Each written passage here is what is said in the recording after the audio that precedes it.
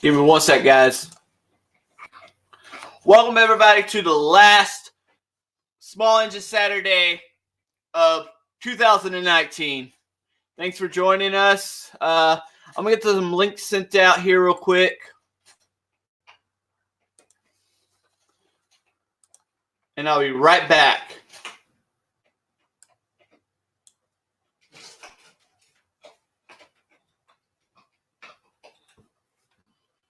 Let me see. Okay, I got the link. Got to get these invite links sent out everywhere. Give me one sec.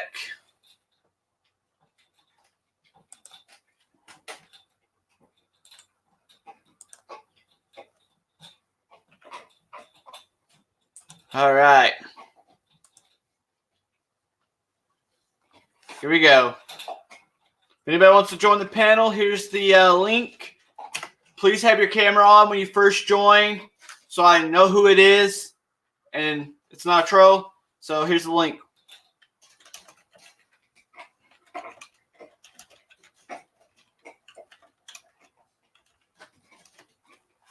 Here we go. And boom.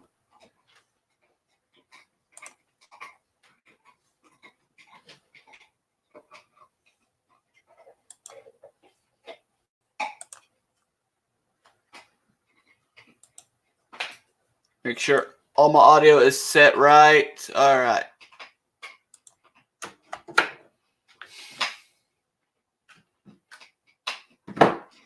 Oh, sorry, guys. I got a... All right, we're live. I got to send the watch, I guess, around everywhere. Ah. Hi. Ray's supposed to be joining us too, supposedly, if his phone don't lose signal out there. That'll be cool. Yeah. Right on. I don't see you. Yeah, I did that with the software, the intro. It's not the one I'm going to keep. It's the one it was just for today. I'm going to figure it out. A better one. We got to get Ed up in here. Yeah. We got to have a little Ed. Come on, Ed. Come upstairs.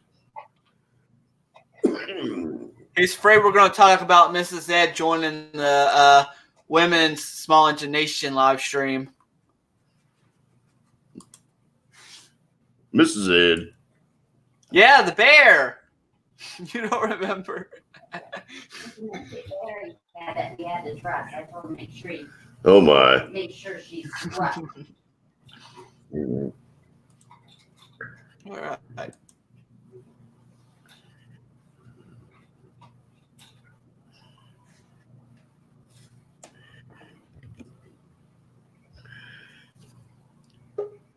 Why can't I hear him?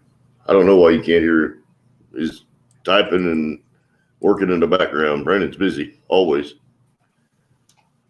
There we go. Oh, yeah, it does seem to pick up every time I type on here. I don't know why it does that. Robert. Hi, horse. Good morning, Robert. I'm only 3 minutes late. Yeah, like early. Good morning, Robert.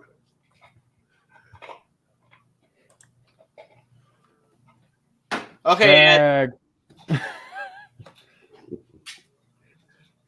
we did do that with that edit software. I'm I getting don't know if reverb. you did or not. I'm Brandon, getting reverb. did you make that intro with the editing software, or did you have Yeah. that before? No, I did that with the editing software. You're the We man. have to dig ours out then. I'm sending Kathy over to learn how to use that software at your house.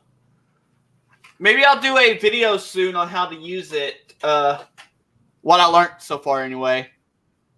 Nice. I'm glad you're getting some use out of it. You're gonna have to teach us how to use that then. Yeah, teach everybody. Some of us old dogs need some new tricks.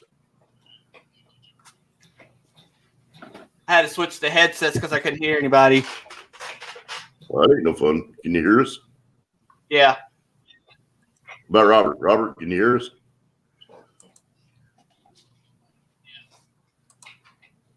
All right, now give me 1 sec. My audio system's being a little funny, so I'm gonna exit out, unplug my headphones, and plug them back in, and then I'll come back in. Okay, horse. All right, we're back, Robert.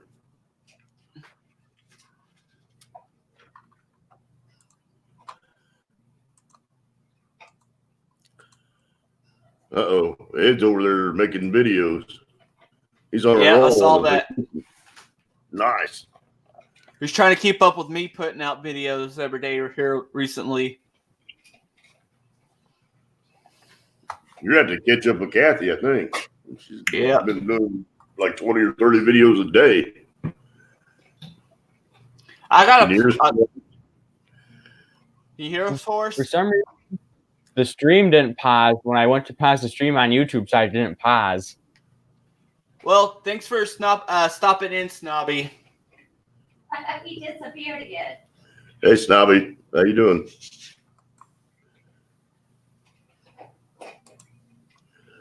I did some more research on the Earthquake XT impacts, the cordless ones, that I didn't notice, but apparently they have a braking system in them, so as soon as you let off the trigger, they automatically stop. Oh, They yeah. don't keep spinning. Yep. You didn't notice that when you were using it? No, I don't have the Earthquake. I have the Bauer. It only comes on the Earthquake series. Mine doesn't have that. At least the manual doesn't say it has it, but I can always look There's on Ed. the interwebs. Good morning, Ed. Good afternoon. Or is it night? It's somewhere. It's 5 Yep. o'clock somewhere. Yep. It's didn't 5 o'clock here. Yep. 3 hours past that. We got Snobby Stratford figure. He's up at the 2 a.m. midnight oil. He's burning the oil. I was like that last night. Remember when I got off the horse and streamed from a headache? That headache lasted all night long. Oh, that didn't no good. Oh. When I cut the stream off last night, it ran 4 hours, 3 minutes, and 28 seconds. Nice, horse. That's a great job, Robert. You got to keep that up, brother. Yep. Yes, it is, Snobby. That is the one and only. Are you ready for the Buckeyes game? That's Craig. That's Craig up there. Yeah. Right Good wait. word man. There. That's me. right there. Right there. Right there. Right there. Yep. Nate Dogg in the house. Yeah. And, You got and horses, Brandon. horses right Yeah. there. When you do it, Wait, you gotta Hey, use wait the for it, opposite. Brandon. Wait for it, Brandon, wait for when it, you wait when you for do it, you gotta use the opposite hand. Wait gotcha. for I it. use this one. I'm pointing at Ed. I use this one. I'm pointing up at Craig. Ed. Well, that's me. Craig. Ed. Or, Hi, Nate. wait for it. It's a trick Ready? using the hands on here because you gotta go opposite order. You gotta use the opposite hand to do the point. You know what they say, Robert? You point one finger at me, you're pointing 3 at yourself. Mm-hmm. You want a link, Nate? You got to Sure. come up here and hang out with us. Yeah, I was about to go and put that link back in there again. And there we go. Ed, I put this on a comment at Kawasaki video. I just couldn't help myself. I put on there, do you like your Kawasaki extra crispy or burnt? That 1000 is going to be toasty toast for a minute. It'll get it fixed and running. It's going to end up being a 3-part video. Oh dear. Good. We like videos from it. Yeah. I think I'm gonna do a video on fixing that Cub Cadet 3000 series. And Kathy did a video on that brush removal today, and it's just about loaded, I think. That'll be pretty neat.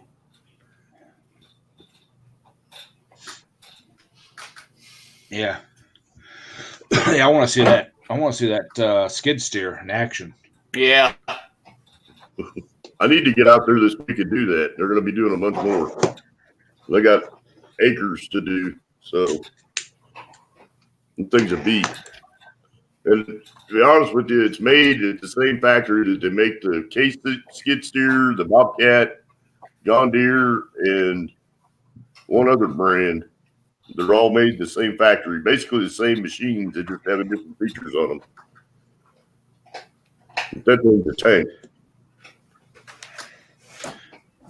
Yeah, you need to talk to him and see if you can put your action camera on the skid steer itself and get like a driver's view Yeah, that'd be cool. of it. Yeah, I don't think you'd have a problem with it. We're just got to get the camera setup done on it. It'd actually be kind of neat if I could get it down low where that saw blade's running. I'm afraid the debris might tear it up.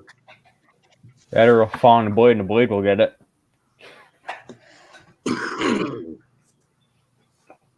And you have to keep in mind, I think this is a 17-year-old kid out there working by himself. So it's pretty awesome the amount of work that he's done.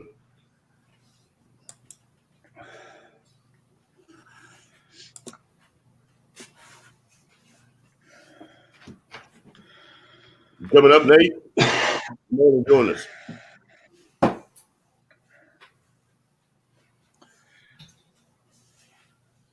Go karting, going fishing. Come on down. You're the next contestant on the Small Engine Nation evening show. Yep. There you go. New title for my Friday night streams. There you go. Do that for my Friday night stream title. Small Engine Nation evening show. Hi, Roy. You need to have Craig do the voiceover. He's got the announcer's voice. Hey, That was How about such an this? We awesome can- giveaway, Roy. now that Alice Cooper did that Nights with Alice Cooper, we could do Nights with hashtag Small Engine Nation. Nights with Small Engine Nation.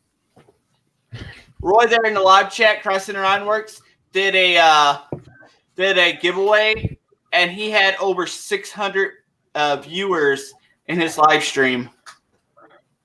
Woo! Ooh. It was so crazy that the chat was actually starting to lag some because there was so many people in there. That's why you enable slow chat, so no one gets chat happy. Well, what it is during the giveaway, you got to keep commenting so you could get picked. So everybody was repeating over and over and over, and that chat was Oh, that's flying. So that's why I don't like the giveaway live streams and the connection live streams and grow live streams. That shit Can't just moves catch way it too fast flying. for the kid. Oh, y'all think the Christmas ones was going to be crazy? He's giving away some anvils in his next in a live stream. He's going to actually be talking about it Friday, and that one is going to be crazy. Hey, Jimmy. I was in a Yeah, it I was was. in- I was- I was checking out Hi, Jimmy yeah, C. I was watching a stream this morning, and the stream had 2,000 people in the chat saying, "You want to talk about moving?" Woo! That shit was flying. Not me. Not me.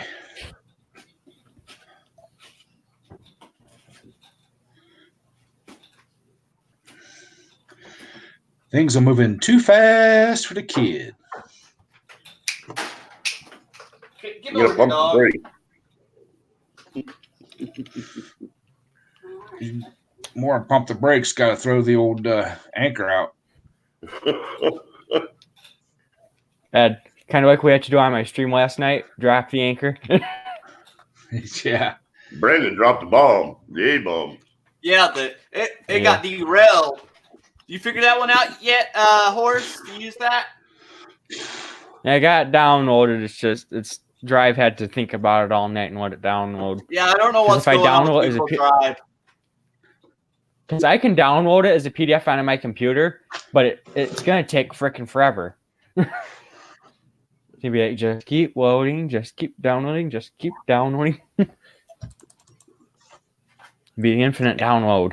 I don't know, Jimmy. You have to come up here and give him a hard time. Come on up, Jimmy. It's kind of difficult, Horace, but if you could figure it out,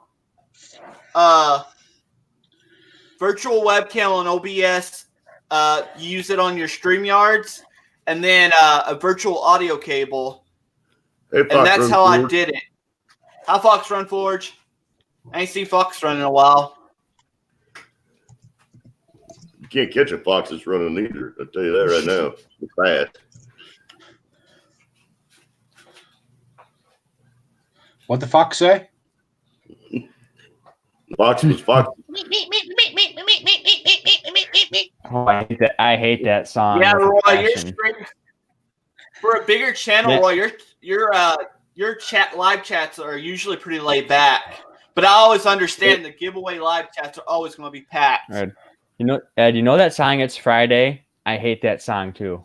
Ooh, I hate it. Finally, Friday. The weekend is here. Hey, Redemption in Garage. Hey, Redemption, how you doing? Glad you finally made it to one of my streams. Let's see. Oh, I hope Kinda- you're feeling another Fox Run. Kind of show Horse how I did that. Okay. They were all over. You put the anvil in the flat rate box. That's where you get the bang for your buck. Yeah, I don't think one's going to fit in there. Or go through faster and all. If whoever wins it, whoever he ships to, for some reason I hear faster and all, or whatever the name of that company is cheap for shipping. Fastball. Yeah. Fastball. So let me kind of show you Horse. Yeah, that's what I'm going to check into shipping that engine to Stacy on. It's fascinating. Yeah. Nice. I'm gonna have the carpenters help me build a skid and a box to go over it so it doesn't get damaged or anything. Well, Ed, if you want, I That's can build you not- one and I can send it to Ohio and then you can send it off to Stacy. No, I'll just have my work pay for it. We got all the lumber and stuff there and the saws and all that kind of stuff. So Rory in here? Hey, I'm seeing double, everybody. Yeah, give me a second. I'm gonna kind of want to show you. Show double visions get the best of stop. me. StreamYard seems to be glitching on my end for some reason. That's an old one for you, Craig. There we Yeah. go. Okay. So I go to OBS, Tools, Virtual Cam, Start, and then I go over here to Cam and Mic. I switch it to OBS camera. It's going to take a second. Go to audio. I'm going to switch to cable output. Hey, Julie. Toolbox in the house. How are you Where's doing? the dear? hammer? That's it. That's it. The other line will make my toolbox buy some beer.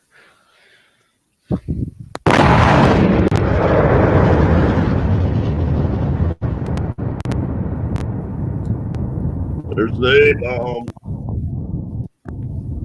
Yep.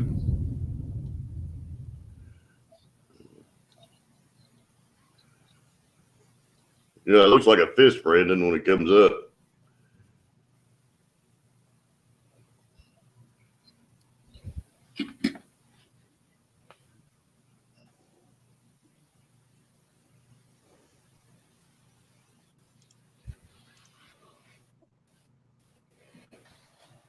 He's just about back to normal.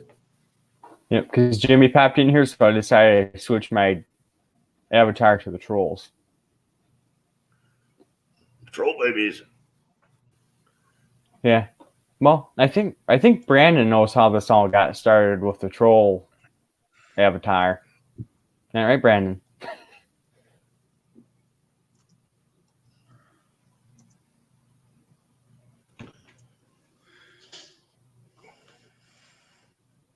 And that Harold, an actual drag racing tractor or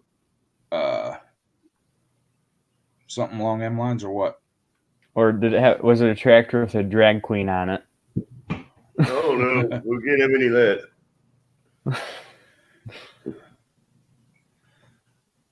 Ed, Oh, what would we you do lost if Brandon. something like that showed up to the tractor pull? What would you do? Different strokes for different folks, man. Hey, if you think you can make it down the track, let's do it. I don't discriminate, man.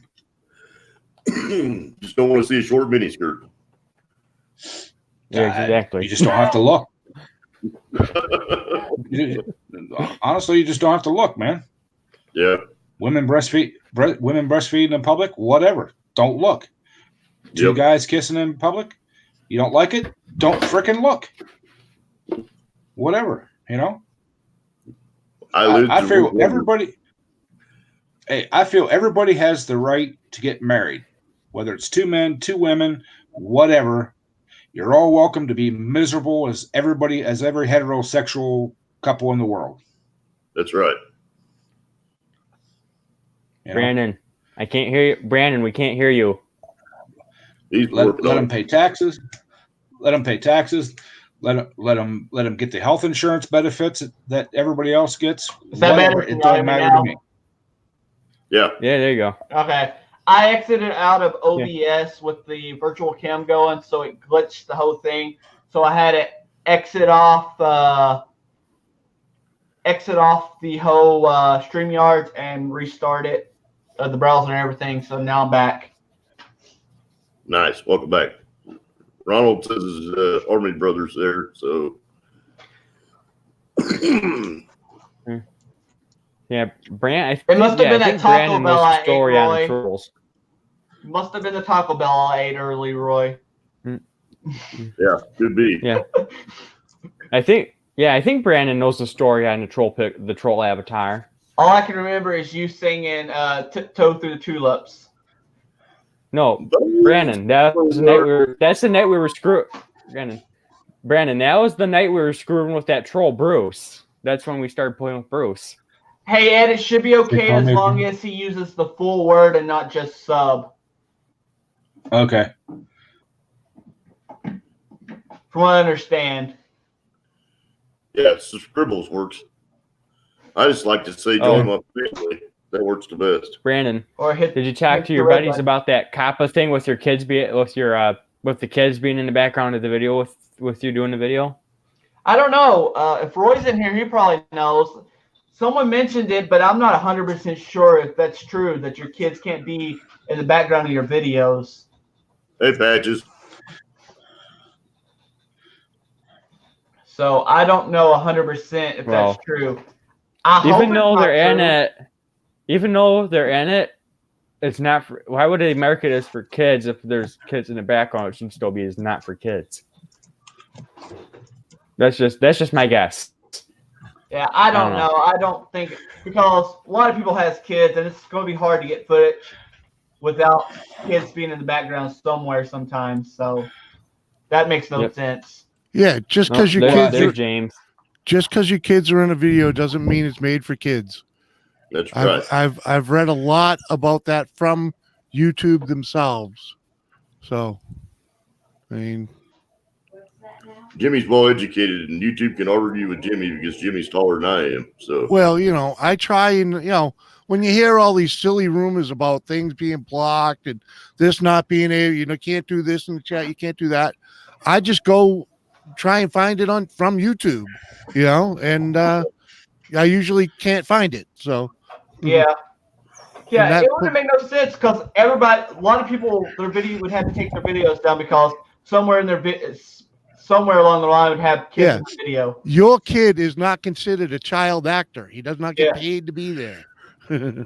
well, he's not getting paid either. So, Yeah, you poking exactly. horse? And he's not popular, Ed? So Really, Ed. What? I see what you were doing there. What? Or I that find it horse might amusing. kick. how many people have totally age restricted their videos that don't need to, Yeah. I just put the content is not directed for children. Exactly. And That's how I think I all you like gotta do. that. and being Yeah. over 13 is all you need to worry about. Yep. Yeah, I think I'm gonna. I mean, I like watching Jay Young stuff. I just can't do it anymore because it's age restrictions. So every time I hop on stream, it's like, nope, can't watch. See you later. So I can no longer watch any of his stuff. What? Later, Ronald. Take care, Ronald.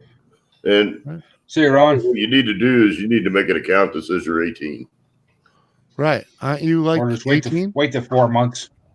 3 months. Jimmy, He said 3 months. I'm not 18. Oh, You'll be there Wow. close enough. yeah. I'm You're more 17. mature- You're more mature than most 18-year-olds anyway. Right. Yeah, just wait. I mean, you'll be there. I mean, because a lot of people they're just doing that because they're afraid, and Yeah. they don't Yeah. understand. And after a while, they'll understand. Yeah. Well, they scare everybody Y'all up. just remember, March The copper 24th. thing is directed at the big channels anyway. Mhm. Well, they scared everybody with that big fine they said people could face. And I think that's what scared people. Yeah, it scared the shit out of. Excuse me, it scared everybody.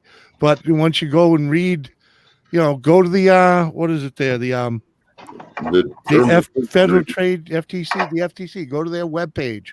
They'll tell you all about it. Yeah. If you're not making big bucks off of kids' Person info, Ironwork is Roy, Kathy. they're not going to chase you because That there's crap nothing in it for out them. there.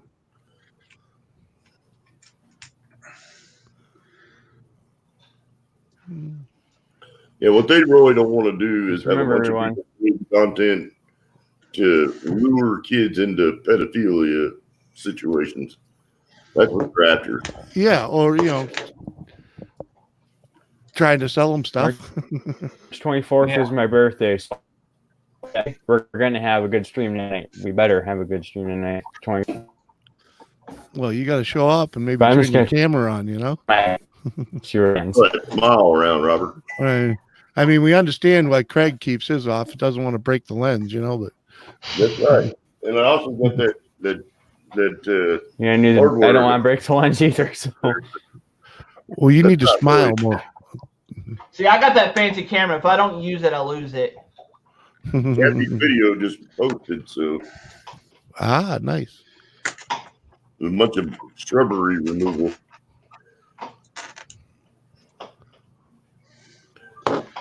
Oh, 24th is on a Tuesday. So my birthday is on March 20th. Is it a leap year? I don't know when my birthday is. I don't know. Now that I look. It's just another day when you're an adult. That's right. It falls on a Saturday. My favorite activity on my birthday is to What's avoid everybody.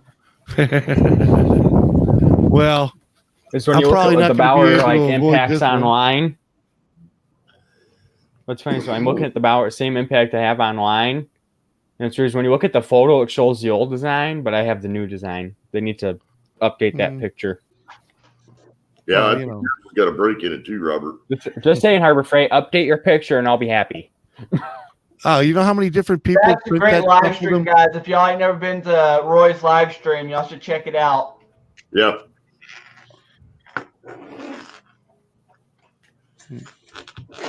Yeah, I'll be going to Harbor Freight for the New Year's, that's for sure.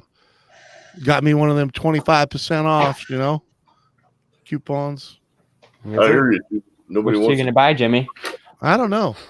I'll probably be picking up my 420 that time too, because they got them for like $349 right now. So Oh, nice. right, 20? yeah. Sweet. That'll be going on that other mini chopper I got. It'd be perfect for Gonna that. be tall stepping. That thing will get Go down back. the You gotta road. do it sometime. Yeah. Well, I've been procrastinating long enough buying that motor. So go get it. Easy for you to say. Yeah. But Did you just brush your teeth and you can't do a thing with your tongue? not really, Just this cold's still kicking my butt. Doesn't want to go away.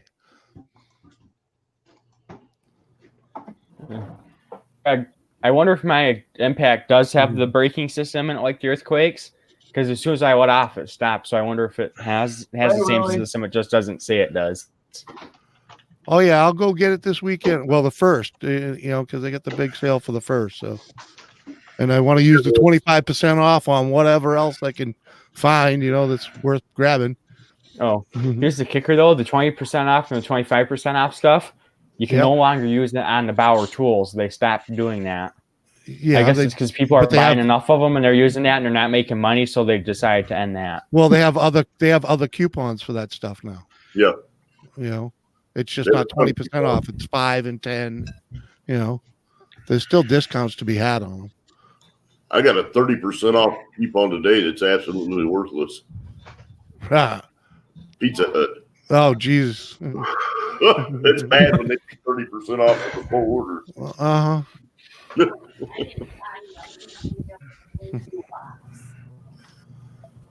going to go with the orange toolbox. Yeah. Oh, blue one. And I did upload a video of the impact last night to my YouTube channel. Just a short one. I'm gonna do a longer one. Don't worry about it. I'm gonna do a longer one. It's just I need to get to doing the longer one. Just get a red one, Kathy, and set it out in the sun for a little while. It'll be pink. Yep, just let it bake. There you get some pink aerosol cans and go at it. We do have a powder coating system. You could powder coat one. Yeah. Oh, there you go, Craig. Oh, there you powder go. coat it. Do it. That's powder coat that thing. That's the proper way to do a toolbox anyways, Everything red in Texas don't stay red. If it sets out in the sun, it's pink in a few months.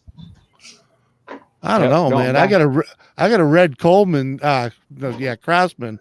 That's probably better than 20 years old. It's still red. Well, you got to understand in the summertime here, that sun here in Texas gets really, really bright. Well, all right, down there is a different story, I guess. You get more sunshine. Okay, I'm just gonna say now, Kathy. Do you want pink or blue? Make up your mind. It's might end up with two. You never know. Depends on how many One pink, one blue one. One blue one. Anyone ever buy those the LED, the 4-foot LED work light from Harbor Freight? No, I have I think I work light. have one of those. I'm not sure. Yeah, I got some from Lowe's before, but they're on sale at Harbor Freight for like $20 this weekend. So. I did buy some LED shop lights from Amazon, and those things are crazy bright too. Yeah. And the same one that Nate has, I bought 12 of those and put them in a shop building, and it's like an operating room inside there. Right. Hey, Ed. Ed, next reply time I comment there, buddy. Amazon now has 8 Half baked. V LED lights that have a 20% angle on the LEDs. So kind of looking pretty hard at those and putting those in the barn. Hey, Horace, talking about yesterday, you said you didn't know a lot of people in your area, in the Michigan area. Christ Center Ironworks is in Michigan. Really? Yep. I wonder how far away from me he is. I do not know. I just know he's in Michigan. Well, I have 4 tube LED fixtures that kind of go in a drop ceiling in my shop, and I just got the LED bulb changeovers for them, and they put out probably twice the light of the old fluorescent tubes. Yeah. Yeah, I was just wondering if anyone used them.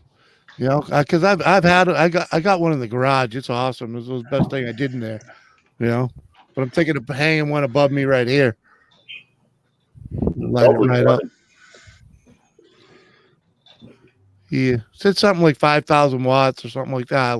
5,000 lumens. I'm thinking that's more than I'll need. Yeah, 5,000 lumens would definitely light half your house up. Right. For a quarter, what it cost to turn on a 100-watt light bulb.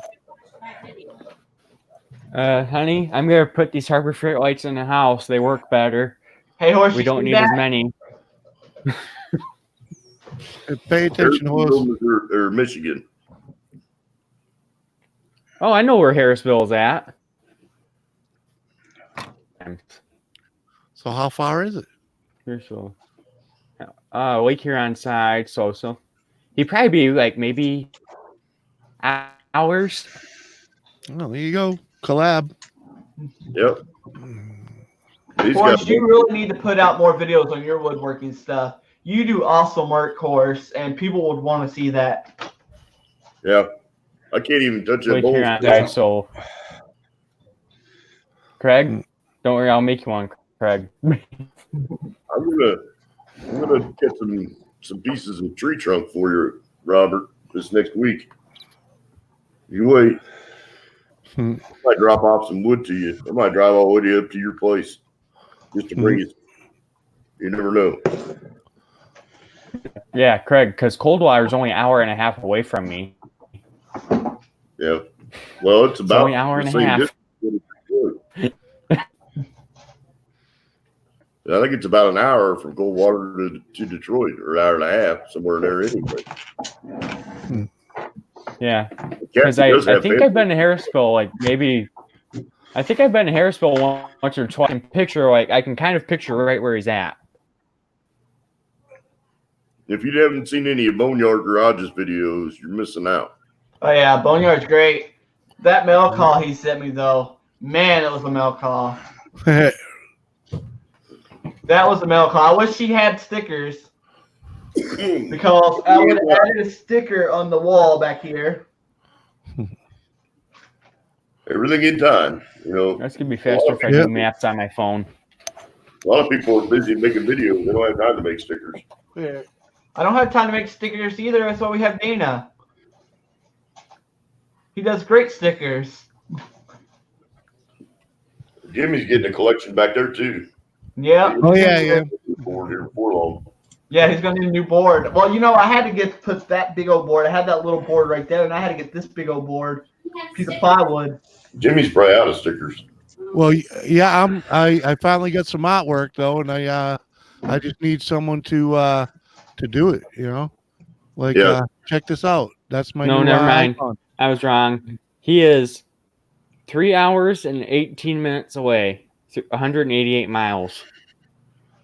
Yeah, still not bad. That'll make a good sticker though, don't you think, Greg? Yeah, I'd go to uprinting.com. Yeah, that's a great sticker. If I walk, it's 2 hours, and if I ride my bike, I can make it in 15 hours. 2-day walk. You can do it. I don't know if I could convince myself to walk 2 days straight. I couldn't do it. You know, ain't that bad. You got long legs, you'll be fine. Yeah, you're young enough. Won't hurt. Think if I tried, I could make it in a day and a half. Probably faster than that. You'd be surprised how fast you can pedal a bicycle if you got 18 speeds. I know I walked 30 miles in 12 hours. And that's putting a good foot under yourself, you know? Yeah. So that's a pretty far drive for Well, y'all when y'all go back to visit, huh, Roy? I've been to the area where he's from quite a few times. I got family around that area. I got a sneak peek at a product that Walmart's carrying now. It's a trike. When we were in there the other day, they have a 3-wheel bicycle. Ah, Gonna buy one? right. Adult size? You never know. We might put an engine on it and let Kathy go tootling around the countryside. I've been There you go, wanting Craig. one. Just, On a there you go, 3-wheel Craig. Just got like a little 2.5 or 5.5 horse Predator and put it on there. Zoom. Put one of those 670 Predator motors on there. There you go. Yeah. Hey, Wheelie time. looking at my YouTube, there's a chance that I might hit 500 for the new year. Nice. Craig, the way I look at it, right, with Kathy on that thing, it'd be able to pop a wheelie. Hey, she'd have fun with it. She's not scared. I popped the wheelie on my brother's dirt bike, and my cousin was on the back, and she fell off. I hung on. You know what, Foxtrot? That's a good question. He has not showed up for quite a while. Who? Cajun Coin Hunter. Yeah, where's he been hiding at? He's been on other streams and stuff. He was on my stream the other night. Yeah, he's busy in the coin world. He was up on my stream the other night. Well, we have Brandon's sister in the chat. Welcome, Amanda. Hi, Amanda. Hey, Amanda. You here to keep Amanda? You here to keep him straight? I think she might be. Amanda, I'm telling you, if he misbehaves, which he probably will, you can beat his butt. That's Brandon's sister. I believe so. And Amanda, you need to get him off those latte, frappe, iced coffee, whatever drinks. You know what? Yeah, all I that like nasty ice stuff. lattes. All the nasty. My latte. That's frozen hot chocolate, Brendan. Yep. It's got caffeine That's a in it. man bun and socks with sandals. Yep. Hey, I don't wear no bad She buns. said, That's for- she said, I tried, but he's a wild one. He is, Amanda. He is. You should have seen him on my stream last night. He was going at it. That's only because you told me in the last stream that only Brandon? could go. Brandon, Mm-mm. you better knock it off, boy. I don't want to hear it, horse. I want to know why Brandon's not subscribed to his sister's channel. I was Yeah, wondering why Brandon. his sister don't have a wrench. Yeah. Because there she you go. doesn't subscribe to my channel, so why would I give her a wrench? I don't have a wrench for the same reason it took your wife so long to get a wrench. Ooh. Oh, Tools and there it trash. is. What are you doing? Yeah, the peanut gallery chimes in. I told the trash. Hey-oh. They're all like, oh. Hey, Toll. Don't worry, Amanda. I Brandon, subscribed. Now you got my wife Amanda. You might be in trouble. Amanda, Ah. you got 2 subscribers Oh, now. I you know what? subscribed. Why we got the some of the blacksmith community in here. I got to ask them a question. I want to ask you a question. Are we Uh-oh. having a Q&A How session? far is this washer supposed to come up on this? That's So, your the other upgrade day- thing. The other day I was losing pressure. I had it set at 5 psi and it would just lose pressure all of a sudden, but the washer was all the way up here. Yeah, you don't want the washer all the way up there. Hector, how you doing, brother? So I'm thinking that's probably what caused it because hi, Yeah, Hector. that's your dampener, Brandon. Yeah. All right. So I guess I'll screw it down. I don't know. Just don't know how far it's supposed to be open.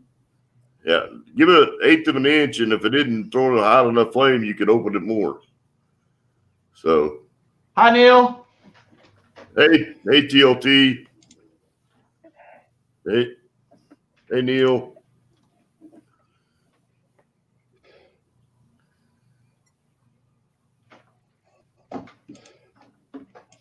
Amanda, I believe you got 6 subscribers now, or 6. 6 bell rings now. All right.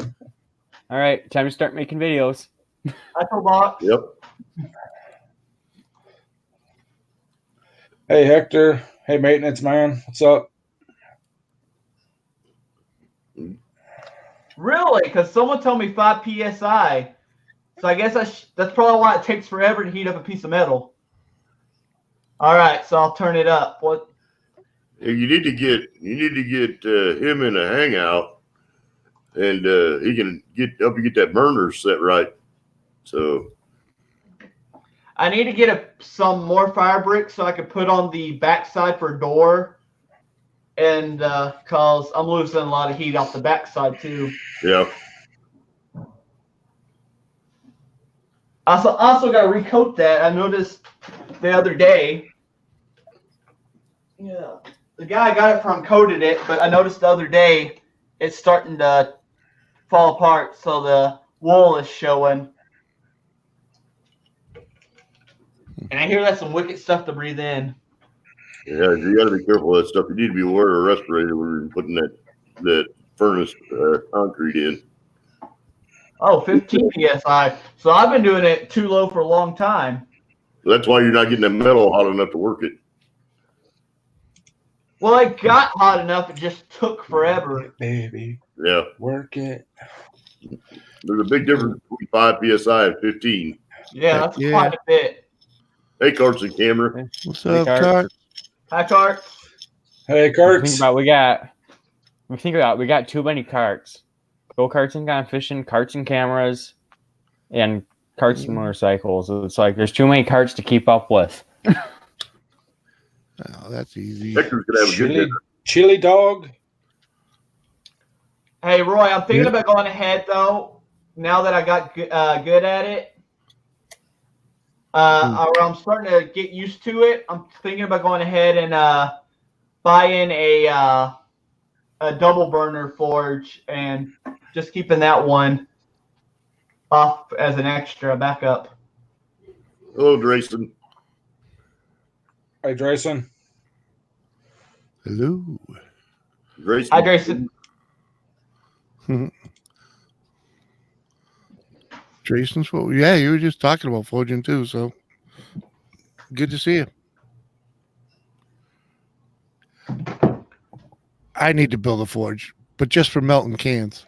And They need to Brandon build a furnace. knows how to make videos. A furnace is what you would use to melt, which you would have your burner on the side. The forge has it on the top. But they're made the same way in a way, so Kind of, yeah. yeah. Yeah. Yeah, first I probably should get some tongs, make some tongs or buy some tongs. Because using a pair of pliers and getting my hand God. that close to the heat. Yeah, you need to wear some Lattes and thongs. Come on. I mean, we said tongs, not thongs. Brandon, if you start wearing thongs, I'm gonna have your sister fix that for you. Uh-huh. I think that's. I don't think that's a YouTube content. I think that's another content Yeah. for another website. So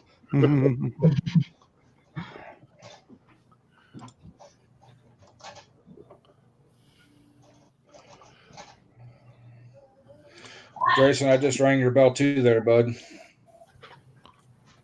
Everybody visit everybody's page on here. There's a lot of good people, a lot of good families in here. So check each other out, and if you like what you see, join up. I suppose I better type in a chat.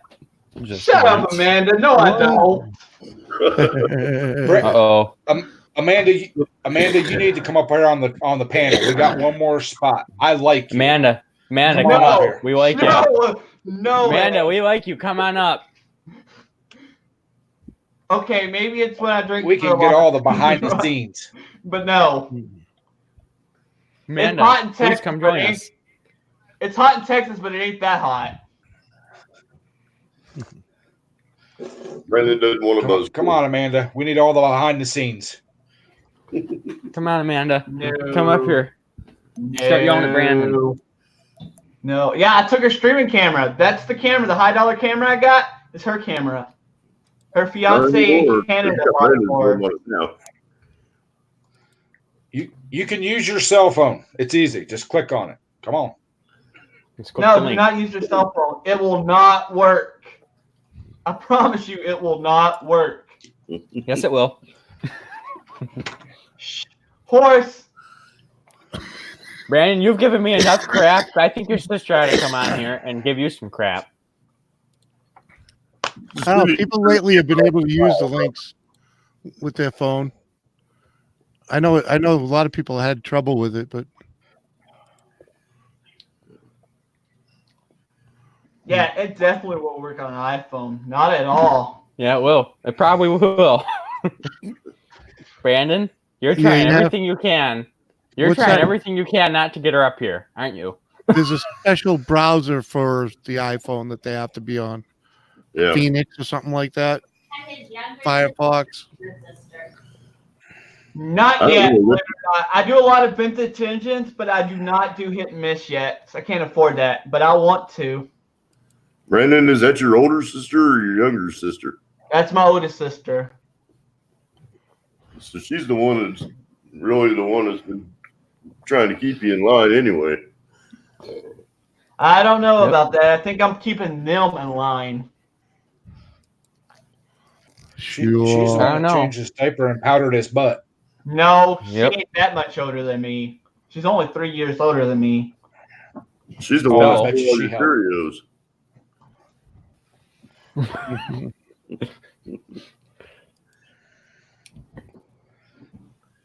I bet you kick his butt. Yep. Well, she You used to wanna spill his latte? powder his arse. Oh, Brandon, I bet you used to powder your arse. Really, horse? Really? Yeah. But anyway, yeah, I would love to get into hit and miss engines, and maybe one of these days I'll be able to get into hit and miss engines. But right now, I just haven't gotten into them yet. But I do Yeah. a lot of vintage engines, old Briggs engines, and Kohlers and stuff. Yeah. I do. Brandon's into the Briggs engines. He's the Briggs man. I'll do anything. Hey, I'm Hey. small engines. I can work on any engine. Hey, you put small Brandon, engines in front of me. Brandon, you'd probably get along with Zippo Varga famously because you know what? He likes Briggs too. Yeah, Drayson, we're all a little special around here. Yeah. Pretty much all of us are. We That's probably why all Amanda rode has the to- short bus. That's why Amanda has to keep an eye on Brandon. We all rode the short bus, and Ed drove it. There's only one special I ed. drove the get it correct. I drove the wheels off that sucker. Yeah, he drove the wheels Yeah, off Ed. that sucker. Oh, Ed, we were doing bad enough. The wheels were wobbling, and Stacy came out and was like, "Oh, there they went, gone." Oh, Jimmy, you missed it. We had a heck of a time last night, didn't we, boys? Yep. Oh, I'm sorry, I got pulled away and couldn't get in You here. got pulled over. What? Jimmy? you Pulled can't be- away. My buddy, my IT buddy, hooked me up with all this swag. You know, I had to spend some time hanging with him, doing some internet gameplay. You know, we're doing. Oh boy, we're playing. I was gonna it's say- okay, Jimmy. I thought the wife got you. I thought the wife got after you again or something. No. We're Jimmy playing. took the wife in the world. Oh, shit. Hold on, I'll bring it over and show you. Yeah, we were playing World of Warships, so it's pretty cool. What makes you spotted that on the camera? Yeah, World of Warships. It was interesting. I mean, we did pretty good until we got up and level a little bit and just got destroyed. So I was like, I had torpedoes coming at me from all over the place. I've been running 91% rubbing alcohol, but the problem is with rubbing alcohol is look at the black film it leaves on your engine. Yeah, the soot. Yeah. Yep. Hey, Brandon, I can send you a little fuel, a little alcohol to burn in that sucker. Oh yeah, that Give thing us was going 100 methanol. miles an hour. Never clear in there. Ed. It'll be okay. Put some of the additive in that methanol so it smells like grapes when it's burning that with that steam engine. This engine needs to be taken apart and cleaned again. Let me put this back on the wall. Actually, Yeah, man, dude, I'm brand new to online gameplay, and especially playing with a keyboard instead of a joystick. You know, completely new to me. So oh, hold on 1 minute. Lost sound. Give me 1 second, guys. Mhm. Now I should What have did he sound. break? We got What did he sound? break? What did he break now? No, actually, horse out there in the garage somewhere. I got a little pint of nitromethane, ooh, pure nitromethane. ooh, Ooh, that'll burn a little hot, wouldn't it? Now I should have sound. steam engine will go about 150 mile an hour on that. Just probably grenade itself. It will actually Does that melt sound now? aluminum pistons and heads.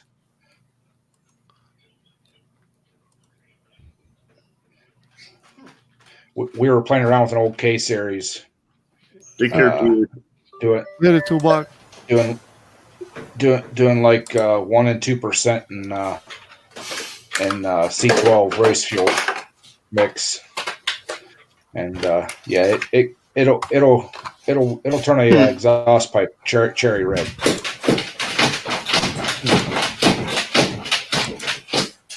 The hell? Take care, toolbox. Sound like a See pretty. you, Tully. See a beer. Take care, Senator Ironworks. Later, Roy. Thanks for stopping in. Oh man,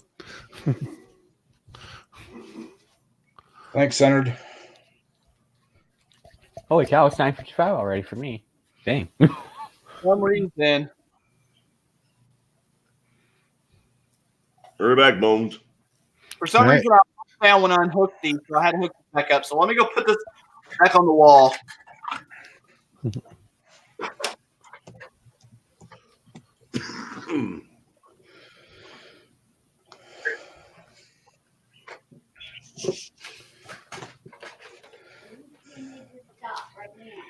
Yeah, depending on what's going on, I might go live New Year's Eve sometime. Right on. On my stream have- Friday night when the wheels have- came off, I almost yelled, "Grab the impact and put them back on." Keep it rolling. I We have may not need we don't I have have brakes, no but we need wheels.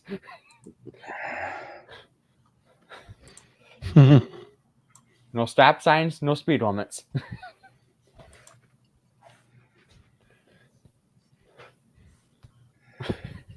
Yeah, I have no plan set in stone right now, so No, and I'm also not to a, teach I'm not a big go out. Kathy how to do banners. Oh, that's right. I don't think Jimmy saw that yet. What? Our new special effect. I did see that a little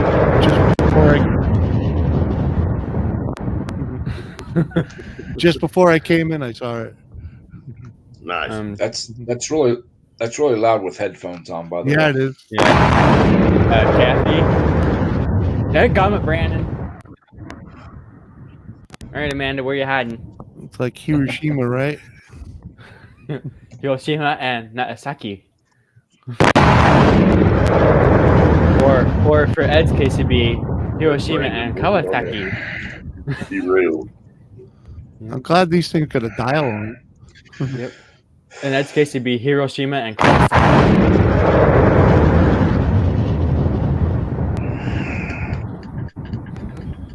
Can you stop doing that, please? what?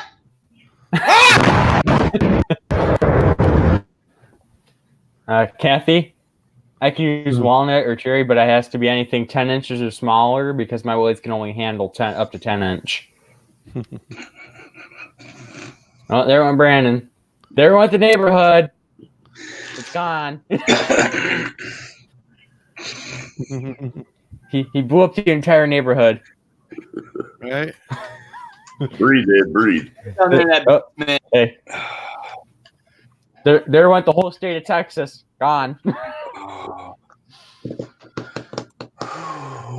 Kathy, no pine. Pine is too sappy. It's gonna be nasty to turn it. No moss with turning pine.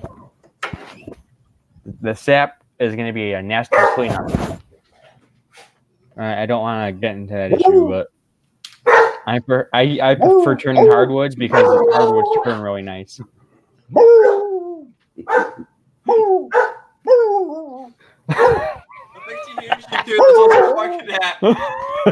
And just keep going. Me freezing up the stream is what you missed.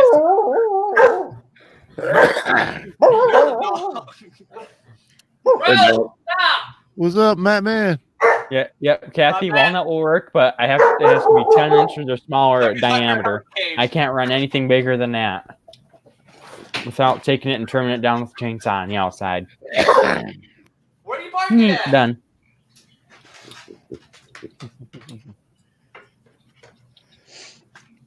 Hey, Brandon, it won't be much longer. Oh, that's right. Hold on. It won't be much longer until his guinea pigs start weaking either. You're week in the background. What? Yeah, he has a couple guineas, No. little piggies. Yeah. She's still barking.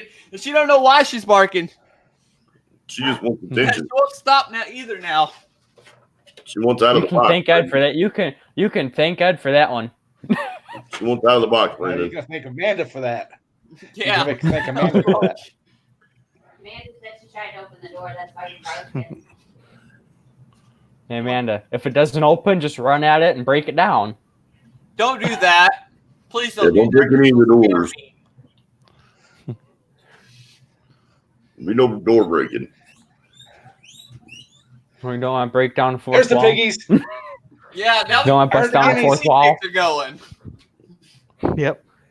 Yeah, Brandon, we need to address that. Friday night, those guinea pigs must have been really happy because that's all I could hear throughout the stream is the guinea pigs weekend. They come over to our house for us to hear these birds go on and on all night. Should we? Oh, yeah. Should I just have a camera on the guinea pigs? We'll just start a YouTube channel for the guinea pigs, and there'll just be a live camera on them all the time. There you go. Now you can now tune in for 24 hours of your piggytainment. I'll put my PayPal link in there so people can help feed them. There you go. Yep. Just a money milking stream. Hey, there was a guy that used to sit in his apartment and stare at the camera for hours on end, Mhm. and he had thousands of subscribers. How would you get thousands of subscribers doing something like that? It happens. It's the craziest thing. That's hard, Yeah. guys. You know? I guess I need to start staring at the camera for 24 hours at a time and not say anything. Called Muller. Somebody actually broke into his apartment while he was on live stream, and they got it on camera. Nice. You have now been caught live. I should have like over 1,000 subscribers now. There's Ray. Hello, Texas Key. Hey, Ray. Hi, Ray. Hey, Ray. So what kind of plane did you get? Did you get just an old-fashioned plane like this over here on my wall, an electric plane? Maybe you bought an airplane. Maybe you bought an airplane. Maybe Two-seater. One of these days, I'm going to go out there to that farm, and he's going to have an airplane. He's got an electric plane. Nice. He's probably already got one there somewhere. Oh, you see one of He those? just That'll be couldn't a nice find it, so he thing. had You to go already buy have. another one. I think You already Ray have looked at their electric diesel vehicles.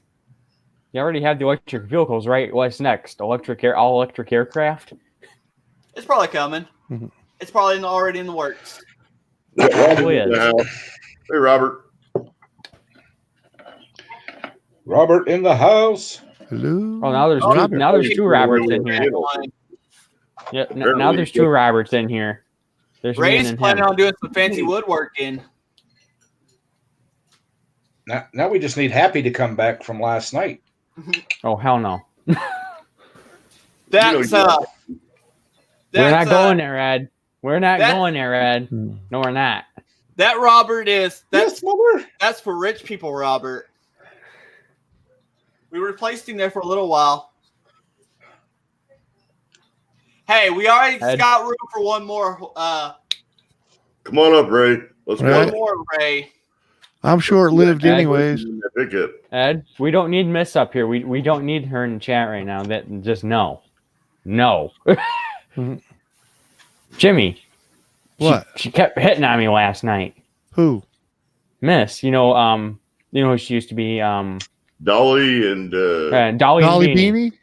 Yeah. Oh, heck yeah. Why not, man? Yeah.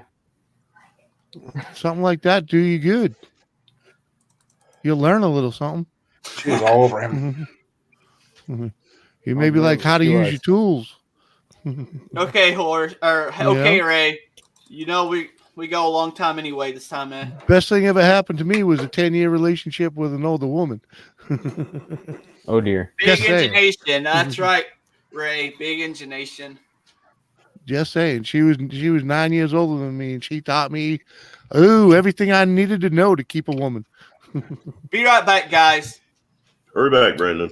My ex-wife was 5.5 years older than me, and my ex-fiance was a little over 10 years older than me. Mm-hmm. Next one gonna be 15 years older than you.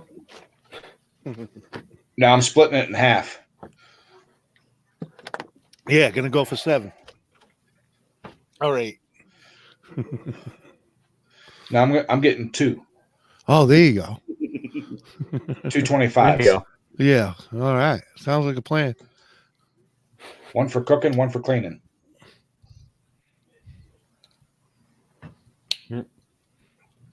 Just got to make sure the daughter approves because she's going to be close. Mhm. You know, Oh, there's Thank you. Cajun Coin Hunter. we throw you a link, but Brandon's going to be right back. So hang on. Well, Cajun Coin Hunter's here. Cajun in the house. Mhm. Cajun. Big Engine Nation.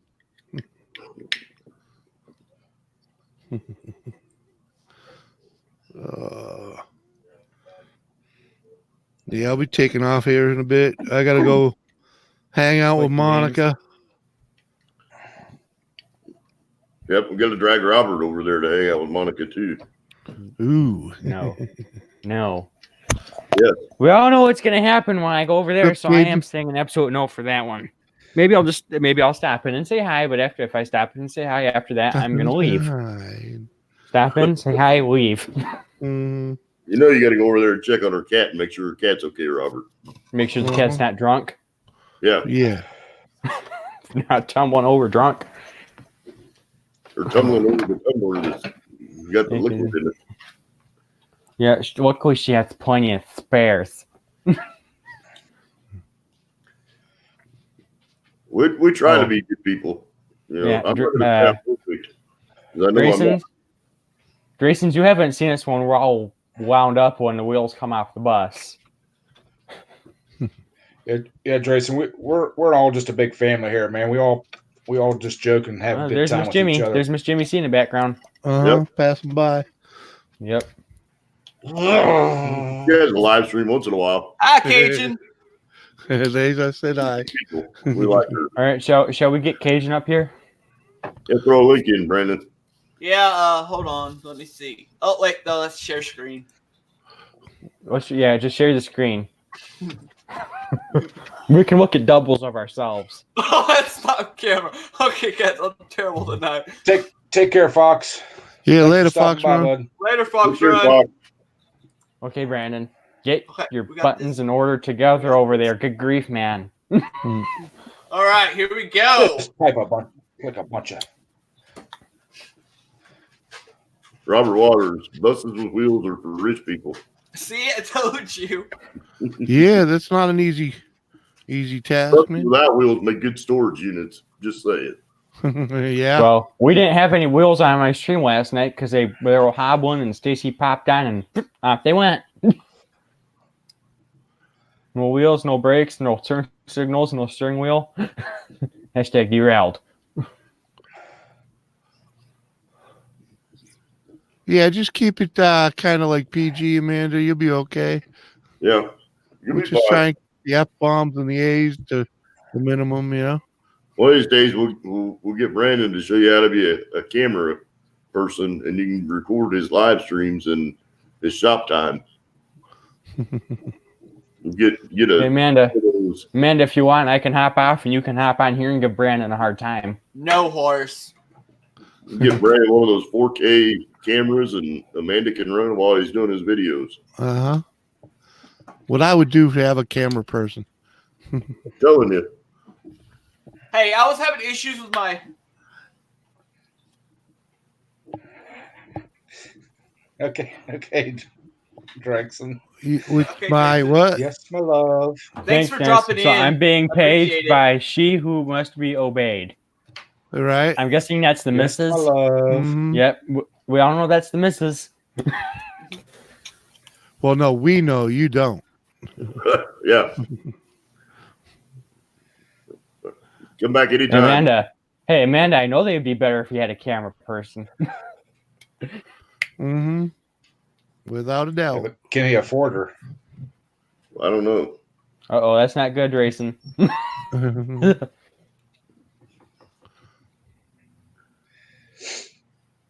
And there's Cajun.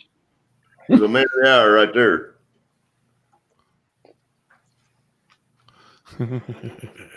I think he's still working. Tactfully with stuff. ignoring us. There you go.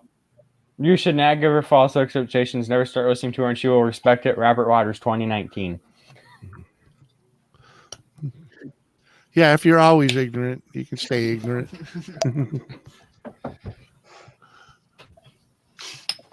How y'all doing today? Good. Doing good. I Always do need to tough. get over there, Ray. I still got your. Yeah.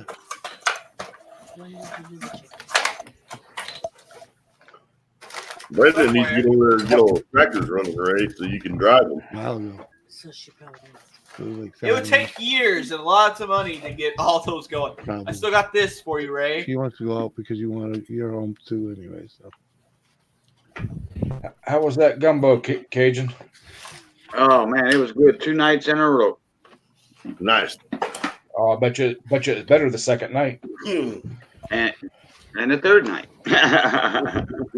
And then the sticker, Ray. Your sticker. Oh, your decal. I'm working on your decal soon too. There was a bar around here that had a old Cajun guy that worked in it that used to make some, and ever since he passed away, man, I miss that. Oh, yeah, you probably have some authentic true blue gumbo then. Yeah, it was. If it would if you'd spill a drop on your forehead and your tongue would beat your forehead to death, yeah, it was the real deal.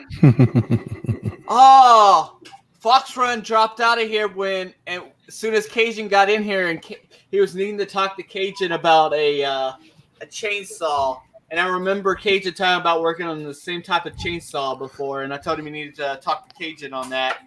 He already left. Who was that guy? Fox Run Forge. Oh, okay. yeah, he was just in the chat. He's probably not too far back if you want to check his channel.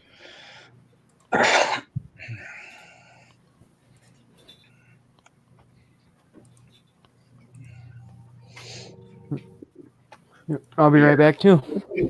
We're back, Jimmy.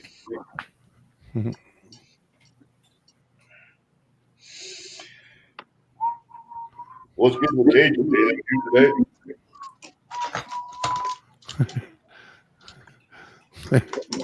I never did that, Amanda. I never stuck a fork to a light bulb. Sounds like fun. I mean, you Oh, only and then live to your once. mother's leg. I didn't do that. I Let's just... don't know. Older sister probably remembers you doing that as a baby or something. Let's just put this user in timeout. You're making tattoos on your mom, Brandon. That's not very nice. What's up, client? We timed her out. Yeah. Brandon. Brandon. Somebody had to be timed out tonight. It might as well have been her. Hey, I'll drop down if client wants to come up or anybody else because I could drop down Oh, too, client's Jimmy. here? Ain't no big deal. I gotta go anyways, you know. So Hi, client. I could Well, make I room would- for quiet. I don't know if I can untime her out. You can't, Brandon. no, you can't Oops. untime anyone out. Yeah, you're gonna be in the doghouse for the next week. You can unhide them, but you can't Well, untime 5 them. minutes She's or getting- 5 minutes. Sorry, Amanda. You'll just have to wait 5 minutes. Yeah, you can unhide them, but then they still can't come in until you start another string. Well, no, the time. No, they'll come right back. Yeah, When the you want timeout that- was for 5 minutes. When you want that latte next time, Brandon, she's gonna tell you you have to wait for 5 minutes. I'm talking about if you hide somebody. You can- Yeah, I didn't hide her. I just Yeah, No, you can unhide them in the same stream and they'll come right back. I just blocked her for 5. I just tapped her Really? out. Timed her Yeah. out. Well, because somebody tried that last night. They unhid somebody that accidentally got hid by somebody else, and they couldn't come in. See, I thought I could just untime her out once I timed her out, but I guess I couldn't. So she Oh, can't yeah, time for I've- 5 minutes. I've seen it work that they come right back in. Well, Yeah, it just Yeah. depends. Sometimes two people will try to unhide somebody and it'll re-hide them. So Well, I didn't hide her. I just hit the timed out button. Amanda, It's locked. go knock on the door. yep. yeah, you know how some people delete a comment. Yep. And well, if that chat's moving like that, then sometime that chat moves and it slides on up to hide, and then they accidentally click on that. So, and that's what happened last night. Well, people should learn to pause the chat before they click buttons. And I got a video on all that. All you have to do is roll up on the chat and it stops. Yeah, I got a video on that, on how to for moderators, how to highlight people's name in chat, you know, with the ant symbol, and you know, it saves typing time. If you're on a computer, you know, laptop or desktop, certain phones you can do it. You know, some people told me, hey, I can do it on my phone.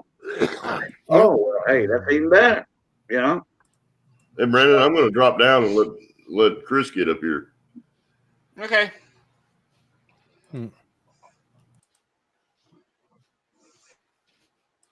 She's going to open that door and hit you. It's locked.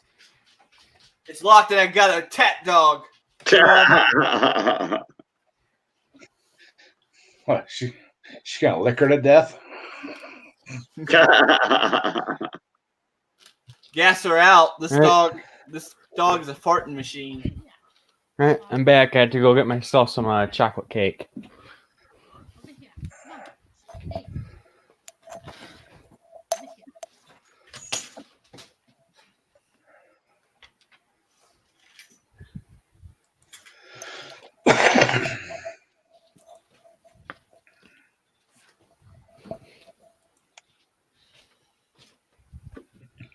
Get that paper clip out and unlock the door. Yeah, one of them little center holes on the doorknob. Yeah. I'm in a studio inside the house. So I got an actual exterior door with deadlocks. Oh, okay. Yeah, paper clip ain't gonna do that one.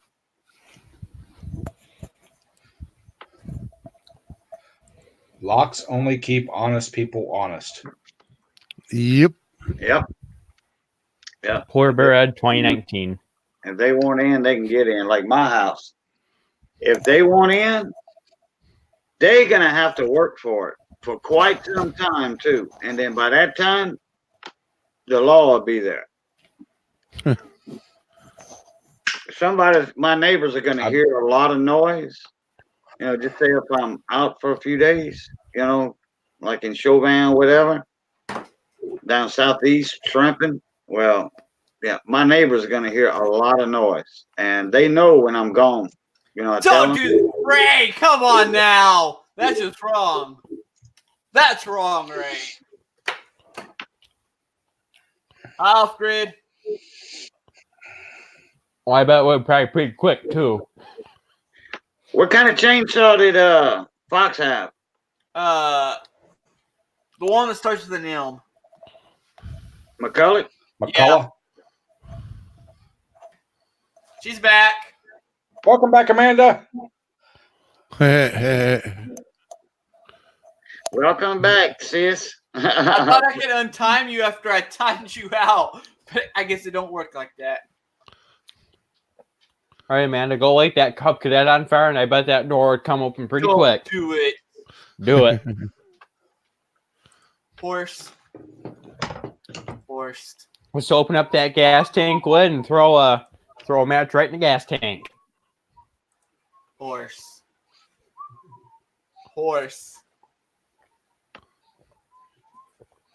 Yeah, she don't understand what you're saying, so.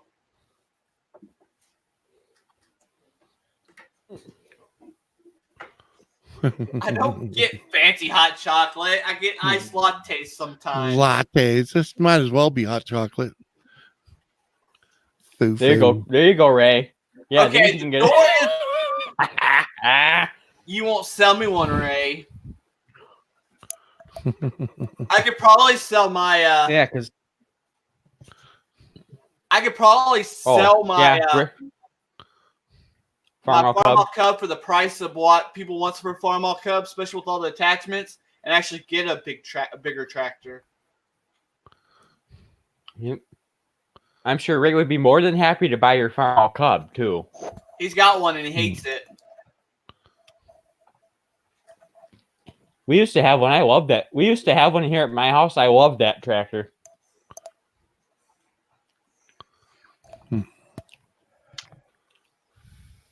But I was supposed as a mule though when you put anything behind it, especially the grain wagon.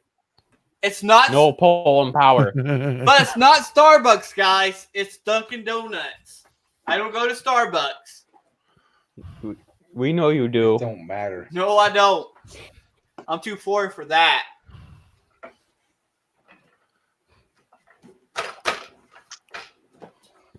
Okay, Brandon. The thing is, though, that Farmwell Cub, you got that unloaded grain wagon behind it to go pull it in or back out of the garage, and the tires would just sit there and spin. And it had the ag tires on it, too. Too cheap for Starbucks, huh? Not too poor, too cheap. There's Chris. Too cheap, yeah.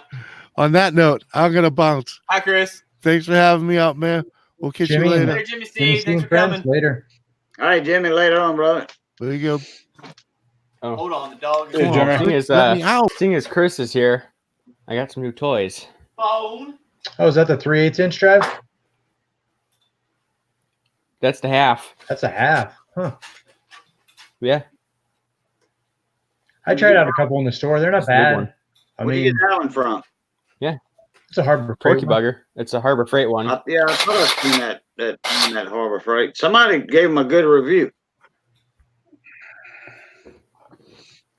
So, Brandon, how's my And I got- webcam look tonight? I'm trying out my new Logitech 922. Hell yeah, it looks great. Same camera I got. Oh, is it? Yeah. Is that the one that has the autofocus up Yeah. close? Yeah. Yep. Yeah. I mean- we were talking about Yeah. that camera last night with somebody. They just got one. It's not perfect. I mean, it'll That's the other. still hunt around a little bit, but It's better than most other webcams. yeah, it's better than any integrated laptop camera. I'm debating on if it's really better than some of my cell phone cameras, but it works. It was like $64 at Walmart, and like Office Depot, Office Max price matched them. Then there's this one. The Angle grinder. So far, it's been a good angle grinder. Yep. Then I have one other one. Did you see my This video one's on my dislikes of the Bauer line? Oh yeah, I watched that. I mean, and they're going to change a lot of them. I mean, my biggest gripe was the biggest battery they had was the 3 amp hour Yeah. battery, and you 3 would amp go and hour. you would buy some Yep. of those tools, and the box said for use with a 3 amp hour battery or greater, but they didn't sell one greater, so don't mark it. Yeah. And then they're finally They going to come changed that out. on the box now. So they changed it. I think they went through on the boxes now and revised it. So it says for most output, use 3 amp hour battery. They switched that around. Yeah, I mean, I'm kind of a stickler Then for there's- those details, but no, they're just Yeah, and I got the radio too. see, my store was super late on getting that one. I ended up only getting and keeping the vacuum cleaner of that line, and I really like the vacuum cleaner. My wife uses it all the time. Now, does that Yeah. charger come with Okay. a drill and impact, or you If you gotta get- buy that If separate? you get no, I think the way they have it set up is if you get a drill, a case, they also give you a drill, case, charger, and battery for like what, 60, 70 bucks. They have two or at least one kit for Bauer, so it's like 69 or 79. It's the drill. Yeah, $69.99. It's a drill, a 1.5 amp hour battery, a charger, A charger and a little and a dinky carrying bag. case. And they kind of also kind of goofy around on that because they don't sell a quick charger. So the charging time on like the 3 amp hour battery was like well over 2 hours. I 2 can't even hours. remember. It was like almost 3 hours Usually on a dead battery. mine takes about, I want to say maybe 2 hours or less sometimes. And it's not that big of a Depends deal. on how dead it is. It's not that big of a Thanks deal. for stopping by, Brad. It's just like, oh, hey, how's it going, Brad? My only gripe was like, I was building a deck in the summertime, and I was going through the 2 amp hour batteries and the 4 amp hour batteries, and basically was swapping them out between my son and I when we were running 2 drills. There's no way the Bauer drill would have been able to keep up. No. There's no way I would have been able to have one battery die, the next one charge, and be finished and ready to go. I would have had downtime. So I had this is the first one I got. This is the one I got with the kit with the soft carrying case, just the regular drill. I had the 20 And it's been a really, really good drill. which 20-volt drill did you have? the DeWalt with the little micro lithium battery Uh-huh. and the little slide in, and it had the big battery, you know, the 3 or 4 amp Yep. hour. And it came with the fast charger, you know, 15-minute charging, 30-minute charging. Came with an extra battery. And I think I paid, it was at Stein's over here. We got a Stein's lumberyard, and it's kind of like a Home Depot.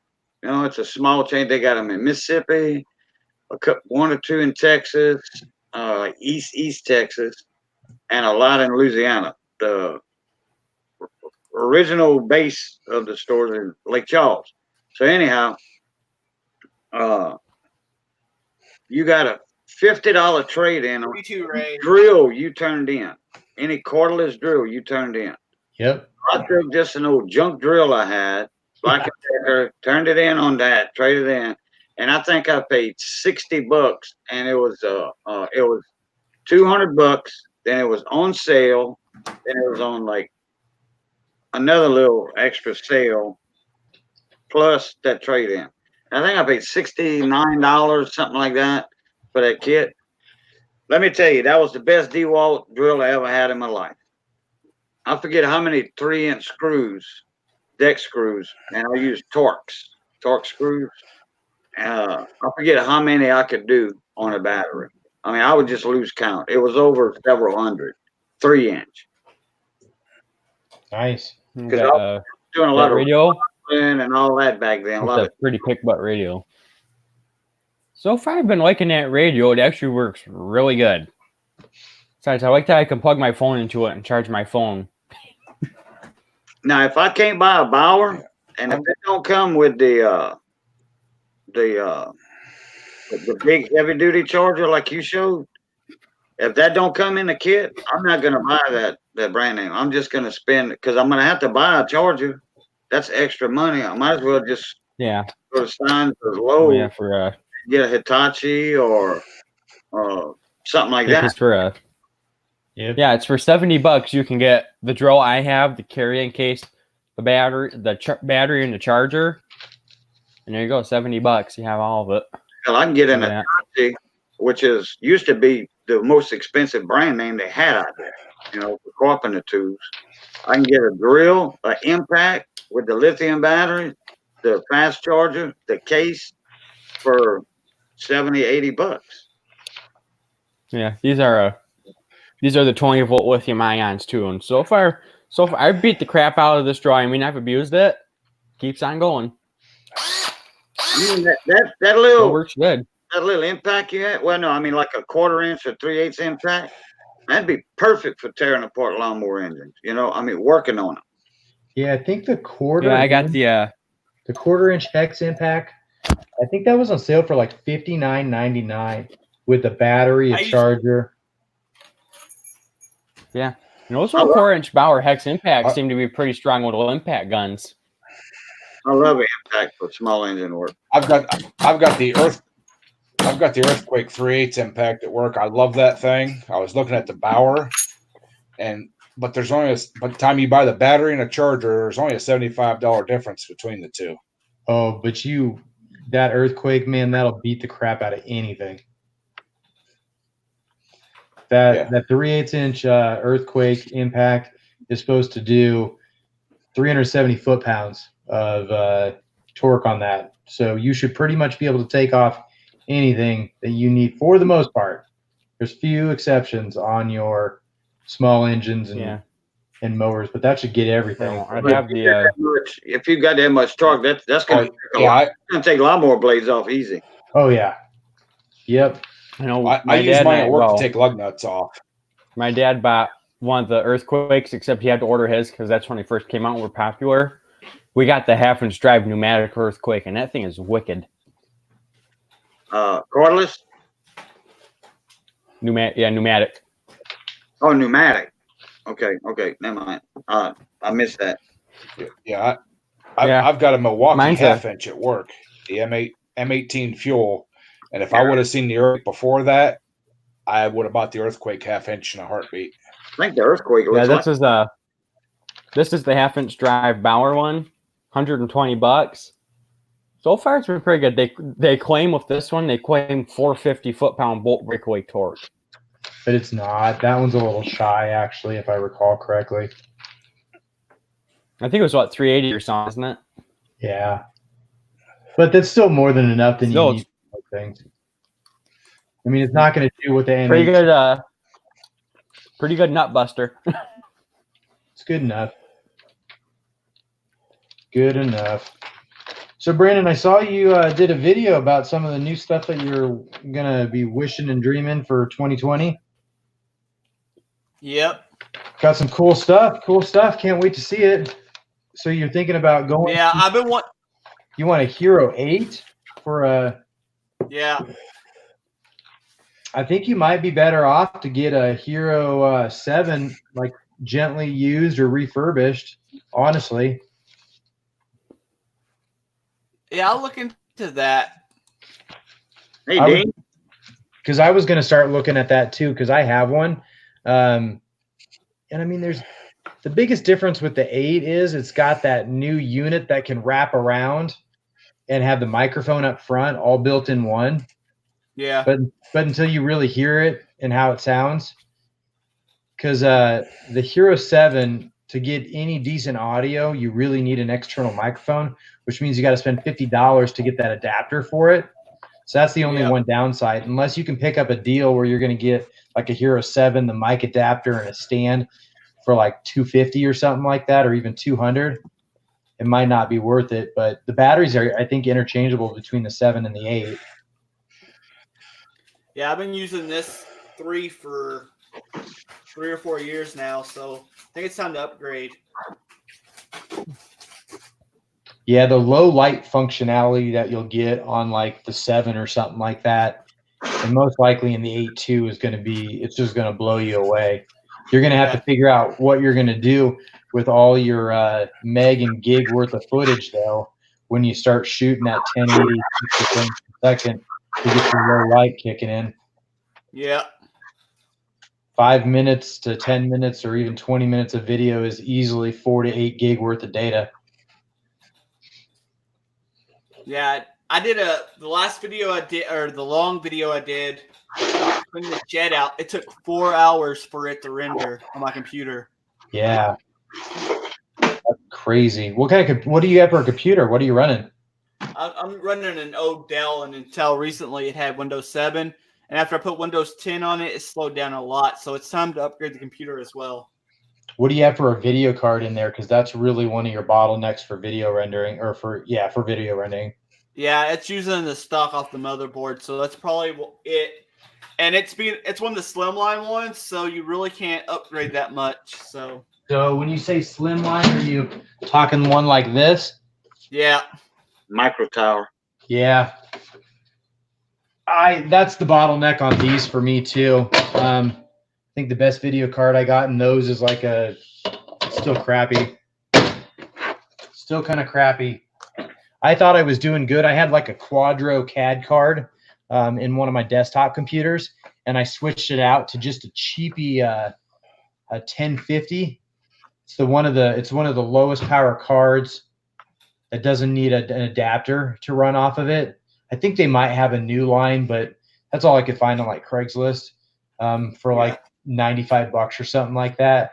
And night and day difference in my video rendering time. Robert, the video quality is not that bad, but the 7's going to be even better. And when I do my live streams, I can do it remote. So I can still do my live streams, but I can have my phone over here and my video over here. So when I'm working.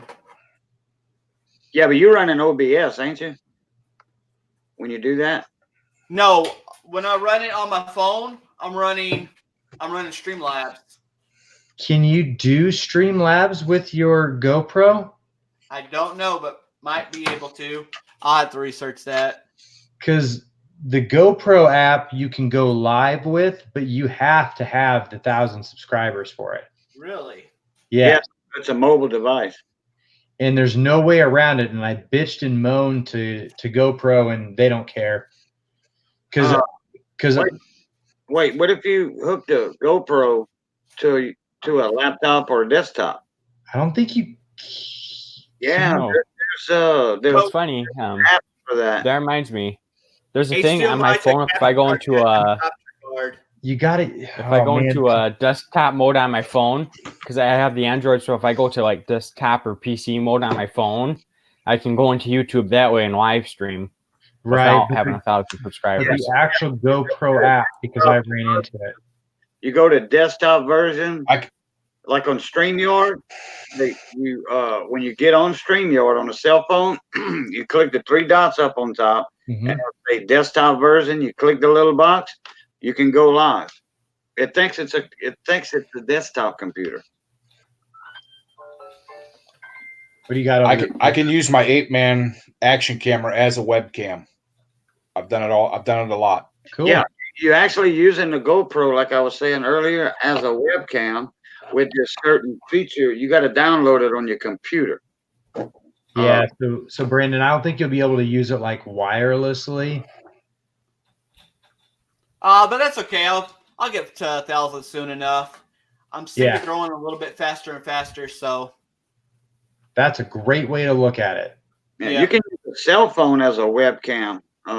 You got to get this app for the cell phone. Then you got to download another program or something for your computer. I was going to do that, but my desktop, my Chrome isn't updated all the way, so it won't accept it, and it wouldn't even accept my webcam right here. I'm on my wife's laptop, right here, but I couldn't use that webcam on my computer. Later, Robert. Because Chrome is not updated all the way on the desktop. Yeah. For my mobile live streaming, I'm using Streamlabs. It's not the best, but Streamlabs is a OBS system. Yeah. Yeah. Yep. That was the first one that I was able to use before I hit 1,000 subs. Although I sucked at live streaming, I still do, but Welcome to my world. That's my. Chris, I was going to tell you, last night I broke the 4-hour mark. Oh man, there's very few that can break that 4-hour mark. And you pay for it the next day. 4 hours, 3 minutes, and 28 seconds. The maintenance man is one of them, though. 4 hours for what? Live streaming? Cajun can do it. Yeah. Cajun can go all night. I've seen him. I've got 13-hour streams. Oh man. Yeah. Couldn't do it. I'd have kids. I'd have like 5 kids down here before. One night I had 4. Was it 4 or 5? I had 2 gold wheels and I had 2 silver wheels. And that was a long stream. I mean, when I've got gold coins, that's going to be a long stream for the wheels. And I mean, people love gold, you know, and those wheels sell quick. I get 12 spots in 10 minutes. Not even that. That list is full. The PayPals are in. Oh, yeah. This is the other thing about it. When I was at Harbor Freight, I got the 15-inch tool bag. Did you get a good deal on that one? Was it like $4.99 or something? $10. But I used a 20% off coupon on it in the Bauer Bucks. So here's how it worked, right? I went in there and I spent $123 total. $119 impact. I used the 10% off Bauer Bucks. $94 pair of scissors, and then the $10 tool bag and 20% off coupon on top of the tool bag. So that was just over $123 in that one stop. Did you get the free screwdriver? No. Let me go get a beer and I'll be back, Brandon. But let me show you what I picked up on the what was it, the day after Christmas from Harbor Freight. Y'all familiar with Road King, huh? 805 Road King. Yep. Yep, I know who that is. Favorite screwdrivers is that free Harbor Freight screwdriver. The little cheapo that's done outlasted I don't know how many other screwdrivers that he paid for. Hey, Amazing I how got that one of works Harbor Freight's sometimes, little isn't it? headlamp. I got one of Harbor Freight's little free headlamp things. I like that thing. My buddy got one. I think it went out 2 days later. I use mine all the time. I had to fix the latch on it once you put the batteries in it. Yeah. But other than that, That's what I happened. like that thing. He broke the latch. He broke the latch. That's what happened.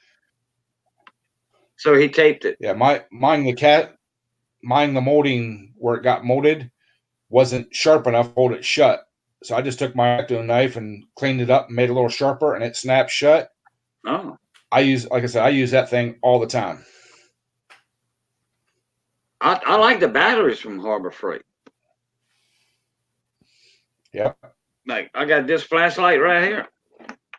And I don't know if that's Harbor Freight batteries in this thing or not. This is it says X mark on it, but it's made by Outback flashlights. Mm-hmm. I think they're actually US made or something, or it's a US company. But anyhow, man, these things, it's got one switch right there. You know, it's none of that fancy focus and all that crap. You got one switch, and I can spot a cat's eyes 2 blocks away, 2 full city blocks away at night. Wow. With this thing. This thing is powerful. I paid $10 for it. I had to go to lawnmower, the only other lawnmower shop in town. Yeah, well, no, these are Fred's batteries. Anyway, I had to go get some parts from there that I didn't have in stock. I had ran out, and I was waiting on an order to come in. Waiting to make an order. And I seen these. They were $25. They were on sale for $10. So I picked one up, and I went back a week later. They were gone. I was going to buy 2 more.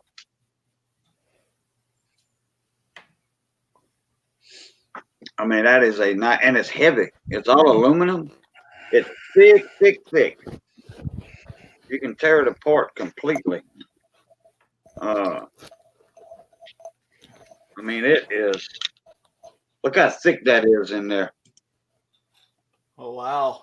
Wow. That's like 5/16 of an inch thick from the outside to the inside. Naturally, they have the little lip in there for your threads to screw the cap back on.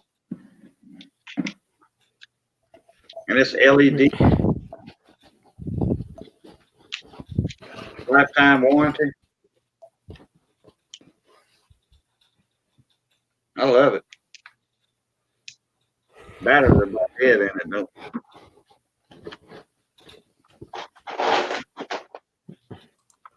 I'm working on repacking my tool bag. I got one of those bags like you got for your tools, horse, and I use it for electrical bag, all my electrical stuff. Uh-oh. What's he got? What does Chris have in store for us today? It's nothing overly exciting. The most exciting thing is probably really just the channel lock koozie. Nice. Oh, that's fancy. That's probably the coolest thing. Have a magnetic strip on it? It's basically like 2 slat bracelets built into it. 2 what? 2 slat bracelets. Slap bracelets. So like back in the day.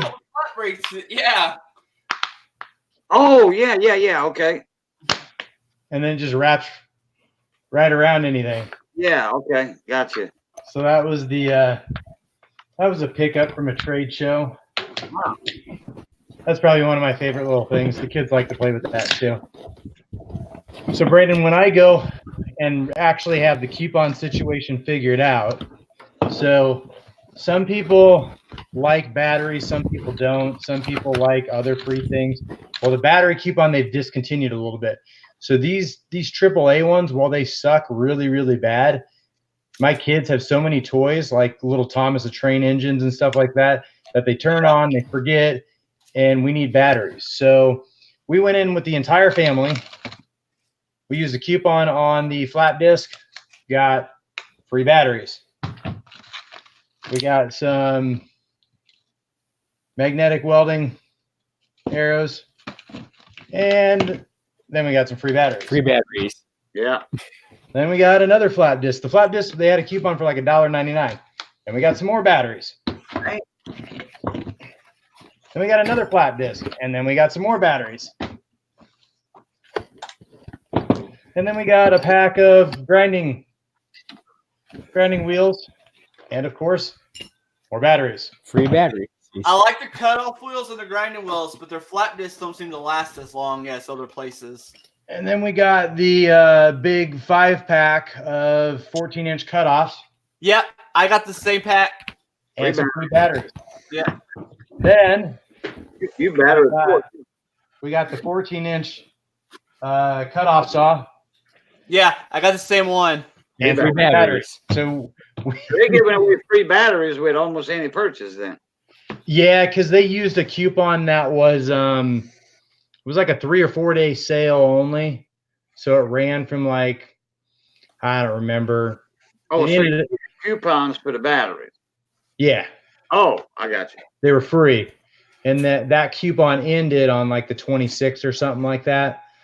So they used to give a ton of things away free. They used to give the microfiber clots. They don't do that anymore. They had a bunch of other things. They used to have tarps. The tarps they are doing like for a 3 or 4 day here coming up again. I was going to use those for like undercover cloth for mulch, but I never got around to it. They used to give the little screwdrivers away. Yeah. That one I think they still do. But right now they're big on, that one right there, Brandon. Yep, that's the freebie one. No, not the 3 or 4-in-1s. Just a regular Phillips or. I got that one. I got that pack too. Yeah, wasn't that a 3-piece or 6-piece set or 8-piece? 6-piece. Yeah. And they were the black handled ones? Yep. Yeah, that's it. Yep. The black handle one. Yeah. That's 405 Road King's favorite screwdriver. When he's working on stuff, that's his go-to screwdriver. See, I don't think they do the screwdrivers anymore. The reason I get them is because people borrow them out of my toolbox and they never bring the screwdrivers back. So it's the most lost thing I have. So I buy the cheap ones instead of buying the expensive ones. Yeah, because see, the only things they have right now are the tape measure, the screwdriver, and the flashlight. And then the tarp is going to be good for the 3rd, 4th, and 5th for 3 days only. That's kind of like what they did with the batteries. They only had it good for like 3 or 4 days. Screwdrivers aren't on there. Microfiber cloths, and I have like 50 microfiber cloths. I have probably about 25 or 30 blue flashlights. I don't need any more screwdrivers. I don't need any more tape measures. I'm almost might be to the point. Half the time when I go into my Harbor Freight store, they're out of the free stuff. Really? Yeah. We got a big one, a huge one that just opened up about a year ago over here in Opelousas. Big. It's a huge store. We have one of the smallest Harbor Freights, but they do the highest dollar per square foot. They're in the top 10 or 20. So my store gets a lot of new merchandise, but they don't get all the big stuff. So that chop saw you got, it's a good chop saw and it works okay. It's just a little underpowered, so you got to go a little bit slower with it than you can with the other ones. But I got the same one and I use it all the time on some heavy stuff. I'm probably going to be cutting some 3/8 and 1/2 inch. Yeah. I got some structural beams to cut through, and things of that nature for a project. Structural beams? Yeah. Steel or? Yeah. Oh boy. Yep. So they're like the H beams. Yeah, depends on how big. You'll have to take time with that motor. Yeah. Big Yeah. time. So I did not buy the 90-day warranty, but I'm really, or the extended warranty, but I will be okay if I kill that thing, cutting through one or two of them and have to take it back, because I'll be there at least 2 or 3 times in a week. So if I kill the thing and I have to return it, I'm okay with that. Yeah, because if you're gonna kill that saw with them beams, you're gonna kill it after 1 or 2 beams. So Right. you're trying to bring it back.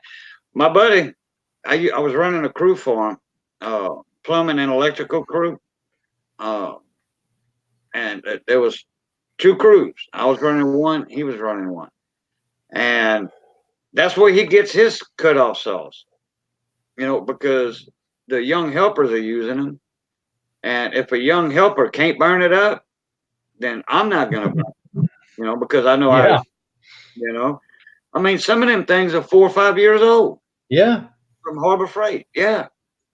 And that's where it's like, you know, if you have the time, you can make the trip. If it does have an issue that you need to return it, then that's great. If you don't, you got to pay the extra money to buy something that you think is going to last forever. But there are things every now and then. So like Brandon's saying, yeah, I use that. It's a little underpowered. Yeah, it's underpowered compared to the other one that they sell for $10 or $15 more. Which I should have got probably, but it works okay. So I can't complain. And I was like, you know what? I probably should have bought the more expensive one too. But I figured, you know what? If I kill it in the first 1 or 2 beams, I'm going to return it. And I'm going to say, hey, it's underpowered. I need to buy the more expensive one. And Harbor Freight will do that. I cut 3-inch oil pipe with it, which is some heavy stuff. So it cuts through it. I have a friend of mine gave me 3 Husqvarna 14-inch cutoff saws. I'm jealous. Yeah. And he brought me a whole load of stuff, weed eaters, chainsaws, cutoff saws from the rental company here. They all marked tag. The owner of the rental store gave me him. It's a Ace Hardware. Is it True Value Hardware? Sorry. And it's a huge rental place also. They rent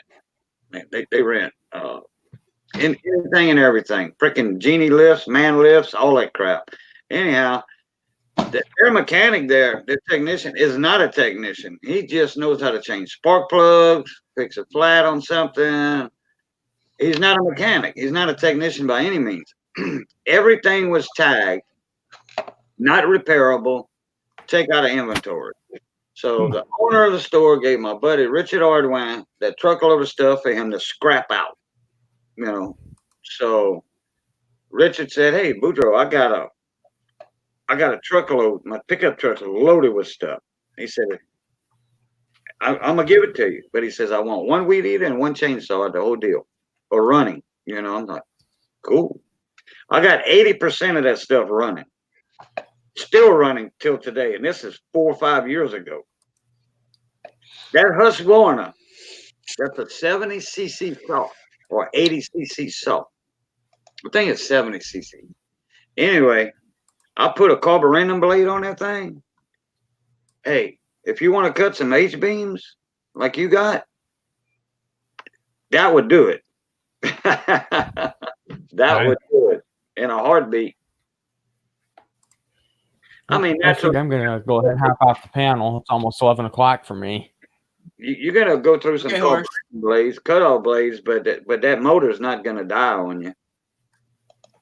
Yeah, I wouldn't think it would, but if I kill it, I kill it. I mean, it's not gonna kill a Husqvarna. Yeah, you won't. On my Harbor Freight one, I might kill it. I looked at a couple of the reviews. Couple of reviews said, yeah, I made it through 2 or 3 things and then it died. And then that was like 2 or 3 years ago. So Brandon said, good luck with it. I believe it. I'll just have to try it out. It'll probably do everything I need it to do. What, that electrical one you got? Yeah, the one right there. Yeah, it will. Just go easy with it. It'll last. Slow and steady. I got faith in it. Yeah, I think it'll work. And if not, we are take it back. And we know how to use a tool, you know? Yep. Like Hey, if I got greenhorn helpers that don't know how to use tools, and it lasts with them, that's putting it to the test. That's all I need to know. Now I forget which one it is. I don't know if it's the one that Brandon should have bought or if it's the El Cheap. No, it's the Black Drill Master one. I see it.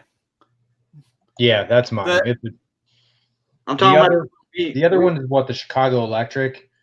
That's got and it's silver or something, silver and red, or I can't remember the colors. But it's got like a 3 horsepower engine on it, or motor. Yeah. But who knows? Who knows what their ratings are? The Chicago is the one that's a little more expensive. Yep. That's the one that I kind of want the bandsaw, big bandsaw. I had nowhere to put it. But I want the big bandsaw. Yeah, I have no. I've got a Chicago Electric 1/4-inch impact that I'm like thoroughly impressed with. I've had it for like 4 years now. Is that the plug-in one? No, it's the cordless one. Oh, really? Yeah. I mean, you won't break heavy duty bolts and stuff loose with it, but you'll run some screws with that thing. Yeah. Brandon, you was talking about that bandsaw. Is that horizontal bandsaw?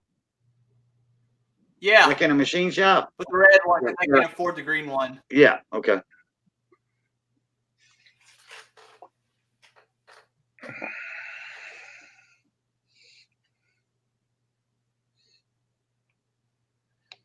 Oh, looks like Harbor Freight's somebody posted a video of like a bunch of new Icon stuff, like crow's feet, Torx bits.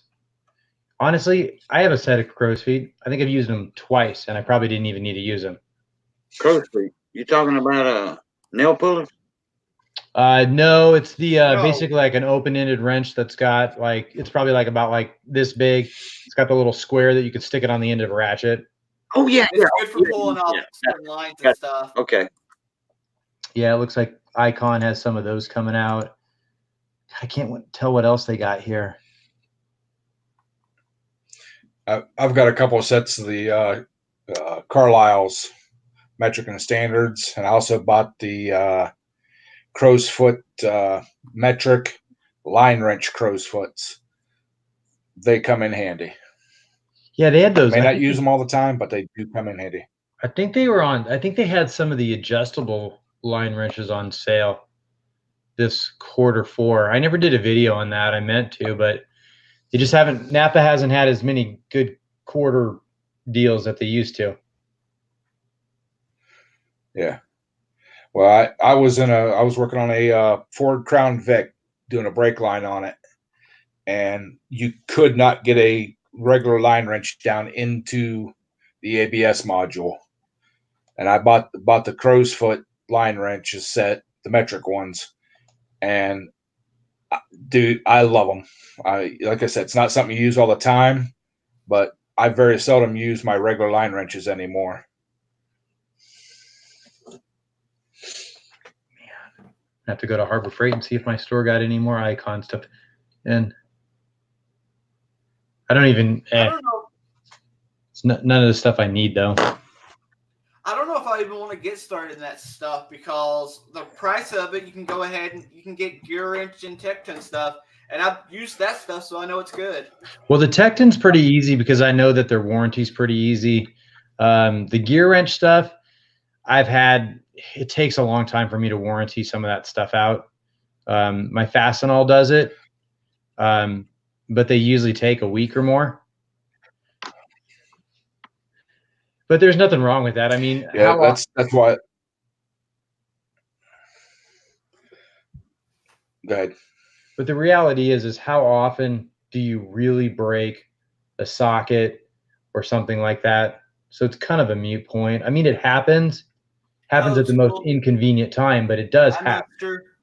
Well, I have the Matco truck and the Snap-on truck come by our shop, but once every 2-3 weeks. So, we told them, hey, when you see the big door open, just go ahead and stop in, or if the small door's open, stop in, like in the wintertime or something. Mm-hmm. And we hadn't seen him lately. We got a couple of snap-on sockets to I trade back in. They broke. Yeah, it happens. I can't get a tool truck to stop at my shop anymore. I quit buying off the tool trucks, and none of them will stop. I've got Snap-on tools, I've got a couple of Matco tools, and I've got some Cornwell tools, all that need warranted, and none of them will stop. I've called them multiple times. Thornwell? Cornwell, yeah. Cornwell. Thorn, like a roast. Corn. C-O-R-N. Corn. Cornwell. Oh, because they had the Thornwell. Is it Thornwell or Thorson? Thorson. Well, a long time ago, that was the military's contract. You know, they used a lot of SK and Snap-on stuff. One of them had Thornwell or Thorson had a contract with the military years ago. Now they were heavy tools. They wasn't light like a Snap-on, you know. They were even heavier than Craftsman tools. But that's what the military used to use. I had some Thorson USA stuff. I don't even know if it was actually somebody else that made it and that was just a brand. It's probably what it was, but yeah, I don't know who made Thor. I think Thorson was its own company, if I'm not mistaken. I have no idea though. Buddy of mine, he was in and he was a helicopter aviation technician, and he had his own tools that he bought from the military. You know, they would issue you a certain amount of tools, but then you had the option to buy more and more, you know. So he had his own. When he got out after, I don't know, 12, 16 years, everything came home with him.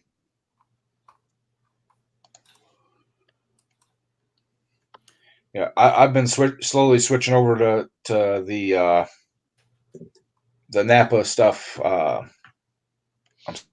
behind here. Carlisle. Yeah, basically just because the Carlisle. Basically because I've got such a good relationship with my Napa store and the owners of the Napa stores. 24 hours is the most I've ever waited to have something replaced. Nice. Yeah, right away. If you go in at 8 o'clock in the morning, say, hey, I broke this socket, you walking out the store at 8:02 with one. Do they run parts to your shop at all? No, yes. We just go pick them up.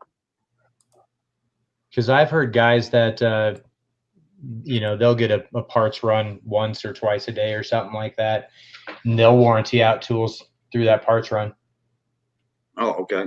Now, if we busy, you know, we go there, and they handled Sierra outboard parts, and that's mostly our business with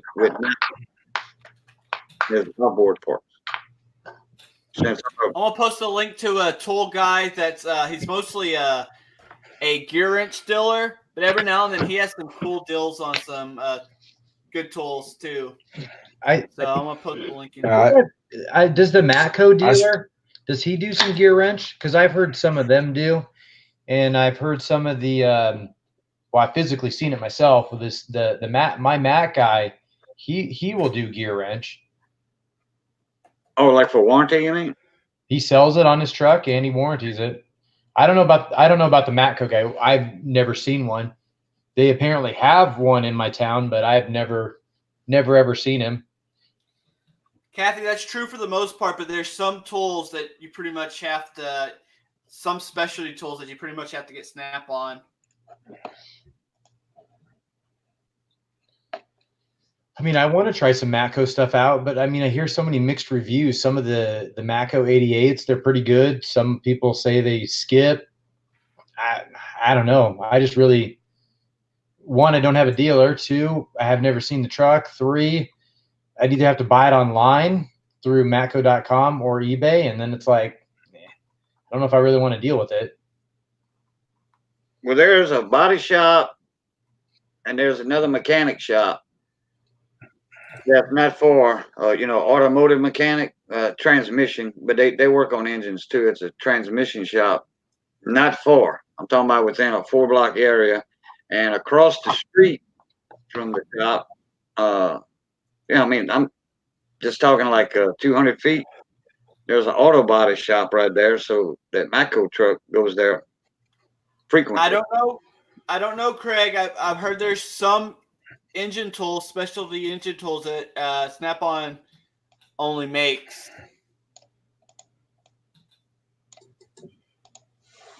And they're really expensive. If it's an OEM, do it.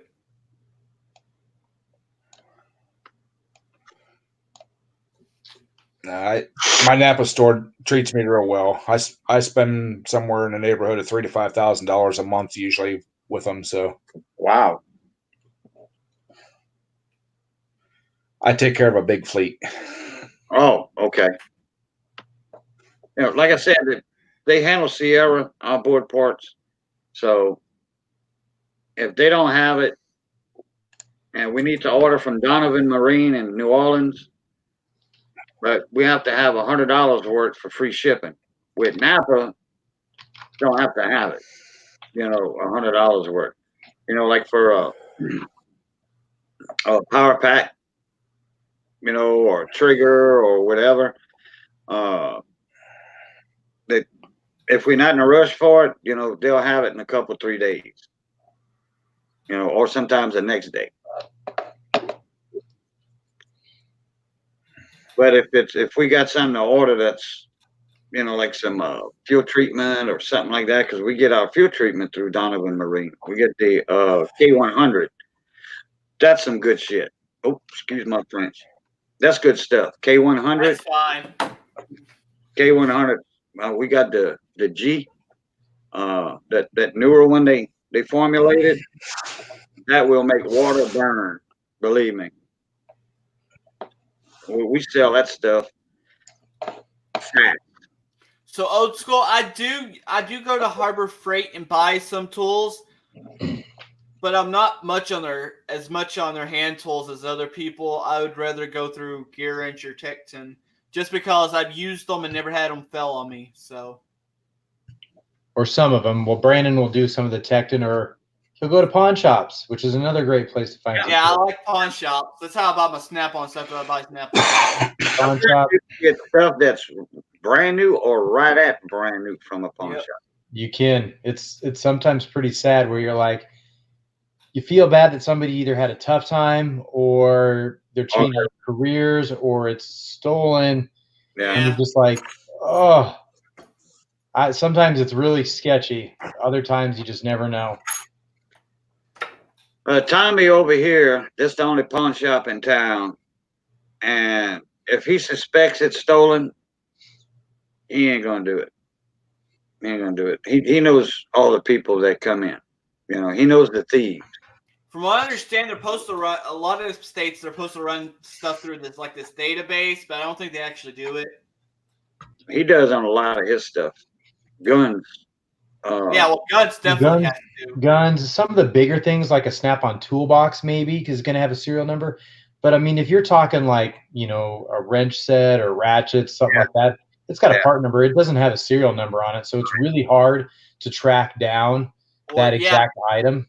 Or scanners. Scanners is a big thing. There's been horror stories about people buying scanners from pawn shops, taking them into the truck for warranty, and they keep them because there was still a balance owed on that scanner.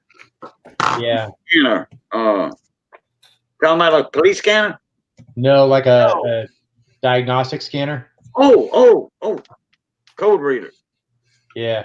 Later, Kathy. Bye, Miss Kathy. See, I would never buy a scanner or whatever from a pawn shop because those can be tracked. Yep. Well, and right away where they came from. And right away you're typically out of update status or things like that, and you're going to spend so much more money getting that thing back up to date or getting all the little connectors that you're missing or new leads or something like that. It's one of those things that unless you know who was using that and the life it's had, it's worth, unfortunately, spending the money on that one. Yeah, I have an OTC scanner. I just got probably less than 9 months ago at work, and I'm tickled pink with the thing. You know, for the money I paid for it, honestly.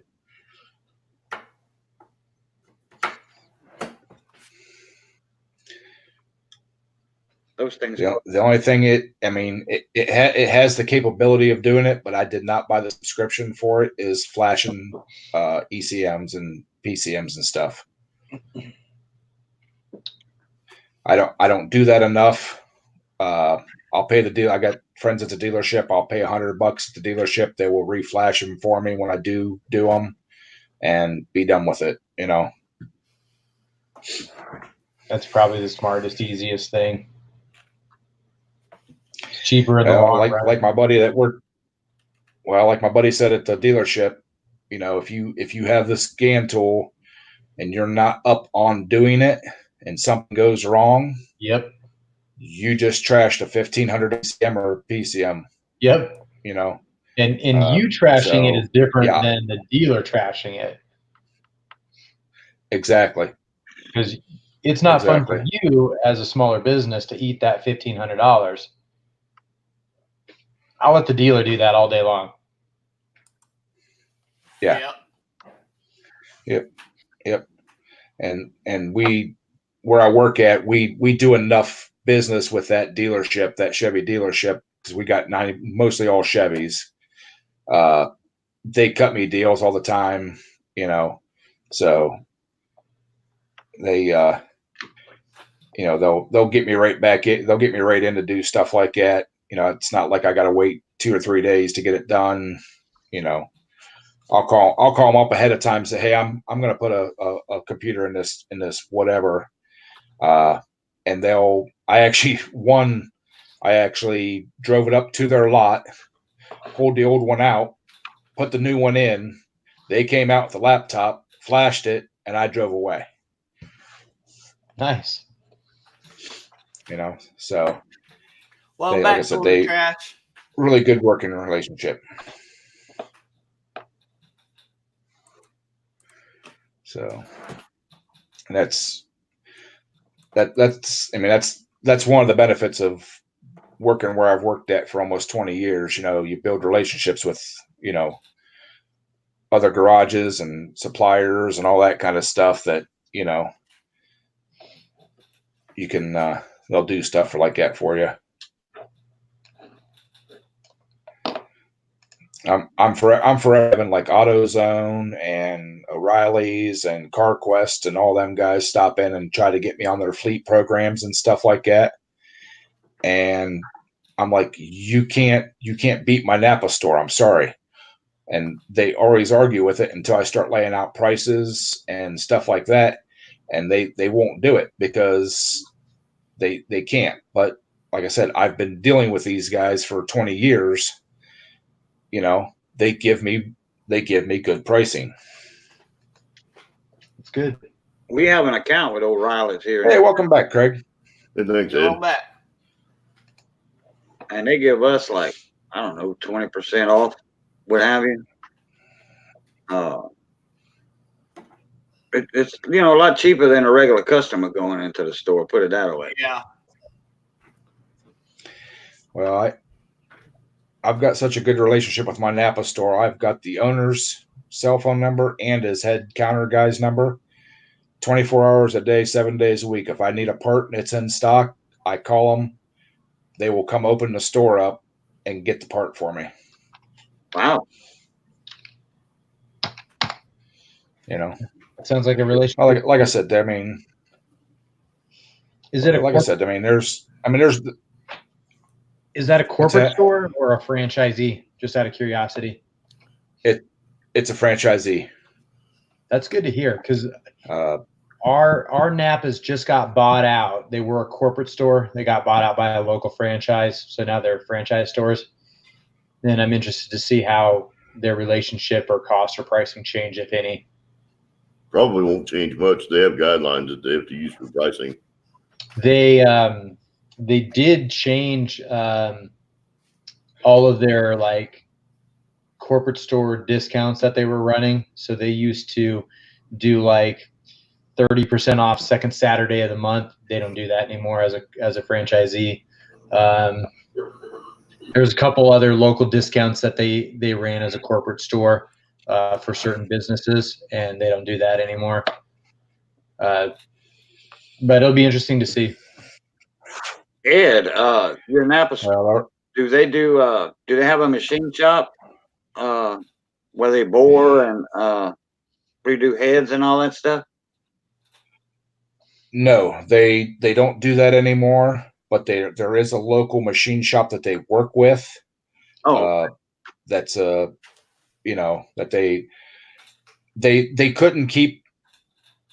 They didn't do enough of it because of this other machine shop. They build all kinds of motors. They build race motors. They build everything. This place has been in business for like 60 years. Okay. So when they shut their machine shop down, they started just referring everybody to them. And, about probably a little over a couple months ago, my Napa store actually caught on fire and burnt down. Within 48 hours, within 24 hours, they were back up for their corporate customers, their big business customers.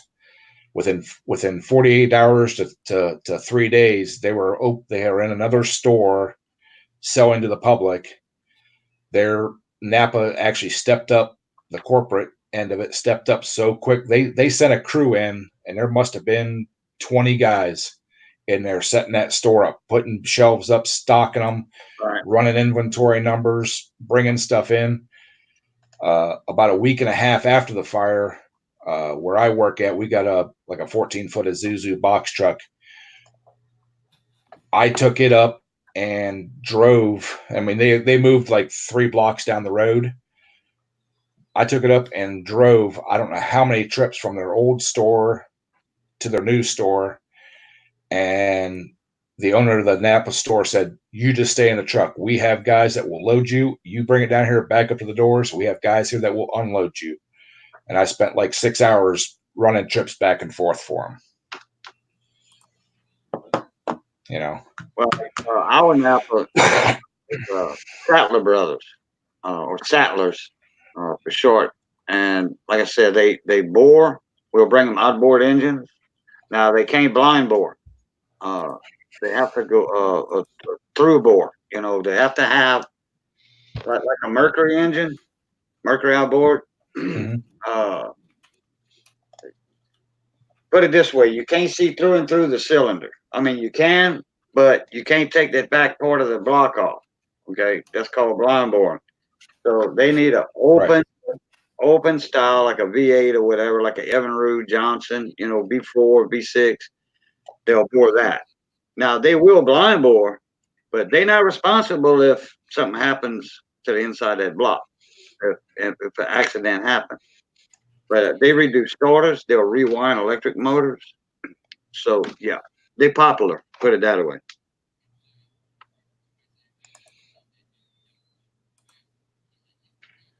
Our Napa's just outsource it too. Mudster, those I believe have a single knock sensor under the intake manifold, if I'm not mistaken. Yeah, there's a lot of guys that mess with those 5.3s. There's a whole LS community of people that mess with the LS engines. There's a lot of good information on YouTube about the LS engines. 5.3s, isn't that the like the new style GM engine, like the 327 or something? Yeah, it's the metric version of the 327. Right. Yeah, that's what I got in my truck. Great motors. Yeah, as long as you keep the oil changed in them and the maintenance up on them, they'll run forever. And that's aluminum blocks? Yep. Wow. Well, I didn't. They virtually, if you keep the oil changed in them and take care of them properly, they will virtually never wear out. Right. Just like a lawnmower engine. They've got hydraulic roller cams in them, and they're built to run. I mean, it's not uncommon for an LS engine to get 500, 600,000 miles on them. That's pretty standard anymore. Right. You know, whereas the old original cast iron block V8s, if you were getting 200,000 out of them, you're doing pretty good.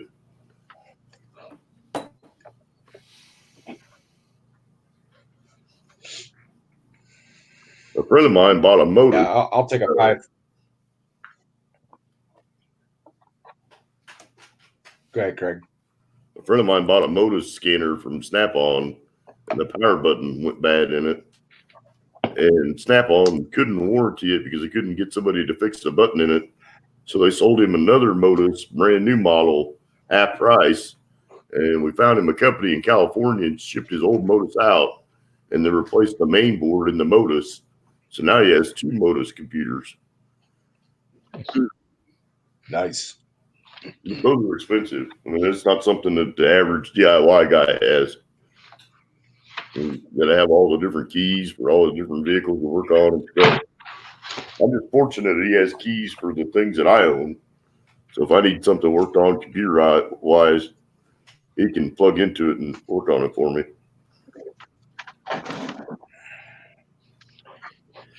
So I think I asked this maybe next week, but I'll ask it again this week. If I was to be doing a YouTube video for Torx bits, which one was the strongest, or, you know, what kind of load before it starts twisting or twists off?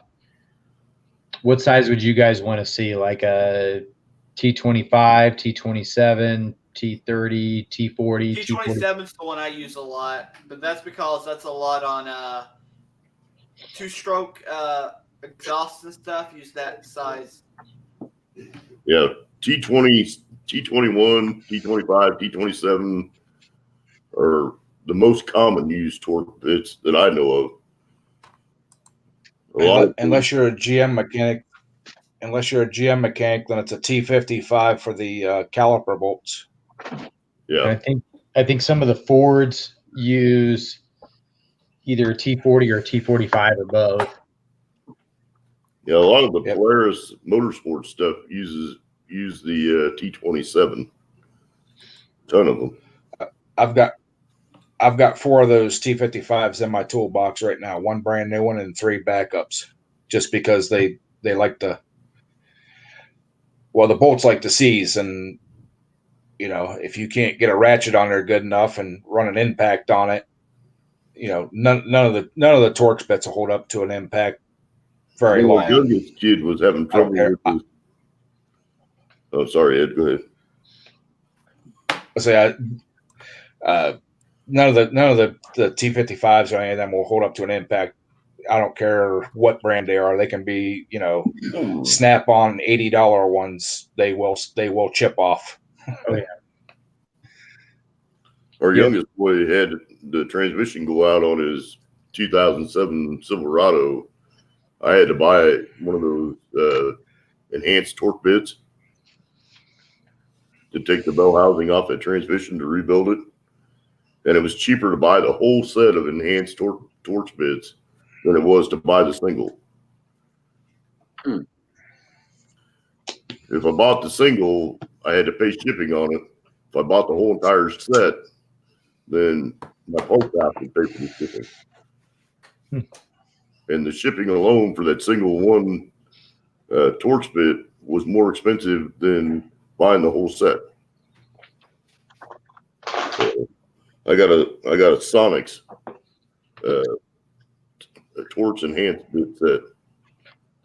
And I want to say it was pretty reasonable. I think I only paid about $24 for the set of them. Is that Sonic Tools? Yeah, Sonics, SONEX, I think. They make some of the most reliable.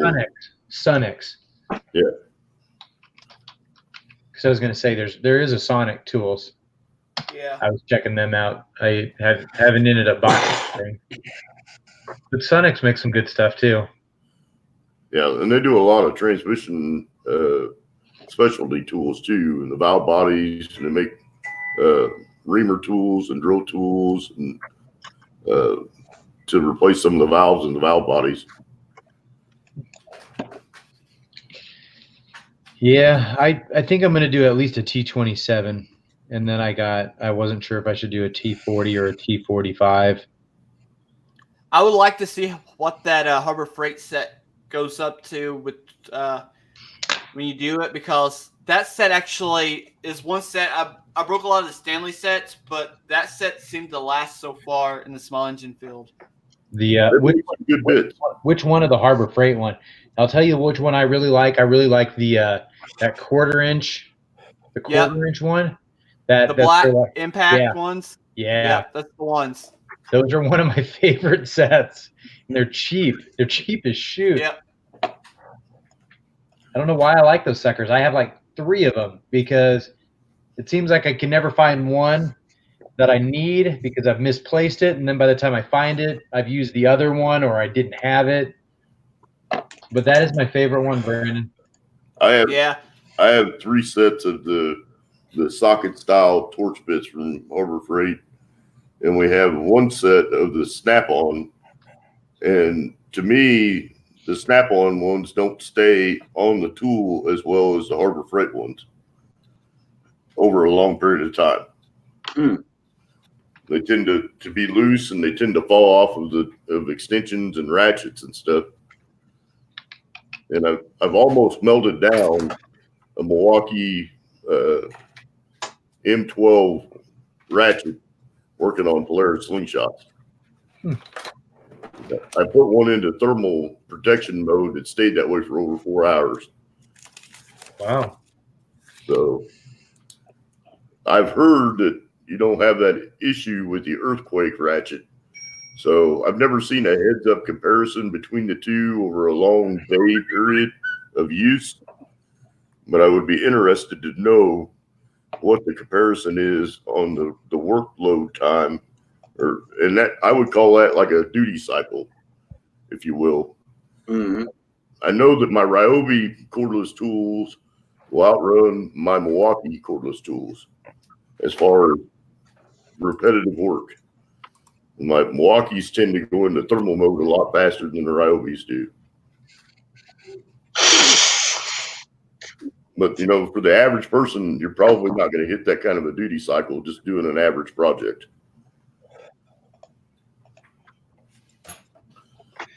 I do have a little question. I've got a lot of DeWalt 18-volt tools, cordless ones. Yep. 90% of the batteries are trashed in them. Is the adapter for the 20-volt worth getting? I tell you, I've heard they're a pain in the a lot ass. of good reviews from Amazon battery adapters where you can cross platforms, like going from the Ryobi battery to a DeWalt tool or from a DeWalt battery to a Ryobi tool. Those adapters seem to work really well, and people have been pretty impressed with them. Okay. So that seems to be a pretty popular item nowadays, because I know with the Ryobi battery sales that you can get the 3 amp hour batteries pretty economical, and there's been a lot of guys that will use the Ryobi batteries on the DeWalt tools and don't have any issues. So that may be something. I want to switch up to the lithium ion batteries, but I don't want to make the investment of buying all them drills and grinders and everything else over again, no matter what brand they are. Home Depot does a tool trade-up program. You can take your old cordless tools in there, and they'll give you a discount for upgrading to a new model. That's something a lot of people don't know. As long as you're using the same tool platform, like if you take your DeWalt in and you buy an upgraded, newer model of a DeWalt tool, they'll give you a discount, because I think the manufacturers do a buyback on that stuff. So it'd be something worth checking into. I think they might start twitching if I walk in there with 5 drills, a Sawzall, 2 cutoff saws. If you're going to buy the new all that tool, kind of I stuff. don't think they care. I know Casey took a Milwaukee in there and upgraded from a brush tool to a brushless one, and they gave him I want to say close to 80% discount on it. Did you have to talk to the manager? Yeah, I'd be Is that available to anybody and everybody all the time? I think that's a program they have, you know. That's ongoing. It's not like a 3-month thing that expired or anything like that. I think that they do it at any point in time. You just have to go through the customer service line to do it. Because I've heard you mention it before. I've never seen it myself. I mean, because it seems like they periodically run deals on, say, Rigid and then DeWalt and then Milwaukee and then switch it up and then Ryobi and then they go around and around. And I know that I've seen Napa do the trade-in deal before. When you bring in X amount of tools, they'll give you 50 off or $100 off certain DeWalt tools. But I haven't heard of any secret program at Home Depot. They have a trade-in program. So that's what I was wondering. The thing that is amazing to me is that Rigid, Ryobi, and Milwaukee are all the same parent company. There's Ray. Hey, Ray. So What's going those products are all made by people. And what shocked me is when I was looking at Robert, Horse's shop's tools, a lot of those tools look identical to the layout of the Ryobi tools, except for the battery platform. Even the tool bags that he has are just like the Ryobi tool bags. So I'm wondering if Bauer isn't made by the same parent company and just with different plastic on it. Bauer's made by a company straight out of China. Last I looked at it, it was like Lu Tools or something like that. I'd have to double check it. But it may be another situation where there might be a design theft. China's pretty known for that, for intellectual theft. So, but Robert's drill bag that he got with his new cordless drill is identical to the drill bag that Ryobi makes. It's just in the red and black with Bauer written on the side of it. Yeah, it was Lu tool.com. They are straight out of China. I've heard of them. They are the ones. It's like Gemme or something like that. They're owned by another company that's a little bit bigger, but they're the ones that actually are the manufacturers of the Bauer tool. If you go to their site, you can look at all the tooling, stamping, molding. It's the exact same thing. I don't know who makes the Hercules one, but the Hercules manufacturer is different than the Bauer one, which is also different than the Earthquake one. Right. And that's the number one reason why they don't have an interchangeable battery between the platforms, because Harbor Freight, well, they say they designed and own the rights to certain things. They don't actually own the manufacturing to some of those, because I think they would have totally just killed the DIY and even some of the other markets if they would have had a battery platform that would have been interchangeable between all three of those lines, where he could come in and buy the Bauer tools and go, oh, this tool, I need a better one. He could have bought up to the better line but used the same battery, or bought a better battery and used it on a crappier tool. Yeah. But they can't do that because they have different manufacturers, which they don't have enough weight or enough pull to say, hey, I need your tool, but I need it to work with a battery like this. Sorry, went off on a tangent there, but yeah, I do agree. Some of the tooling looks the same, but I can at least tell you who manufactures this one. Yeah, even the grinder that he's got, the cordless grinder, the shield on it is identical to the shield that's on my grinder. Interchangeable. Yeah, it looks identical. The head of the grinder looks the same. The body looks the same. The only thing that's different is where the battery business is on the tool. I had a Black & Decker one time, a drill. This is quite some time back. Cordless.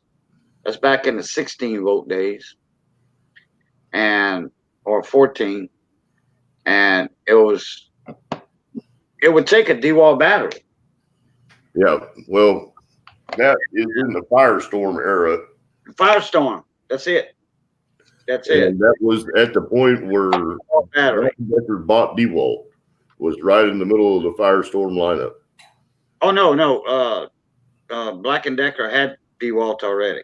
That was their commercial line already. But then they came out with Firestorm, and that drill outlasted 2 DeWalt drills. That Firestorm drill did outlast 2 DeWalt drills because I had the Firestorm. It was on sale cheap. And I knew the store owner. He gave it to me at a discount. It was a good friend of mine, and I did some work for him. I have 2 Firestorm drills that the chargers are bad. The batteries work, the drills work, and the charger was bad. You know that DeWalt charger, the 1 hour charger? Yeah. Well, okay. Now that will charge the Firestorm batteries. The DeWalt charger will. It's the same exact battery. Same exact battery as the DeWalt. That's why I say the DeWalt batteries will fit my Firestorm drill. I just stopped using my Firestorm because I ended up getting a toolkit as a gift, the blue Ryobi tools in it. And then I went to all the Ryobi, and my first Ryobi toolkit got stolen. My first blue Ryobi toolkit got stolen. And then my second Ryobi toolkit that I got, somebody stole the drill and 2 batteries, but didn't take the charger or any of the other tools. Oh. So I ended up keeping I had the saw and a couple other tools. Then I still have them now, and they run on the new battery platform. So I just kept expanding my Ryobi tools. So I'm just going to say this. The Firestorms were some good tools. I still think they were very ugly, but they were good tools. Yeah. They didn't have the eye appeal like a DeWalt did. Yeah. I just don't know what it had, like this rounded curve, and it was like chunky on the back end. Yeah. And then like the chuck on the bigger drill was just so huge. But everybody that actually used them really had no complaints about them. Yeah, they were good. They were heavier than a DeWalt, which that didn't bother me none. They were ugly though. But people still stole them. Yeah, because they worked. Like I said, that one Firestorm outlasted 2 DeWalts. Yeah, it's amazing to me how much money Walmart has invested into Stanley, which is invested into Black & Decker, DeWalt, and Craftsman. It's amazing how much money Walmart has actually got in all kinds of different markets. Yeah, I've got 2 DeWalt cordless 18-volt drills I know are 25 plus years old. When you did the kind of work I did, carpentry work, roofing, or what have you, a lot of metal roofs and stuff, you actually were punishing those drills. Yeah. You were actually punishing them damn things, especially when you were doing metal buildings with self-tapping screws that had the self-tapping end on them, and you were 1/4 inch steel, to attach metal, like say, a Dollar General store, Family Dollar store, all that metal on the outside that's being drilled into some steel I-beams, Yeah, well, or H-beams. Honestly, that's probably where DeWalt really blew up, was in the contractor trades. Yeah. Because, and that's why they started out with the tools being so expensive. Back in the day when you wanted to get a 1/2 inch chuck, 18-volt DeWalt, you were spending $500-600 for the first generation lithium ion drill. Yeah, big money. Big money. And most contractors their employees would buy it on a budget. They'd have a tool allowance. They would take so much out of their paycheck And until you paid those tools off, it belonged to the company. That's where I bought when I bought my first 2 DeWalt's. I was doing graphic installs. I was an installer for a graphics company, and 90% of our stuff was running self-tapping screws, drilling holes, all that stuff. In Lafayette, Louisiana, there's a dealer DeWalt and repair center, warranty center. Well, it's right on the outside of Lafayette. It's Broussard, Louisiana, but that's a big oil field town, big oil field area and construction. And the little DeWalt 4.5-inch grinders, that DeWalt store had hundreds and hundreds and hundreds of them on the floor in boxes. And, a lot of welders, people in the construction trade used them 4.5-inch. The little DeWalt 4.5-inch grinders almost knocked out cutting torches. Pipe with that. You can saddle pipe. You can saddle pipe with that, like for fences and stuff. Saddling the ends. Yep. Way better than with a cutting torch, buddy. Way better. I could saddle pipe clean, make it fit perfect. And you weld that sucker, you running a bead on that thing with a welding machine, yeah. If you got a good fit guy, a fitter, a good fitter will make a welder look good. Yeah. Well, not only that, but the cost of consumables, the torches are expensive to operate. Yeah, all the gas. And then if you're out on a job and you run out of gas, then you're down. If you got a grinder with a cutoff wheel, you keep on going. Yeah, and then you got a welder, that he's got that welding machine, ran by gas or diesel. It's also a generator, so you can be out where there's no electricity, and you can plug your grinders in. Yeah, I've got a power inverter that I use in my truck, and it was pretty common for me to be charging batteries driving down the highway from one job to another. There you go. And have 2 chargers going with 2 batteries at the same time, driving down the highway from one job to the next, and just keep on going all day. Yeah. Oh yeah, and them DeWalt 2s like I was talking about, that's all AC DC tools. The DC means not running on batteries, okay? Your welding machines are a DC output. Yeah. You take like a little cheap Black & Decker, little old cheapo 15 or whatever, Black & Decker 4.5-inch grinder, that's not DC, you're going to burn it up in no time. Yeah. Those welding machine generators are not straight AC like a home generator. No, they put out a sine wave voltage. Yeah. Yeah. That's why your DeWalt 2s are AC DC. Brandon, what welder do you run, or what do you primarily use? I use a Lincoln Pro 140. That's comparable to the Hobart 140. That's not far from his shop door. So that is MIG. Does it do stick as well? No. They got a multi-process one, but that thing will set you back. Yeah. So do you run gas with yours, or do you use a flux core? I'm using flux core right now because you had that little bitty shop, so I can't weld inside. So I'm running flux core. Are you running 0.03 or 0.035?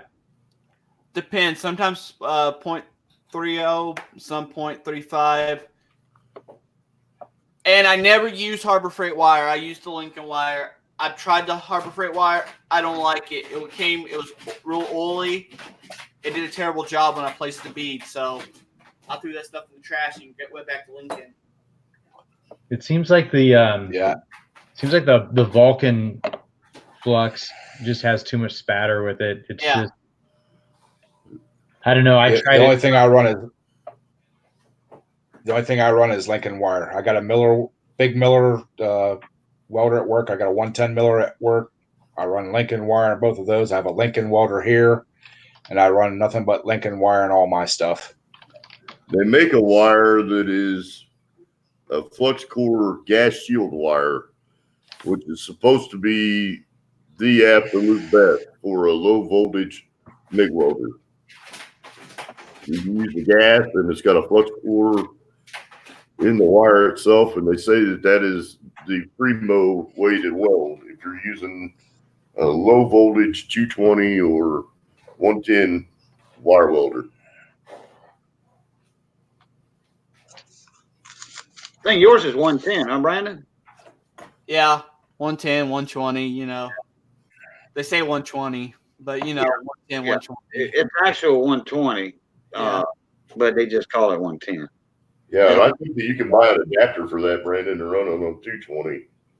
I got bad electric, so I run mine off my big Harbor Freight generator, the 8700 watt one, and that's what I weld off of.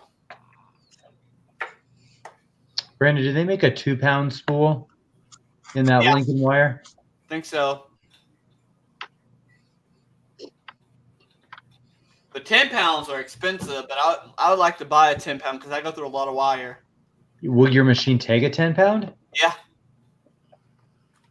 Yeah, most of the 140s will take a 10-pound roll.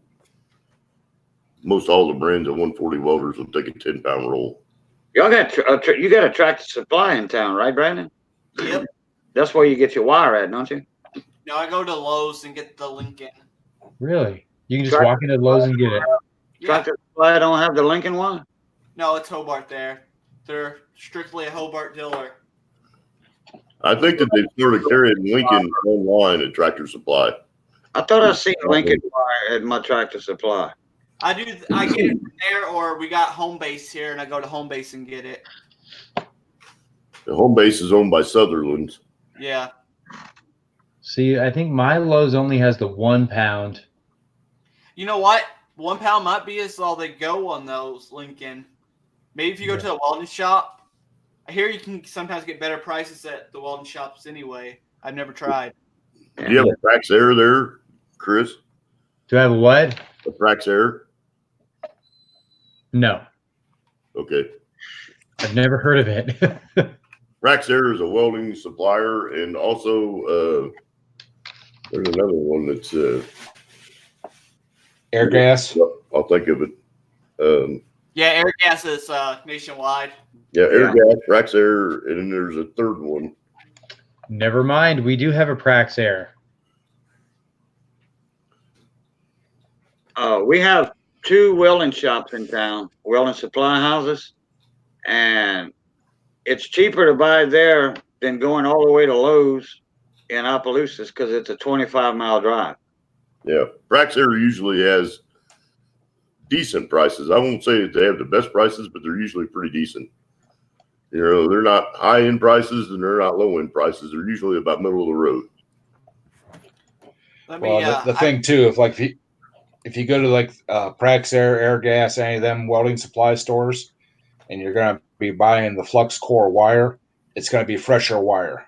Yes. That's one of the problems with the flux core wire. If you let it sit too long, it will draw moisture. Yep. Stale, yeah. Yeah. Yep.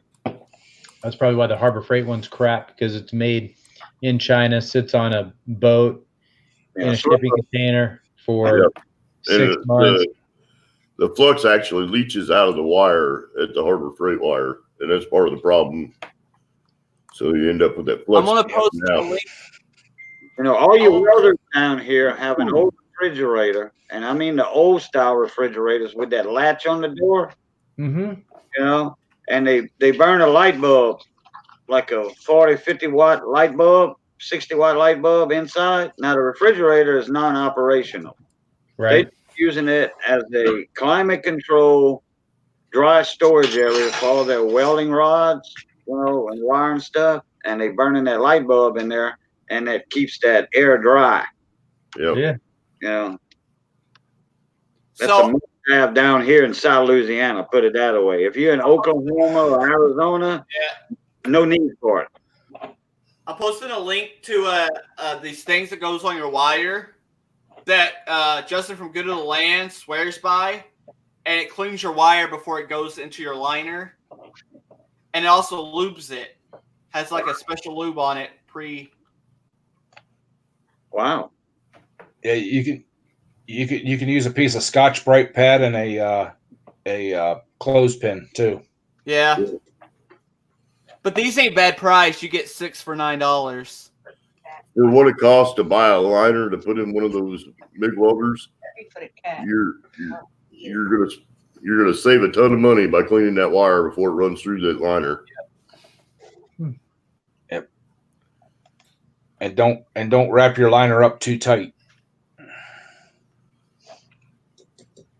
when you're done welding. Yeah, you can Nice keep big that liner loops. right at the machine if you wrap it too tight, and that will cause all kinds of problems with feeding that through there. You're also supposed to stretch your line out before you start welding, so you ain't got no makes it even flow, I guess. Yeah. Hey, Brandon. The big one of the big problems with the DIY like home use little welders, guys will wrap them up and then sit them on a shelf for 6 or 9 months, and they make too small loops, and they'll keep a memory in that liner with curves and stuff in it. See, I use mine too much to do that, so Yeah, same here, Yep. but Minimum 3-foot loop if you're going to wrap up that welding lead. And you don't want any stress off the welder, so you want to try to keep that line from hanging directly off the front of that welder if you're going to loop it up, because that weight will pull on the front of that welder and tear up that liner right at the edge of the welder. Yeah. Brandon, you know Papa Texas, don't you? no, I know him and Justin knows each other or did a lot together, but no, I don't really know him. Oh, okay. Yeah, like Papa Texas, Steve Cox, Justin, Billy Strong with Strong Adventures. And Yeah, I just did a live stream with Steven a few weeks back. Me and Steven did a Yep. live stream together. Oh, really? I wish I'd have known that. I know That was Steve. like 3 weeks ago, Brandon, wasn't it? Yep. I'm gonna try to Yep. get it back when we do our tool talks. Well, you see, I got a reminder today that you were on. I was on the phone and I couldn't jump on. So I was on the phone like 35, 40 minutes. In fact, Billy Strong. So when I was talking about Strong's Adventures, he lives up in Shreveport. And he's good friends with Papa Texas. They just had Lollapalooza not long ago. That big get together Yeah. for the YouTubers and stuff like that. And Justin used to go there and stuff like that, Good of the Land. And I don't know if Steve Cox went this year or not. It was about a month ago they had it. Yeah, A-Bomb 79, which is out of Florida, is in that same circle of people. There's a lot of people in that group of people. I think I know who you're talking about. Yeah, they come from all over. It's a lot of camper, RV people and stuff. hey Craig, talking about A-Bomb, did you watch his video about that machine shop warehouse thing he just went through? I haven't seen it yet. It's in my queue. I'll have to admit, I'm You got to watch 3 weeks behind on videos. And Brandon, you need to watch that too, because it's someplace down in Texas is where he went to. He must have This went. this warehouse is. Yeah, I know who Go it ahead. is. Blacksmith Tools. I met Blacksmith Tools and all of them at the festival. No. This is a warehouse where this guy sells the stuff. Yeah. Old machine tools. Stuff. Yep. It wasn't Blacksmith. He doesn't have a YouTube channel or anything. This is someplace that some Instagram. But yeah, I mean I was like jaw dropped, Yeah. I'm walking through there and 40 lathes sitting there in various sizes and shapes and everything else. And I'm like, get to go visit there one of these days. I need a place like that around me. Yeah. Do you really? It can be kind of dangerous. Can you Just long enough I can buy a lathe and a mill Time to and build be a done. bigger shop. Anything that comes up for sale around here used, decent machines. Well, They want arm and a leg for them. I know. I started looking, and I don't know why, but I started looking for a large drill press and was like, maybe I should just go with a mill. And then I looked at some of the used prices and was like, no. And then I started looking at the lathes and I was like, same thing. I mean, they wanted so much for like a used Bridgeport or even, you name it, even a Harbor Freight one. They wanted damn near just as much as what they were costing new with a 90-day warranty than what they wanted for a used one. I don't know if I'll buy a Harbor Freight one or I'll wait and find an old Craftsman one. Everybody's told me that the way to go is that Grizzly makes a combo mill lathe. I've been looking at those. It's like $1,600, so that's actually a pretty good deal. And that's what everybody says is the thing to go with if you're not going to be using it as a professional tool unit. Yeah. I mean, that's what they say, but like me personally, I gotta see one. I gotta see somebody that has one or at least can run something on me and show something before I'd want to buy one of those. That's just me personally. There's a lot of people that will buy a corded rigid router and they'll make their own CNC mills. Yeah. There's a lot of people that do that and they have all kinds of plans to do it. You can build it with a Raspberry Pi or you can use a computer interface. There's all kinds of ways to do that. And there's a lot of Or you could just be lucky and win one like Brad did. Won a big fancy one on Instagram. Which Brad? Brad's workbench? Brad's workbench, yeah. Is he even going to use it? I don't know, but I was thinking that lucky son of a gun. Really? Yeah. Hey, Roger. Hi, Roger. All right. Hey, Roger. I personally, I only enter things to win that I'm actually going to potentially want to use. I would use one just for the heck of it. Ray's having internet problems, Brandon. Otherwise, yeah. It's time to get internet out to that shop out there. Probably needs a cell phone booster put in. Or just have internet run to it. He's talking about having. He told me not too long ago about thinking about having internet run to that shop. If he'll do a direct buried coax, he can buy an internet extender that will run on coax. Well, his shopping at his house. His shop's at a different location. And he spends most of his time there at the shop, so it'd be good for him to have his internet at the shop. Let's see. We have an engineering department at our broadband. Something that we can carry with us out to the farm and on trips and stuff. We just really haven't settled on anything. We were looking at a company and they had unlimited data for $150 a month, and then they come back and they changed it immediately to a limited data plan for $150. So, shit. Do y'all have cable out there like Spectrum, Charter, Spectrum, cable I was company? thinking I could throw in the truck and take with me mobile. Oh, so we do have some wireless broadband carriers out here, but I want something that I could take with me anywhere. yeah. Let's see. I couldn't use a cellular internet provider here. I don't get good enough cell signal. To Healy or? Yeah, that's basically it. Okay. Yeah, your line of sight is not there. You got interference with your. If I go 3/4 mile up the road one way, I get a full 4G signal. If I go a little over 1/4 mile the other way, full 4G signal. But where I live at, I'm down in a valley. Yeah, you'd have to put a tower up. Yeah. Oh, yeah. I was thinking to say, what about a dollar antenna or something? A 30-foot tower. But I got. He won this unit. But I got cable modem, all right, cable internet here, Nice. so I'm jealous. you know. Oh yeah. Very, very jealous. I'm fixing to.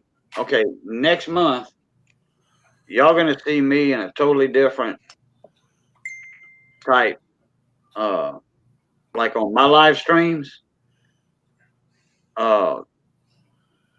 Sometimes when I do this, you know, and then you catch the I'll catch the playback, you know, the rerun of the video, the live stream, you know, a day later or whatever. It'll do like, you know, kind of like that. I'm dumping AT&T finally. Spectrum finally came through. Charter Spectrum finally came through and made me the deal that I've been wanting, because I've been gone from them for like right at a year, and they're like, man, we want you back, you know. And we have this 46 gig, millibytes per second now, instead of the 75 millibytes per second. We have a deal going on. We'll give you internet and a house. The salesman came to my house, and I'm getting the internet and a house telephone back for, hope I get my same number too, for 30, it's either $29 a month or $39 a month. I think it's $29 a month. We pay way yeah, $29 a month. Yeah, that loads cheaper than what you're paying for that UVerse that isn't working very well now.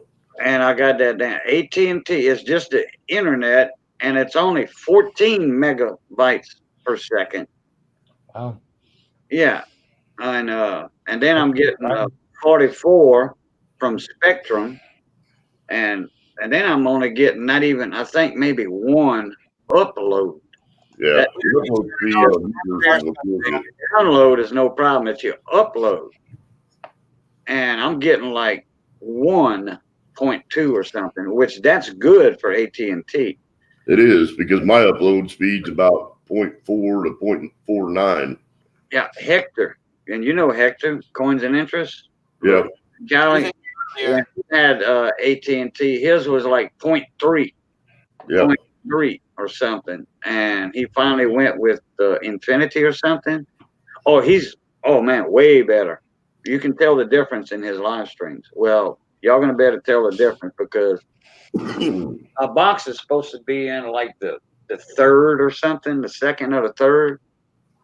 My router, you know, and stuff like. All I got to do is plug it in and make a phone call. I think just make a phone call or type something in a computer, and that's it. Boom, done. Because I have all brand new stuff. Well, not brand new, but I do have a new down drop from the pole to my house, because that went back about 2 years after they installed it. And, you know, everything's brand new under my house, you know, coming up for my modem to plug in, modem/router. Yeah, they don't have Spectrum in our area, but they've got a lot of companies that are similar to Spectrum. Yeah, we got Spectrum here, but we pay for the top line internet, and for some reason we're out about $200 a month. Well, all you got to do is call them up and say, look, I'm fixing to go with blah, blah, blah, Infinity or something like that, or another company. They're going to drop their price. The salesman I have, he told me a lot of tricks to drop that price. I've been with them for 6 years. Yeah, and I was with them. I was supposed to have a 3-year locked-in price at $95 a month, and cable, house phone, internet, and it was supposed to be 75 megabytes per second. It wasn't. It was 100. It was showing 100 anyway. We're about to get fiber optic Spectrum out here. They're about sometime this next year, they're going to put fiber optic through this town. So wow, faster internet. I have fiber. It takes me about 15 to 20 seconds to upload 800 meg to YouTube. Yeah. Wow. It takes us about 4 hours to upload about 2 megabytes. Yeah. My AT&T is fiber optic, but that's to the hub. to the office. Then it's all the regular 1970s wire that's underground, coming to my house. But I'm not. That's why I get 13 or 14 from AT&T, because I'm within 5,000 feet from the hub. Yeah. Like I just did a internet speed test well on the live stream here at a 2 millisecond ping with 262 meg up and down, because I'm maxing out my wireless. Yeah. Cool. And you got Spectrum?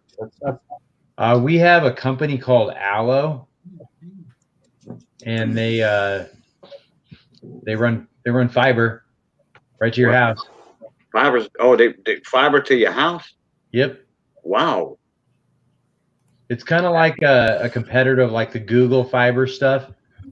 So we have that theoretical 1 gig to our house. And so, I don't know, it basically maxes out anything that's on wireless.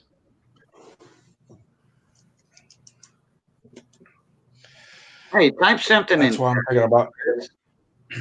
Type something in chat. That's what I'm thinking about, starting to take my laptop to work and upload my videos and stuff, because we're all fiber optic at work. So you get it there like where I live at. Yeah, it's funny. I mean, before we upgraded, it wasn't that slow, but now I'm like, everything's slow. Even my my download speed is at 3.5 megabytes. Yeah, because our old service, Craig, was like 30 down, 2 up. And that was decent for a family of 7. It took a while, but it wasn't bad. My ping is 28 milliseconds. My downloads at 3.71 megabytes per second. My uploads at 0.52. Oh yeah, your upload is where it kills you. That must take forever. That's got to be painful, man. It is, and that's why we don't do a lot of videos. The funny thing is your cellular phone might be able to upload faster than your cable. It does. Yeah. It's way faster. It took me half a day to upload that one video today. Yeah, and our mobile data isn't that great either, because we use Straight Talk. So, after a certain amount of data upload, they throttle it. Hey, RPM, how you doing, brother? Hey, RPM. Hi, RPM. When I had Spectrum and I would make a video on this cell phone right here, which is a little cheapo ZTE.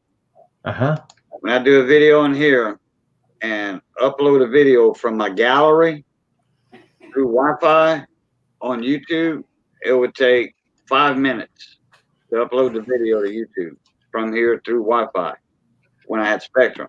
I just 3 hours. Yep. You guys can see that. I just let's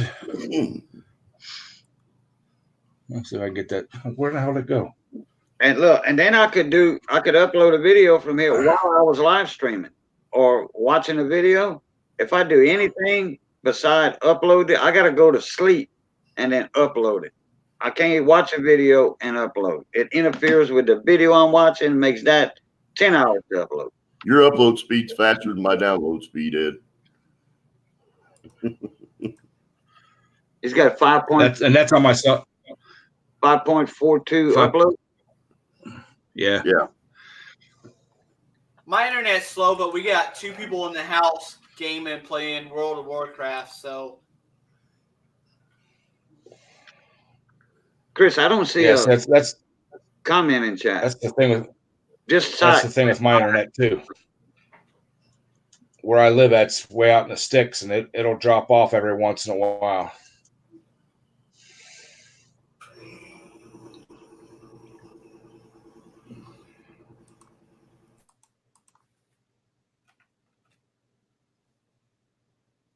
I believe you, RPM. Yeah. And when I call AT&T and tell them I'm dropping them, guess what? And this new Spectrum, if y'all have Spectrum in your area, you can get it. The CEO of Spectrum got with Donald Trump, had a special session meeting with him, as you want to call it. I'm making a joke, but he had a meeting with Donald Trump, and this spectrum is government subsidized. So you're going to pay $30 a month for the 44 megabytes per sec and a house phone for $30 a month. But anybody can get it. It don't matter. That's what my salesman told me. He said it's government subsidized.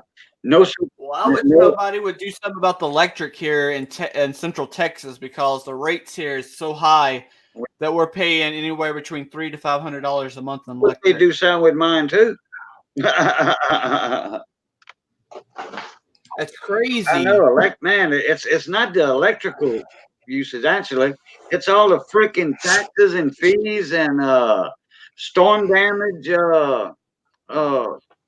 stuff they charging you to fix all the down power lines from a hurricane or storm, and you actually paying for that through your electric bill, $1 or $2 a month, and all these little $2, $3, $4, $5 add up to like $60.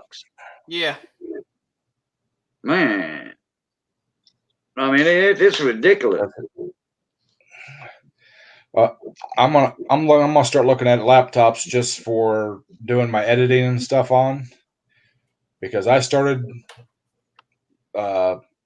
making a video, processing a video when we started this live stream, and it's still not done. Wow. I need that. That's my cell phone. Wow. 149 down, 239 up. How often do you see your upload speed faster than your download speed? Never. Yeah. It's crazy. Wow. Yeah, it's so fast. I'm really spoiled. Yeah. I have Spectrum here, and I'm getting ready to drop my TV service with them. Yeah, I don't watch TV enough. Well, that was kind of the deal I made with my wife. I'm like, if we drop TV, we can get faster internet, which means we can save like $100 a month dropping TV and getting faster internet. A streaming service, and then spend just a little bit more on a streaming service and still come out way ahead. So we saved like Roku or something. Yeah, we dropped. We have Sprint, and Sprint gives you free Hulu, and then we pay for the Netflix stuff, but we split it with her parents. So we do the 4 screens.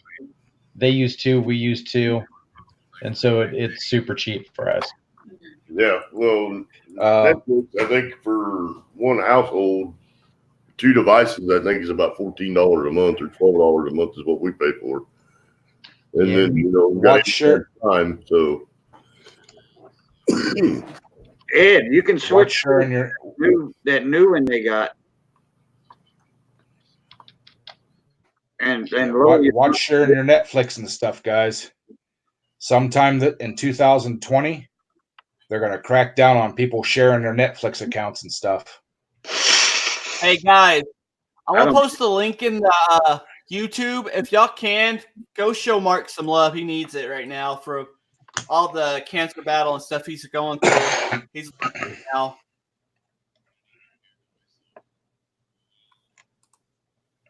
Man, open link in new tab. All right.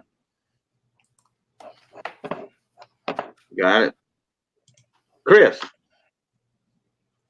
Yes. I still hadn't seen a comment in chat from you. For what? I want to sub your channel. Oh. Okay, I'll put one in there.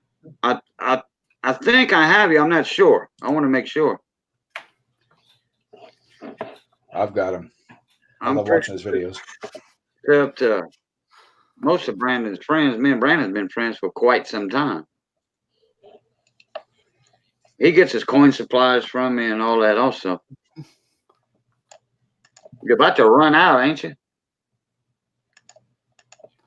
Actually, I haven't done much coins in a while. It's been trying to get some other projects done. So I still got a few. Yeah, I need to clean out my shop. Bad. We starting to get a little warm spell. You know, we're not as cold as we was earlier in the year. But man, we got early this year. I'm like, oh boy, don't tell me it's gonna be like 2 years ago when we had 3 snows in one winter. And that's South Louisiana's never seen 3 snows in its lifetime. Yeah. Not since they've been keeping weather records anyway.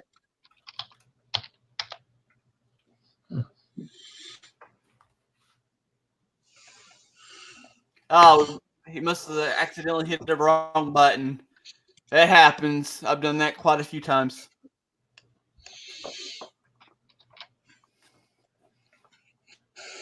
It sucks when it happens. I'm amazed people stay around when it happens, but some people do. What happened? I guess he hit a wrong button. Who? Mark. Oh, I didn't go to the channel yet. I was waiting for it to open up in a new tab. Oh, live garage chat? Yep. You go tell him hi right quick.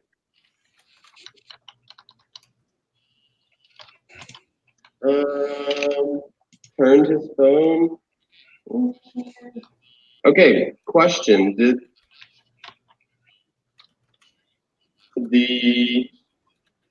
I'm streaming from my laptop. So question, did the live stream?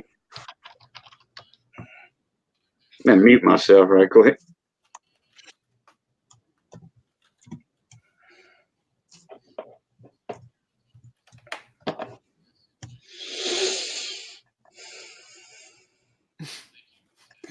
All right, I threw a comment in there for you.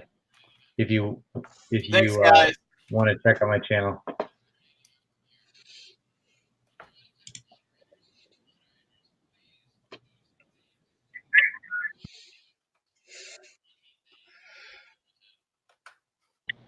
I'm still waiting for the page to load.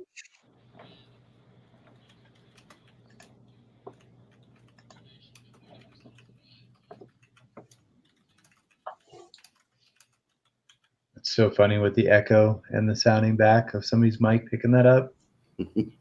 He's got like 184 people in there right now.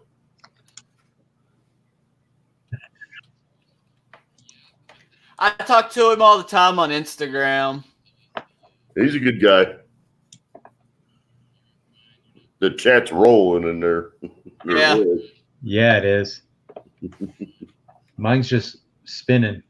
Yeah, I've got him set. Oh, make sure y'all give Roger love if y'all ain't checked out Roger's Fix-It Barn. Roger's an awesome dude. Yeah, he was on here last week or the week before, wasn't he? Yeah. He's a good dude. Yeah, I think I got Roger.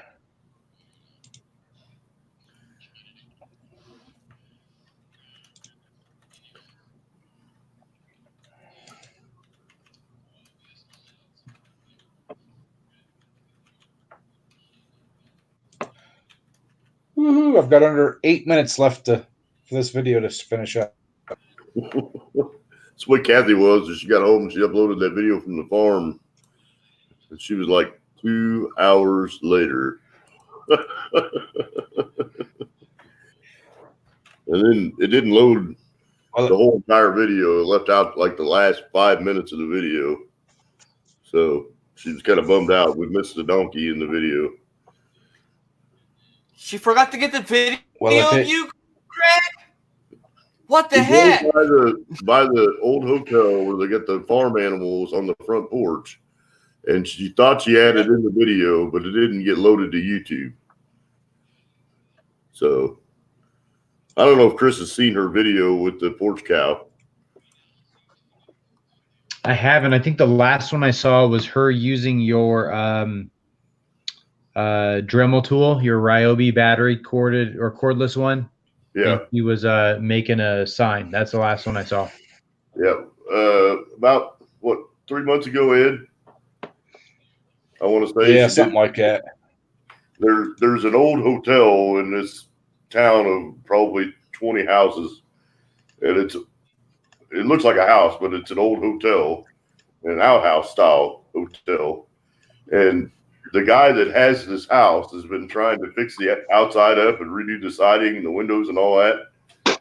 Has brought animals in to eat the grass in the yard, and there was a cow up on the porch as we were driving by this old hotel. The title of the video is like Kansas Porch Cow or something. It's hilarious. Now they've got a donkey or 2 donkeys in there. And whenever you drive by, if you slow down, the donkey will just screech at you. I had Stacy with me, and Stacy uploaded a video of the donkey screeching and twisted off. Yep. I'm going to go grab one more beverage, and I'll be right back. Okay. Stacy was just floored by the donkey. He said, "What the hell is that?" And then I said, "The donkey is hungry. He wants you to stop and feed him."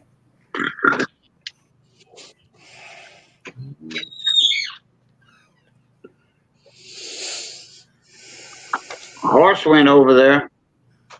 Yeah, I seen that. He gave you a shout out. He said, "Thank you all for coming in from Brandon's channel."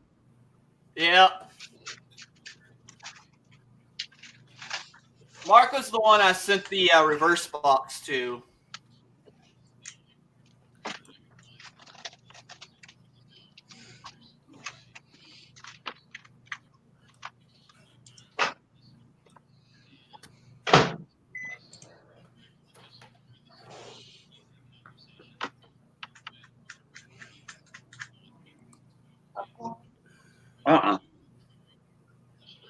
What's that?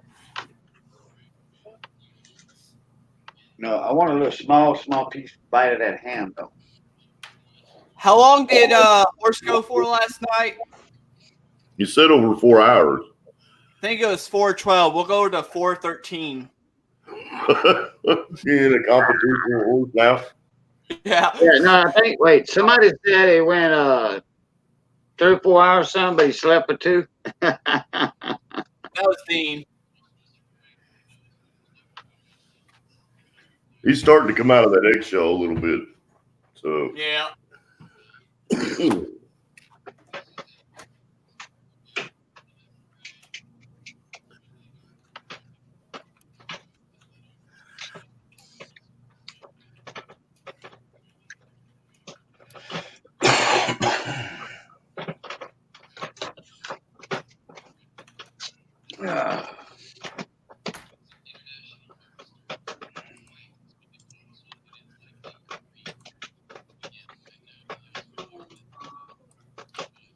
Woo, we're under a minute. Under a minute for my video rendering. nice. Nice. Is that part 2 of the Kawasaki video? Yes. Sweet. And the sad part about it is it's a 22-minute video. It's taken over 3 hours to render it. Better than the 9 hours I spent rendering that 3-hour video on mowing. That I thought was going to be like, 20 minutes. I still don't know why my editing software didn't fast forward all that like I had it set to.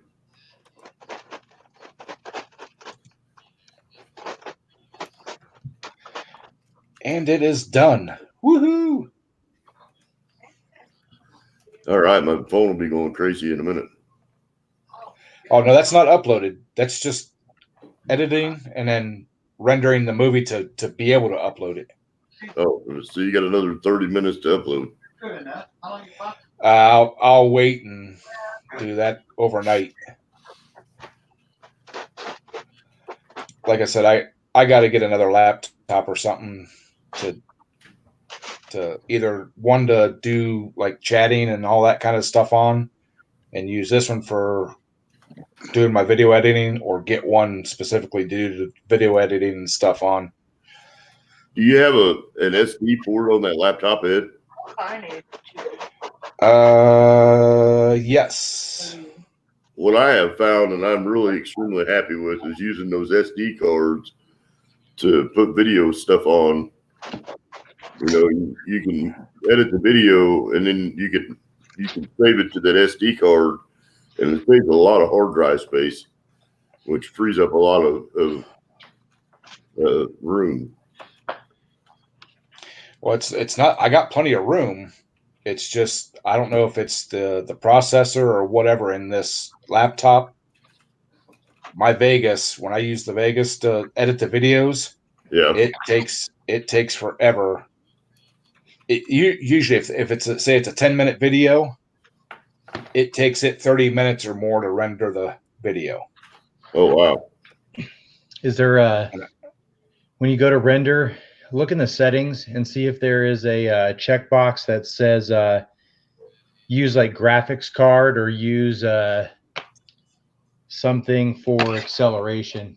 Sometimes that'll help. Sometimes that'll hurt. Okay.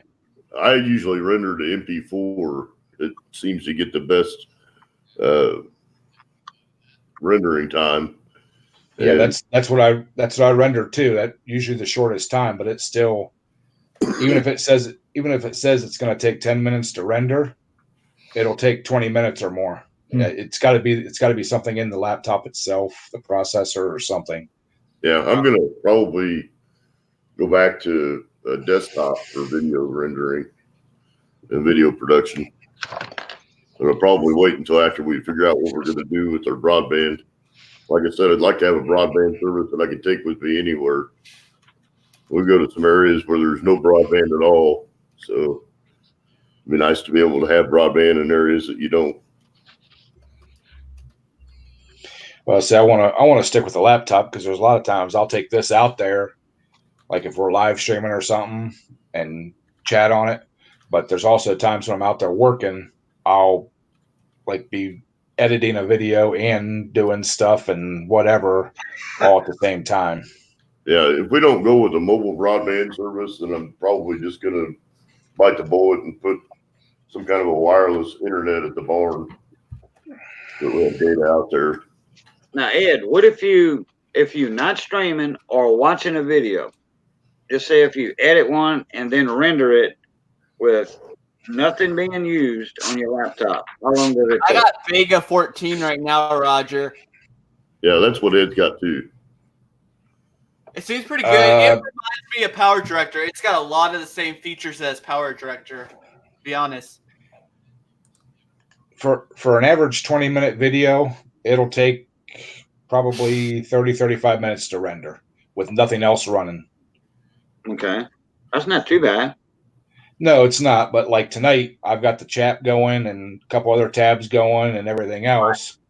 Right. And it just when I first started rendering the video, it said it was going to take like an hour and 5 minutes to render. Well, we've been on here for 3.5 hours and it just finished. Oh, okay. Now, are you running the YouTube side and the StreamYard side? Yes, but I just have a pop-up chat from the YouTube because a lot of times my StreamYard chat box will not update.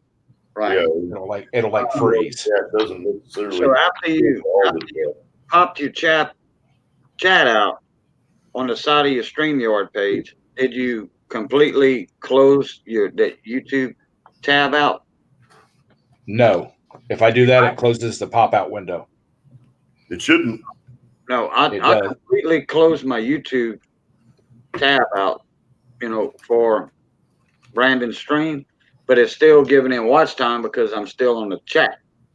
Yeah. So I actually have about chat, Ed, or something not copacetic somewhere because it should allow your pop out to run.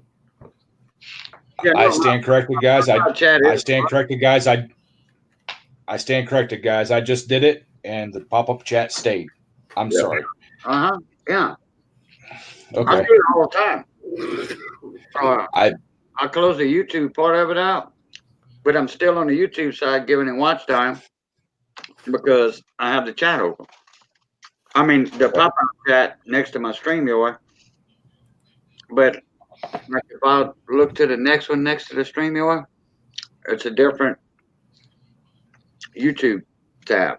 It's not Brandon's tab. Yeah, I normally pop chat out because the StreamYard chat doesn't show you everything that's going on in the YouTube chat. Yeah. Right. It's a delay. Like, yeah, especially if you're a moderator. You know, like I am. You know, because I keep an eye on the chat patrols and stuff like that. And the YouTube side will show me stuff that the StreamYard chat don't show me, like you said. Yep.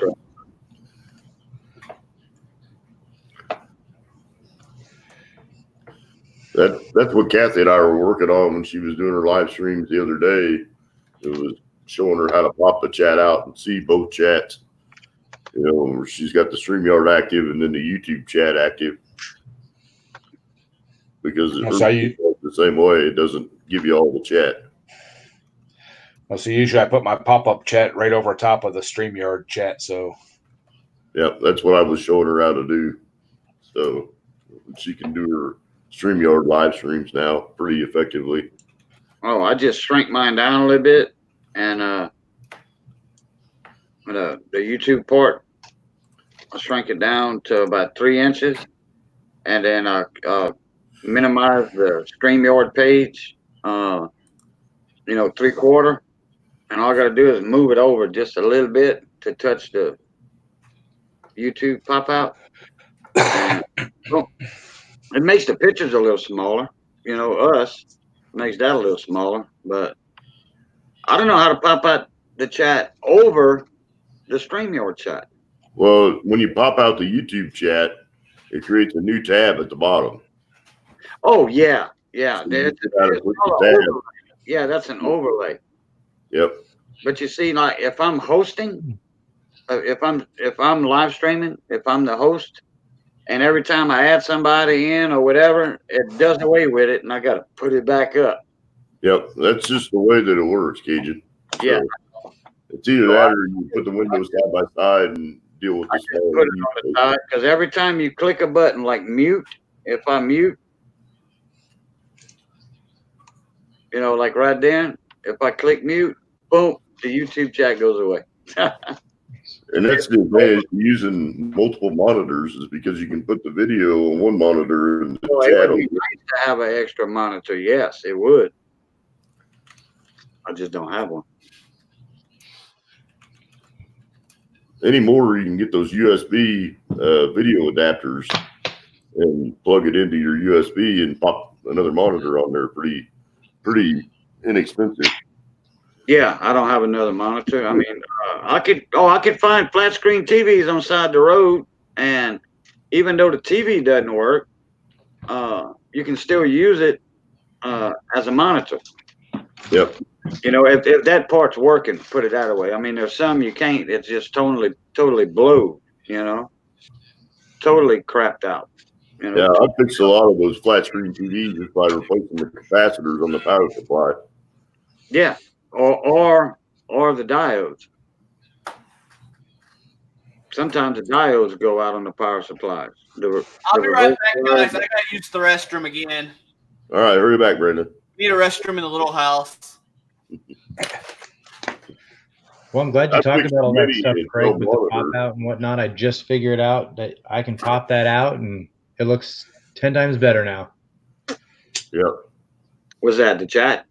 Yeah, because like I have a monitor here, I have a monitor there, and a monitor there, and so my eyes were always going here and here and here. Right. And now here is the I have the StreamYard here, and then on the same monitor I have the chat right there. On the side, yeah. On the side, and then on the other monitor over there I have the actual YouTube video, which I don't really need to see. Right. Right. Because that one's the YouTube's delayed compared to StreamYard's. Right. Yeah. Yeah. The YouTube is instant. Because you can watch when somebody watch. Check this out. Well, you know about it already. I'm going to type something right now. I just entered. All right. Yeah. So the chat's instant. Now watch it. StreamYard. It's going to take 4 seconds. Yep. Yep, and the StreamYard is delayed. Yeah. But the StreamYard video is quicker than the YouTube video. Yeah. Oh, yeah. Naturally. Yep. That's real time. Yep. Well, I found something out too the other night when I was doing my live stream that you can end your StreamYard broadcast. Yep. And everybody that's on the panel can still see each other and talk to one another. Yep, that's true. And there's a lot of people that have hangouts in the StreamYard. They won't start a stream. They'll just open up a session. Like you're going to start a stream in StreamYard, and they'll just invite people, and they'll just have meetings in there like we do in Hangouts, Ed. Yeah. All you do is you kill your you just get out of the live part, but you don't leave the studio. Yeah, you kill the broadcast, but leave kill the live part, but don't leave the studio, and none of us leave the studio, and we can have a private confab. Yep. Well, horse scared the crap out of me the other night because I wasn't paying attention, and I ended the stream, but minimized the StreamYard box instead of closing it. And he said something, and I'm like, did I hit the wrong button? Am I sitting here swearing? And that's funny. Yeah, after we do an auction, like I do an auction every other Saturday, like for Joe Durbin, Craig and Kathy's in the auction too, in my auctions on Saturday night.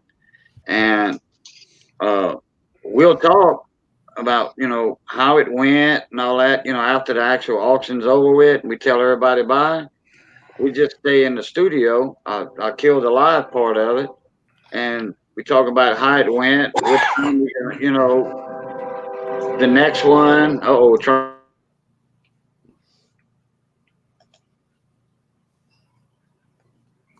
Train, rolling on down the track. Every time.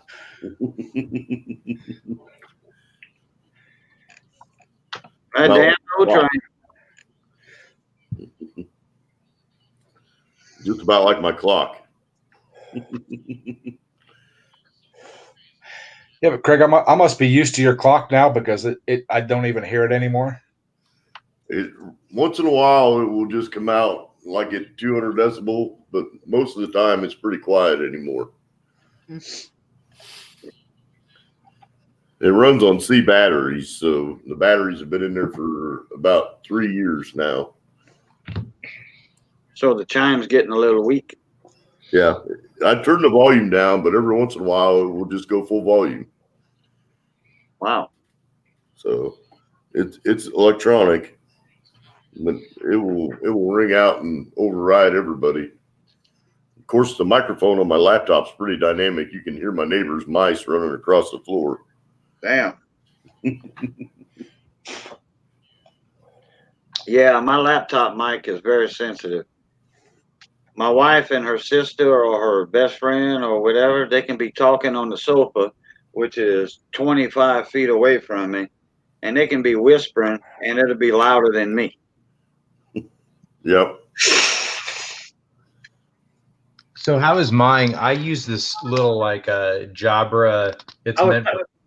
It's meant for conferences.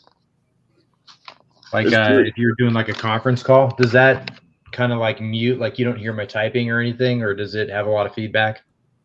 No, your audio is good, Chris.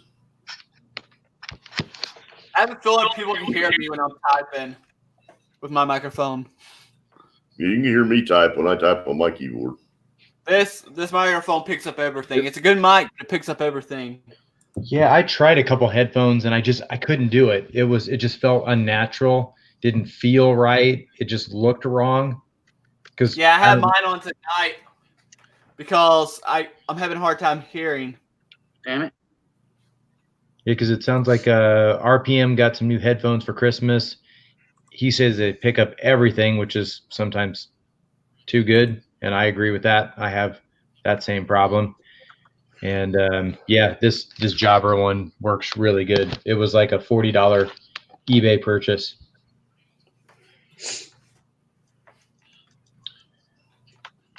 Well, Brandon, I know you did your video about what you were doing for 2020, but I'll let you in on a little sneak peek secret of what I got going on for 2020. So my channel is sometimes a little bit, people love it, they hate it, they dislike that I break tools, but to me, it's one of those things that, you know what, I think there's a lot of people that want to see it, and I think my subscriber count would say that there is a lot of people that want to see it. Yeah. So that being said, this right here is a 1-inch inline torque adapter that will break or go up to 1,000 foot-pounds. And if you were to want to look this up online, it would be an AWS ITL 1000, and that right there, so that's just the inline torque adapter. That'll run you about $1,800. What?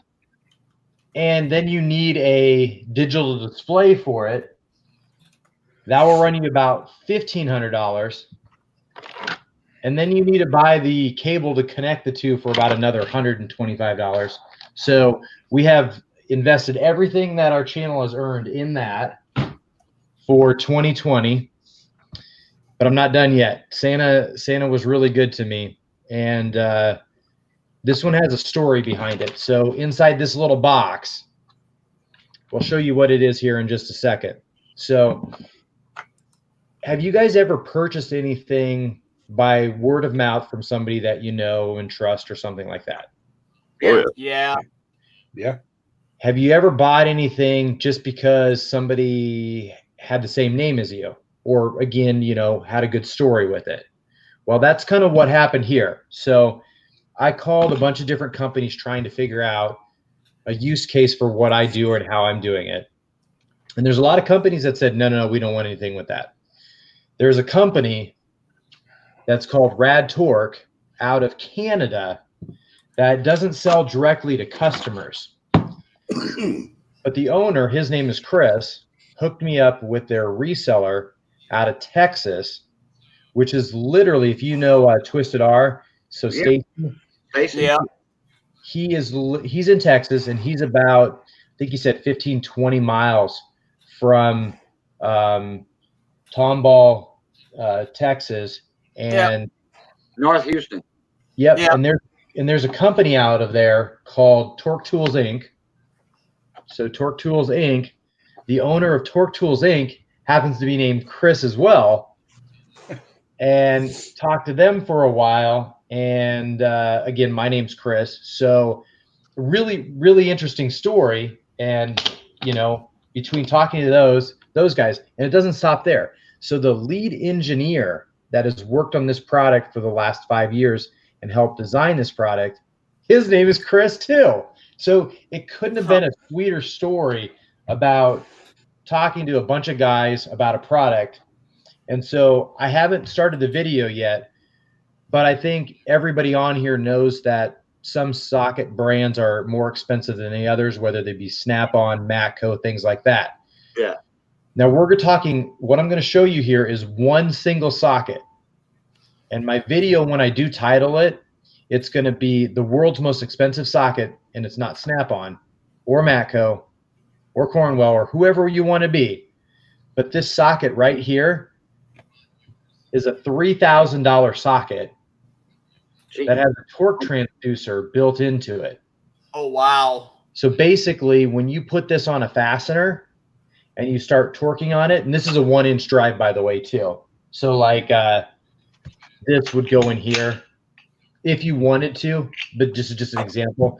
But this is a $3,000 socket that has a torque transducer in it. So it's got your digital display there, which is a Bluetooth to like an Android device. And you can see a graph of your torque displayed across it.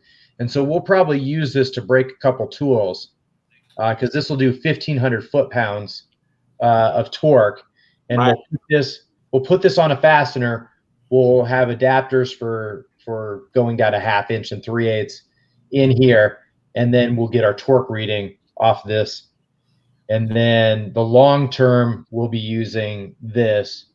So we got some really cool stuff, really expensive stuff.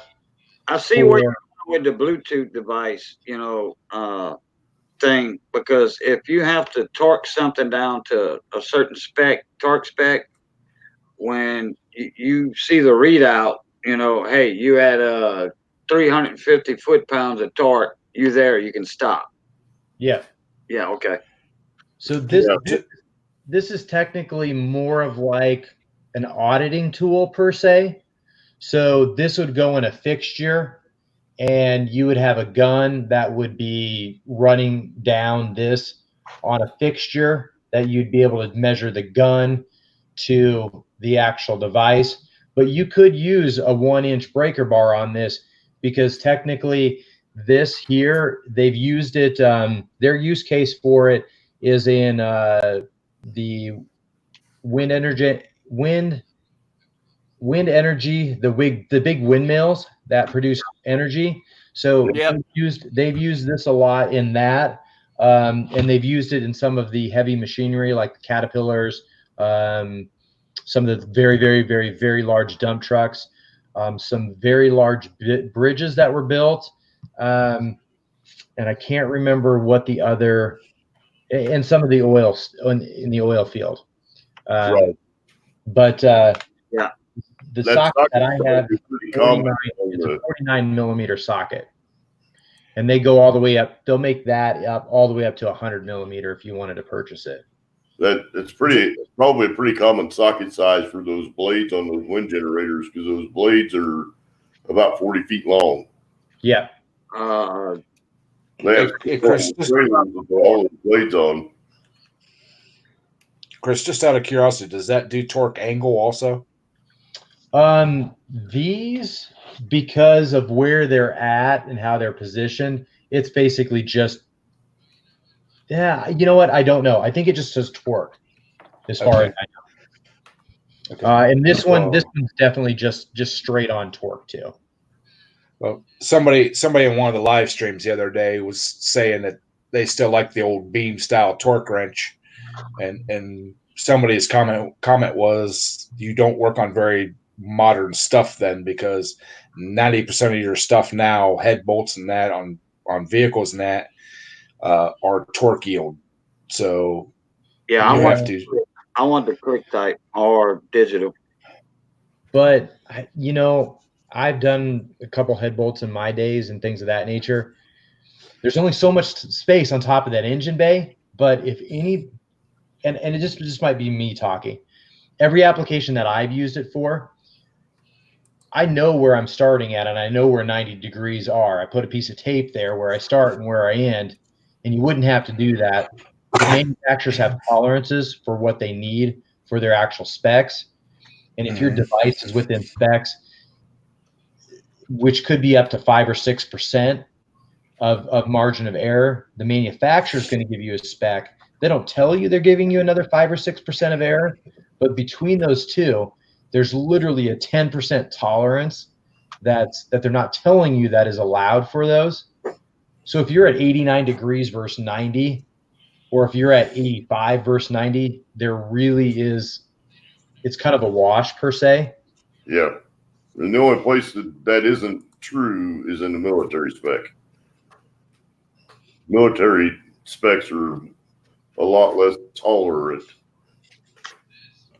Yeah, especially in aviation. That's why you have like a safety wire too. While they tell you that, I mean, they give you a guidebook. You're supposed to follow that, but really, if you personally were out of it, it's not going to be that big of a deal, like in the total operation of things. But by the book, yeah, it's out. You know how much vibration you have on helicopters? A lot. Way more than you think they have. Yep. Yeah. For every hour of flight time, they got 30 minutes of maintenance. Yep. I was aviation technician helper for PHI, Petroleum Helicopters Incorporated. And all them guys were retired Army aviation techs that worked there. 90% of them.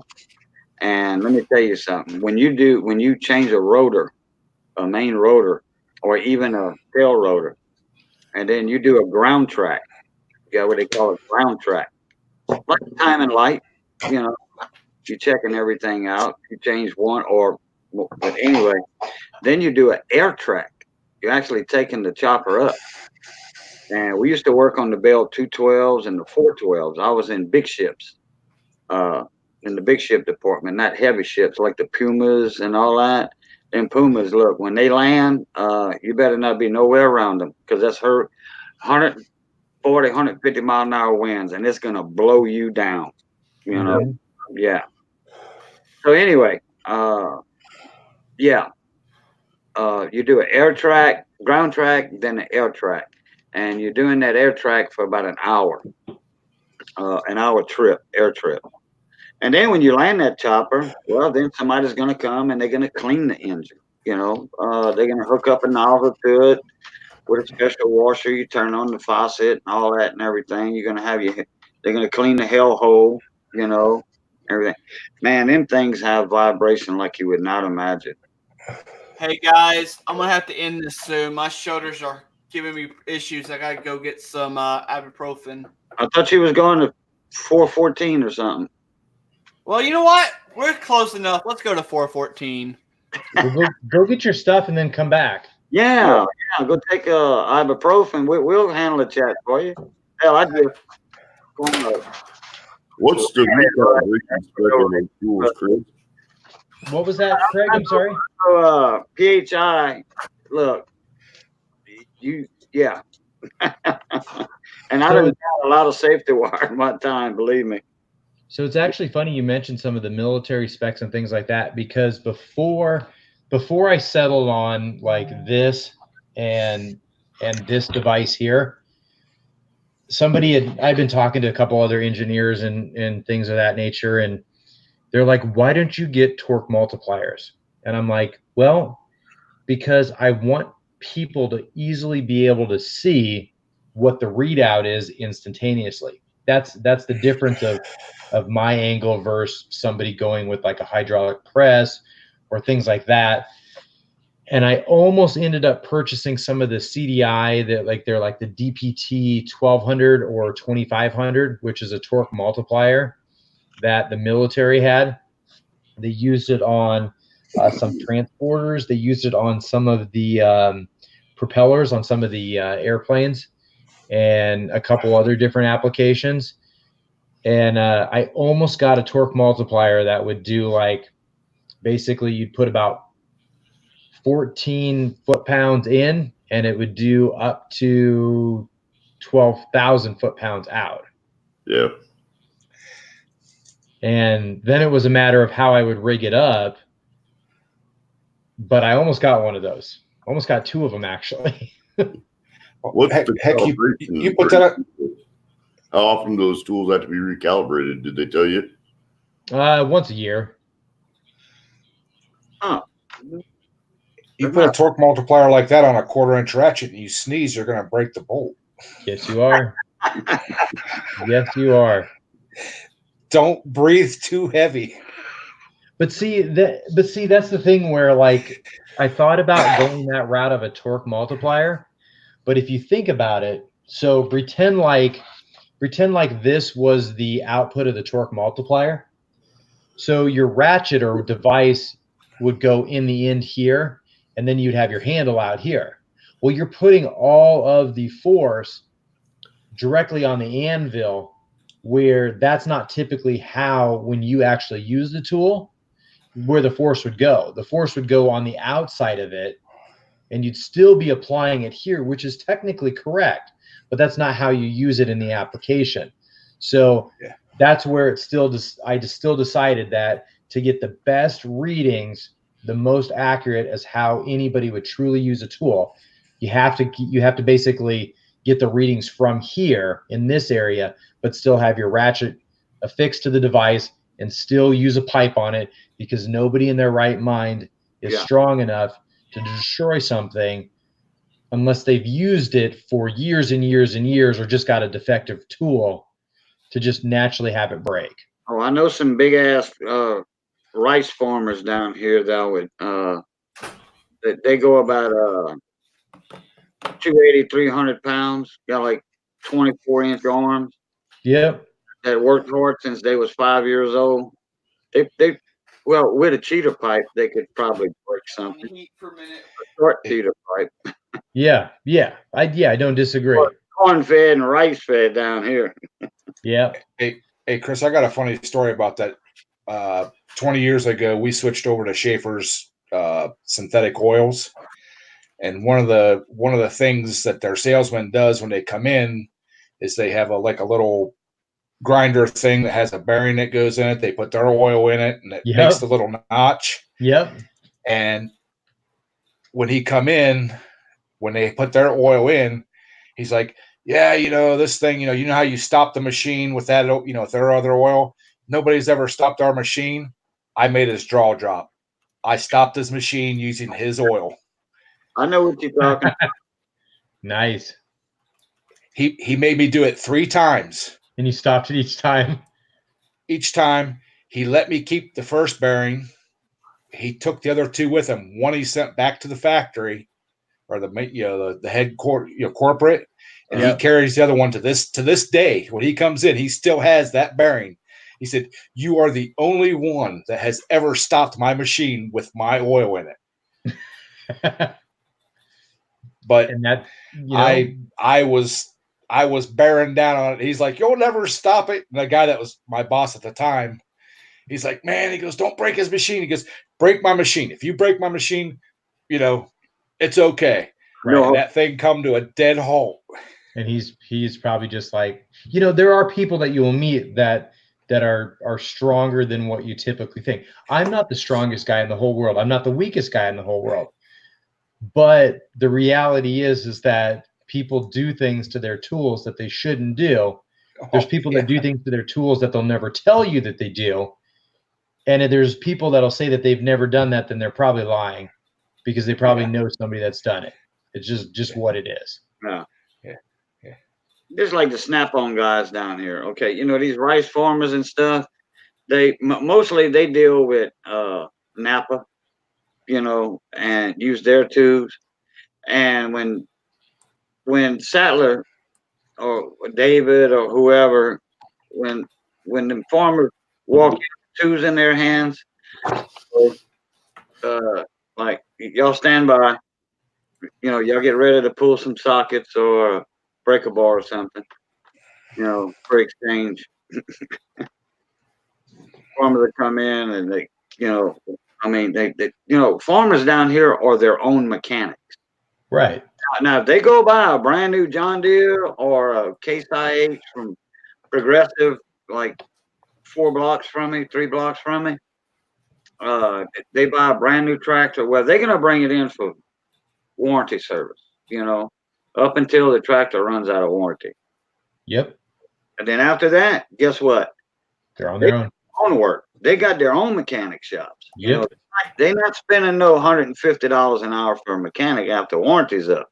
No. Right. Now, like them down here, them Fontenot boys down here, I'm talking about, these are big guys. I'm talking about, look, they make Hulk Hogan look like a midget. Okay, with his 22-inch python arms, they make Hulk Hogan look like a midget. And some eating machines too, believe me. And strong as a bull. Very, very strong guy. I mean, Shannon, the youngest boy, can take my Jeep Liberty, the ass end of it, and pick it up and hold it till I change the tire. I guarantee you that. That's how strong that boy is. That's crazy, man. Yep. Some people just don't even know. They live in their own fantasy world. Well, it's only been a couple years, probably within the last 5 years, that I've actually started using my half-inch and 3/4-inch drive sockets on a regular basis. It's just old age and arthritis is catching up with me. Yep, that happens. Yep, I used to use a lot of 1/4 and 3/8, and now I find myself going, that half-inch is really nice. And it's I'll be honest with you. A drive axle comes out, I have no shame in using a 3/4 inch ratchet with the 1/2 inch reducer on it. Yeah, I exactly. do it the other way too. I'll take my 3/8 ratchet and put it on my 1/2 inch drive sockets. No shame. Yeah, give me that 2-foot breaker bar and stuff. You know, I'm over that. You know. Yep. My mechanic,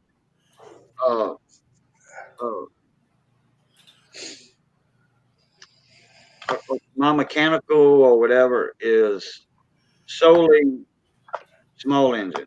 Okay, there's very little I do on my Jeep. You know, I mean, my Jeep, nothing goes wrong. You know, maintain it, this and that and the other. Well, brakes. You know, Craig knows about the brakes. Believe me, he does. You know, You can't have your wife driving around without the brakes working. yeah. Well, the brakes went out on her when she went in town. You know, so anyhow, when we took those 2 back tires off, 2 back wheels off, well, we did one at a time. Anyway, look, those lug nuts, I had never had nothing. I mean, the tires were new when I bought the Jeep, and this Jeep came from up north. It stayed down south most of the time, but we use it up north with that salt on them in Indiana, and it snows. They got that salt they put on the road and all that. Hey, it took a 5-foot or 6-foot cheater pipe with the impact socket to break those, and we had to put out. Me and Johnny B had to put out on those lug nuts. I don't know if maybe a 1/2 inch impact would have broken. Maybe. That's how tight things were, or frozen they were. I'm a mechanic and I live in the Rust Belt. You ain't telling me nothing. That's why I like my 3/4 inch drive ratchets. Man, I've got 3 of them. Oh, I just have one. I got an older Stanley one, and it never dies.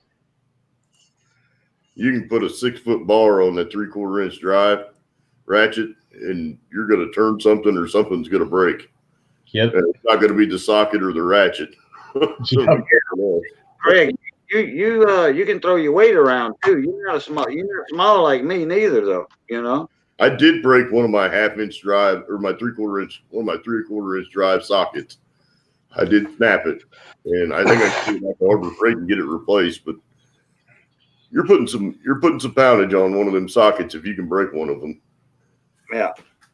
Well, somewhere around here, I still have a 3/4 inch and a 1 inch drive ratchet from back whenever I was a diesel mechanic that I actually welded the mechanism together to make breaker bars out of them because they're about 3 feet long.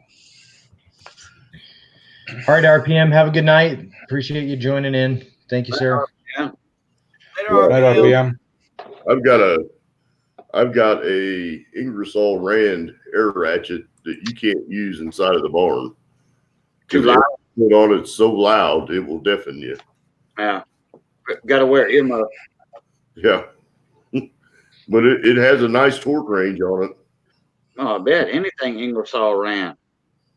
Hell, their compressors. What'd they go to? How many PSI? Those big, huge, the ones you pull behind a 1-ton truck. How many PSIs they run up to? We're going about 300 to 500 PSI or something. Something like that. Yeah. Yeah. They got your little chintzy stuff, 160, 180 PSI, you know? Well, I'll let you in a little secret on Ingersoll Rand. If you missed any of the SEMA 2019 videos, Ingersoll Rand is going to be coming out with some new hand tools. So we're talking sockets, ratchets, things of that nature. They were right next to the Powerbilt booth, and they basically formed a relationship with Powerbilt, and Powerbilt is the one that's manufacturing all of the sockets and ratchets and things of that nature for Ingersoll Rand. when those launch here and start to be available in the next 3 to 6 months. So you have a tool review channel. Yeah, you could say that. Okay. Well, what else do you have? I mean, I'm asking. I'm curious. You know, I mean, I can go to your channel and watch. I'm just curious on what you do, though. For my channel? Yeah, your video.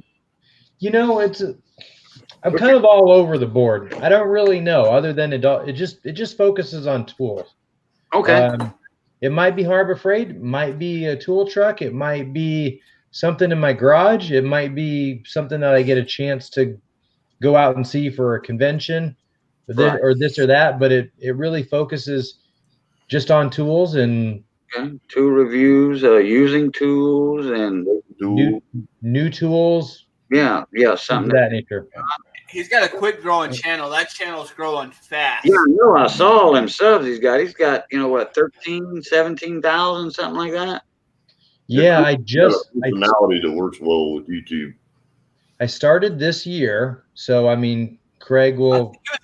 You was at 1,000 when I subbed to you. You started your channel this year? I did. Yep. You got that many subs? You did something right. I mean, my channel, technically I've had it around since like 2012 or something like that. That's how I had my channel. And I put out 2 motorcycle videos when I was getting ready to sell my motorcycle.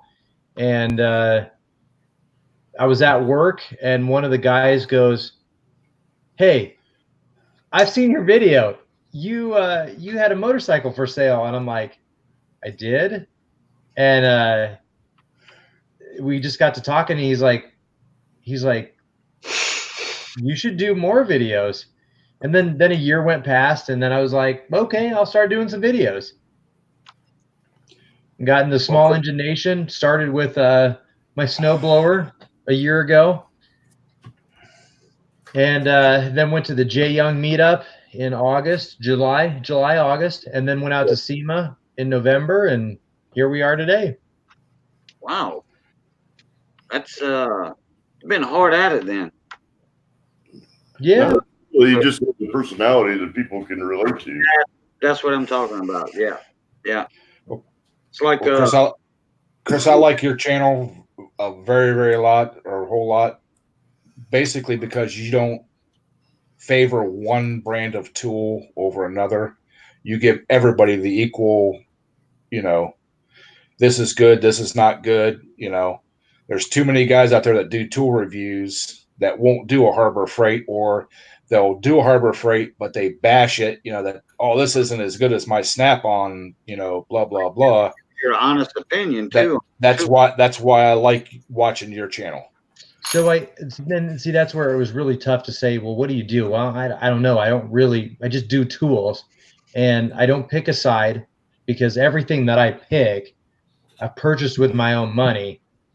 And even all the Icon stuff that came out, yeah, I weaseled my way in there, because I go to Harbor Freight 3 to 5 times a week. They were unloading a truck and they had all the stuff, and I purchased $800 worth of Icon stuff, which really in the tool community caused a lot of hate and a lot of people really slandering a lot of different things. And yeah, they had some issues with them, but they also had no issues with some of them. I mean, it's not the end all that's going to be all, because I don't have any Matco stuff. I'd like to try some at some point in time. It's just not convenient for me to try to get Matco. I got some Snap-on stuff. I got a Cornwall ratchet. I got a lot of different stuff. I still like my old Craftsman USA stuff, because it means something to me. That was the times that I spent with my dad and my grandpa in his machine shop that put my dad and his brothers and sisters through college. Right. And then everything, when my dad passed away in 2003, got split between my brother and I. And this might sound really, really stupid, but I have 5 kids. And I told my wife one day, I said, I know what my brother and I went through when my dad passed away. I want to have 5 of everything so that my kids don't have to fight over it. And that's how they can remember their dad. So that sounds really, really stupid and corny, but that was a pain point for me in my life going through and dividing up my dad's tools with my brother that I don't ever want my kids to have to go through that. Yeah, and honestly, too, with tools and tool manufacturers, feedback is their best resource because most all tool manufacturers want to have a product that people are happy with. Yeah, on your tool reviews, do you rate it like with stars or like on a scale of 1 to 10 or? I think the value in whether or not he thinks it's worth the money that they're asking for. Yeah. So. Yeah, you just don't say, "Oh no, this doesn't compare to my Stanley or my Snap-on," but you say, "Well, this tool here on a 1 to 10, it's a 4. The value for the do-it-yourselfer is there. I recommend it to do-it-yourselfer. Professional mechanic, they can decide whether to buy it or not." Is kind of like that. Kind of like that. So like think about it like Hart Tools came out new at Walmart. So what do I compare it to? Well, I compare it to Stanley because that's what's at Walmart. It would be unfair to try to compare the new Hart Tools to Snap-on. That would be dumb. I mean, you would just shoot yourself in the foot. Yeah. So I compared it to Stanley, and ultimately it's up to you to decide which one you feel is best for you. I don't always say which one's the best, but at the end of the day, if I'm reviewing it, I was either dumb enough to spend my own money on it, or I will tell you I really like this and I use this, or I'll post some more of that feedback on Instagram. Right. And it's not perfect, but like Brandon uses the Tekton stuff, and I started out with one of the big Tekton sets and actually worked my way down because all of my old tools, they were primarily 1/4, 3/8, and then spotty and 1/2 inch. Right. But typically 9 times out of 10, you don't need a full complete 1/2 inch drive set. And I didn't. I wanted it, but didn't need it. So then I went out and bought a Tekton set, and then I worked backwards and bought the 3/8 and the 1/4 inch. And Brandon's had really good luck with the 1/4 inch. And then I just started buying more tools and again trying to go onto that methodology of I need 5 tools for all my kids when I pass away. Yeah. That's kind of where it leaves off. With off of your channel is the name of your channel, Client Graphics.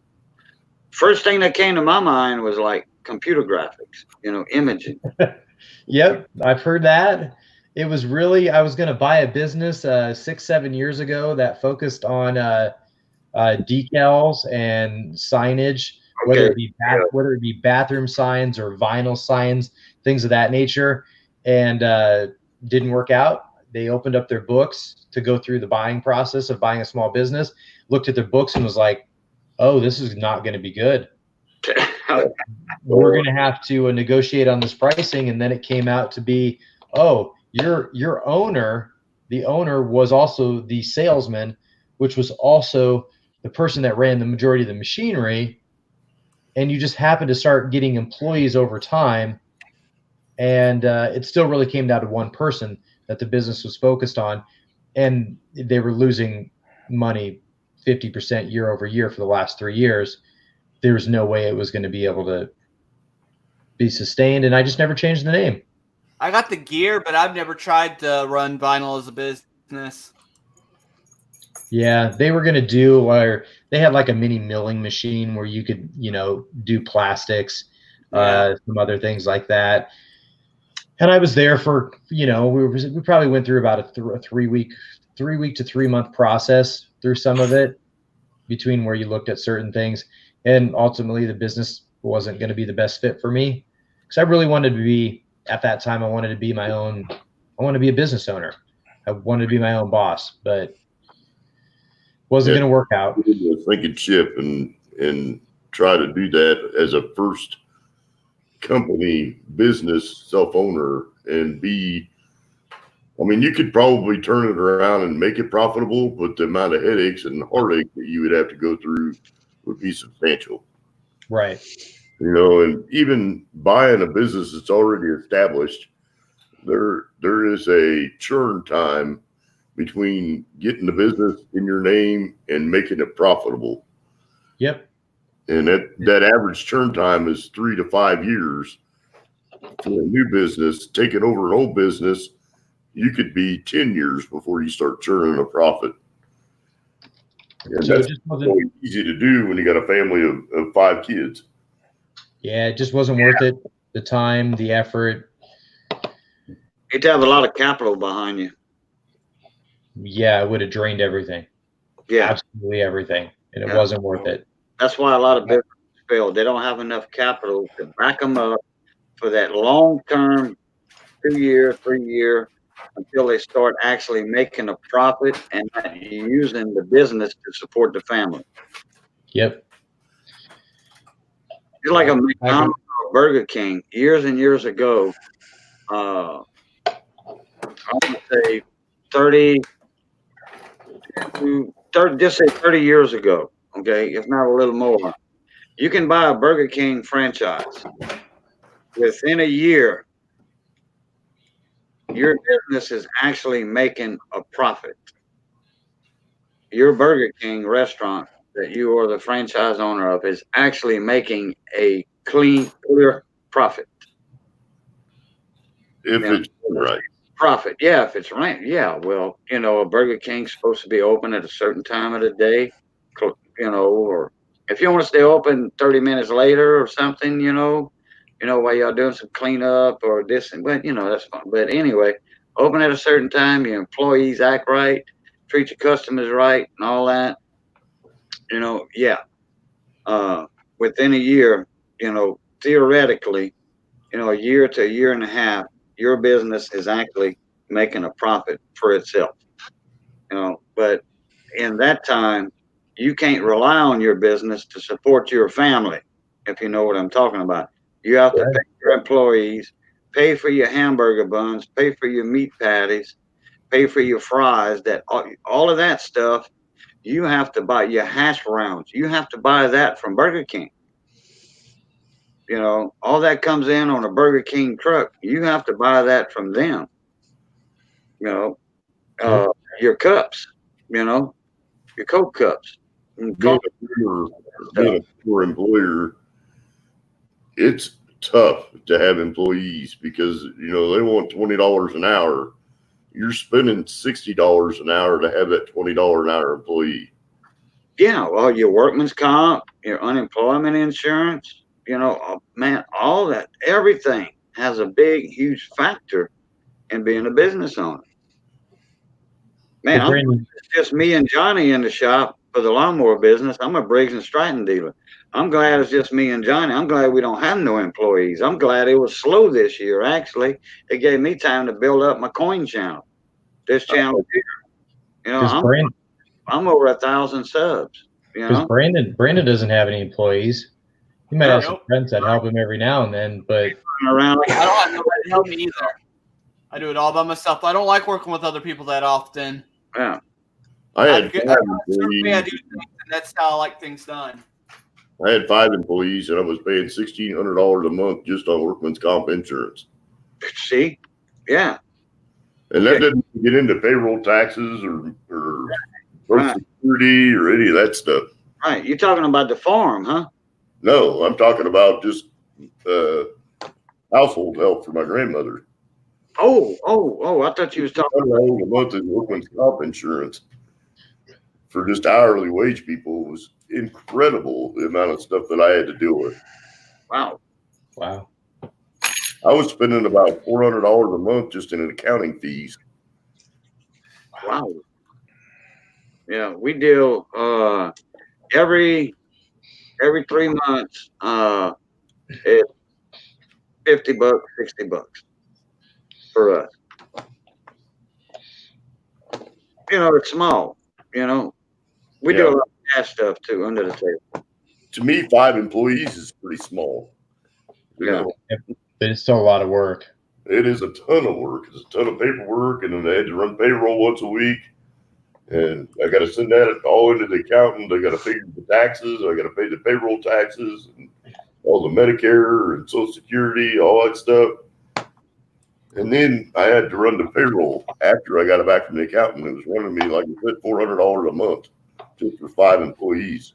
And see, that's where I looked at that business and was like, I can't afford to do that. I would want to do that all on my own because it's not worth the money to have an accountant to do all that. But you have to have it right, and it takes time to do it.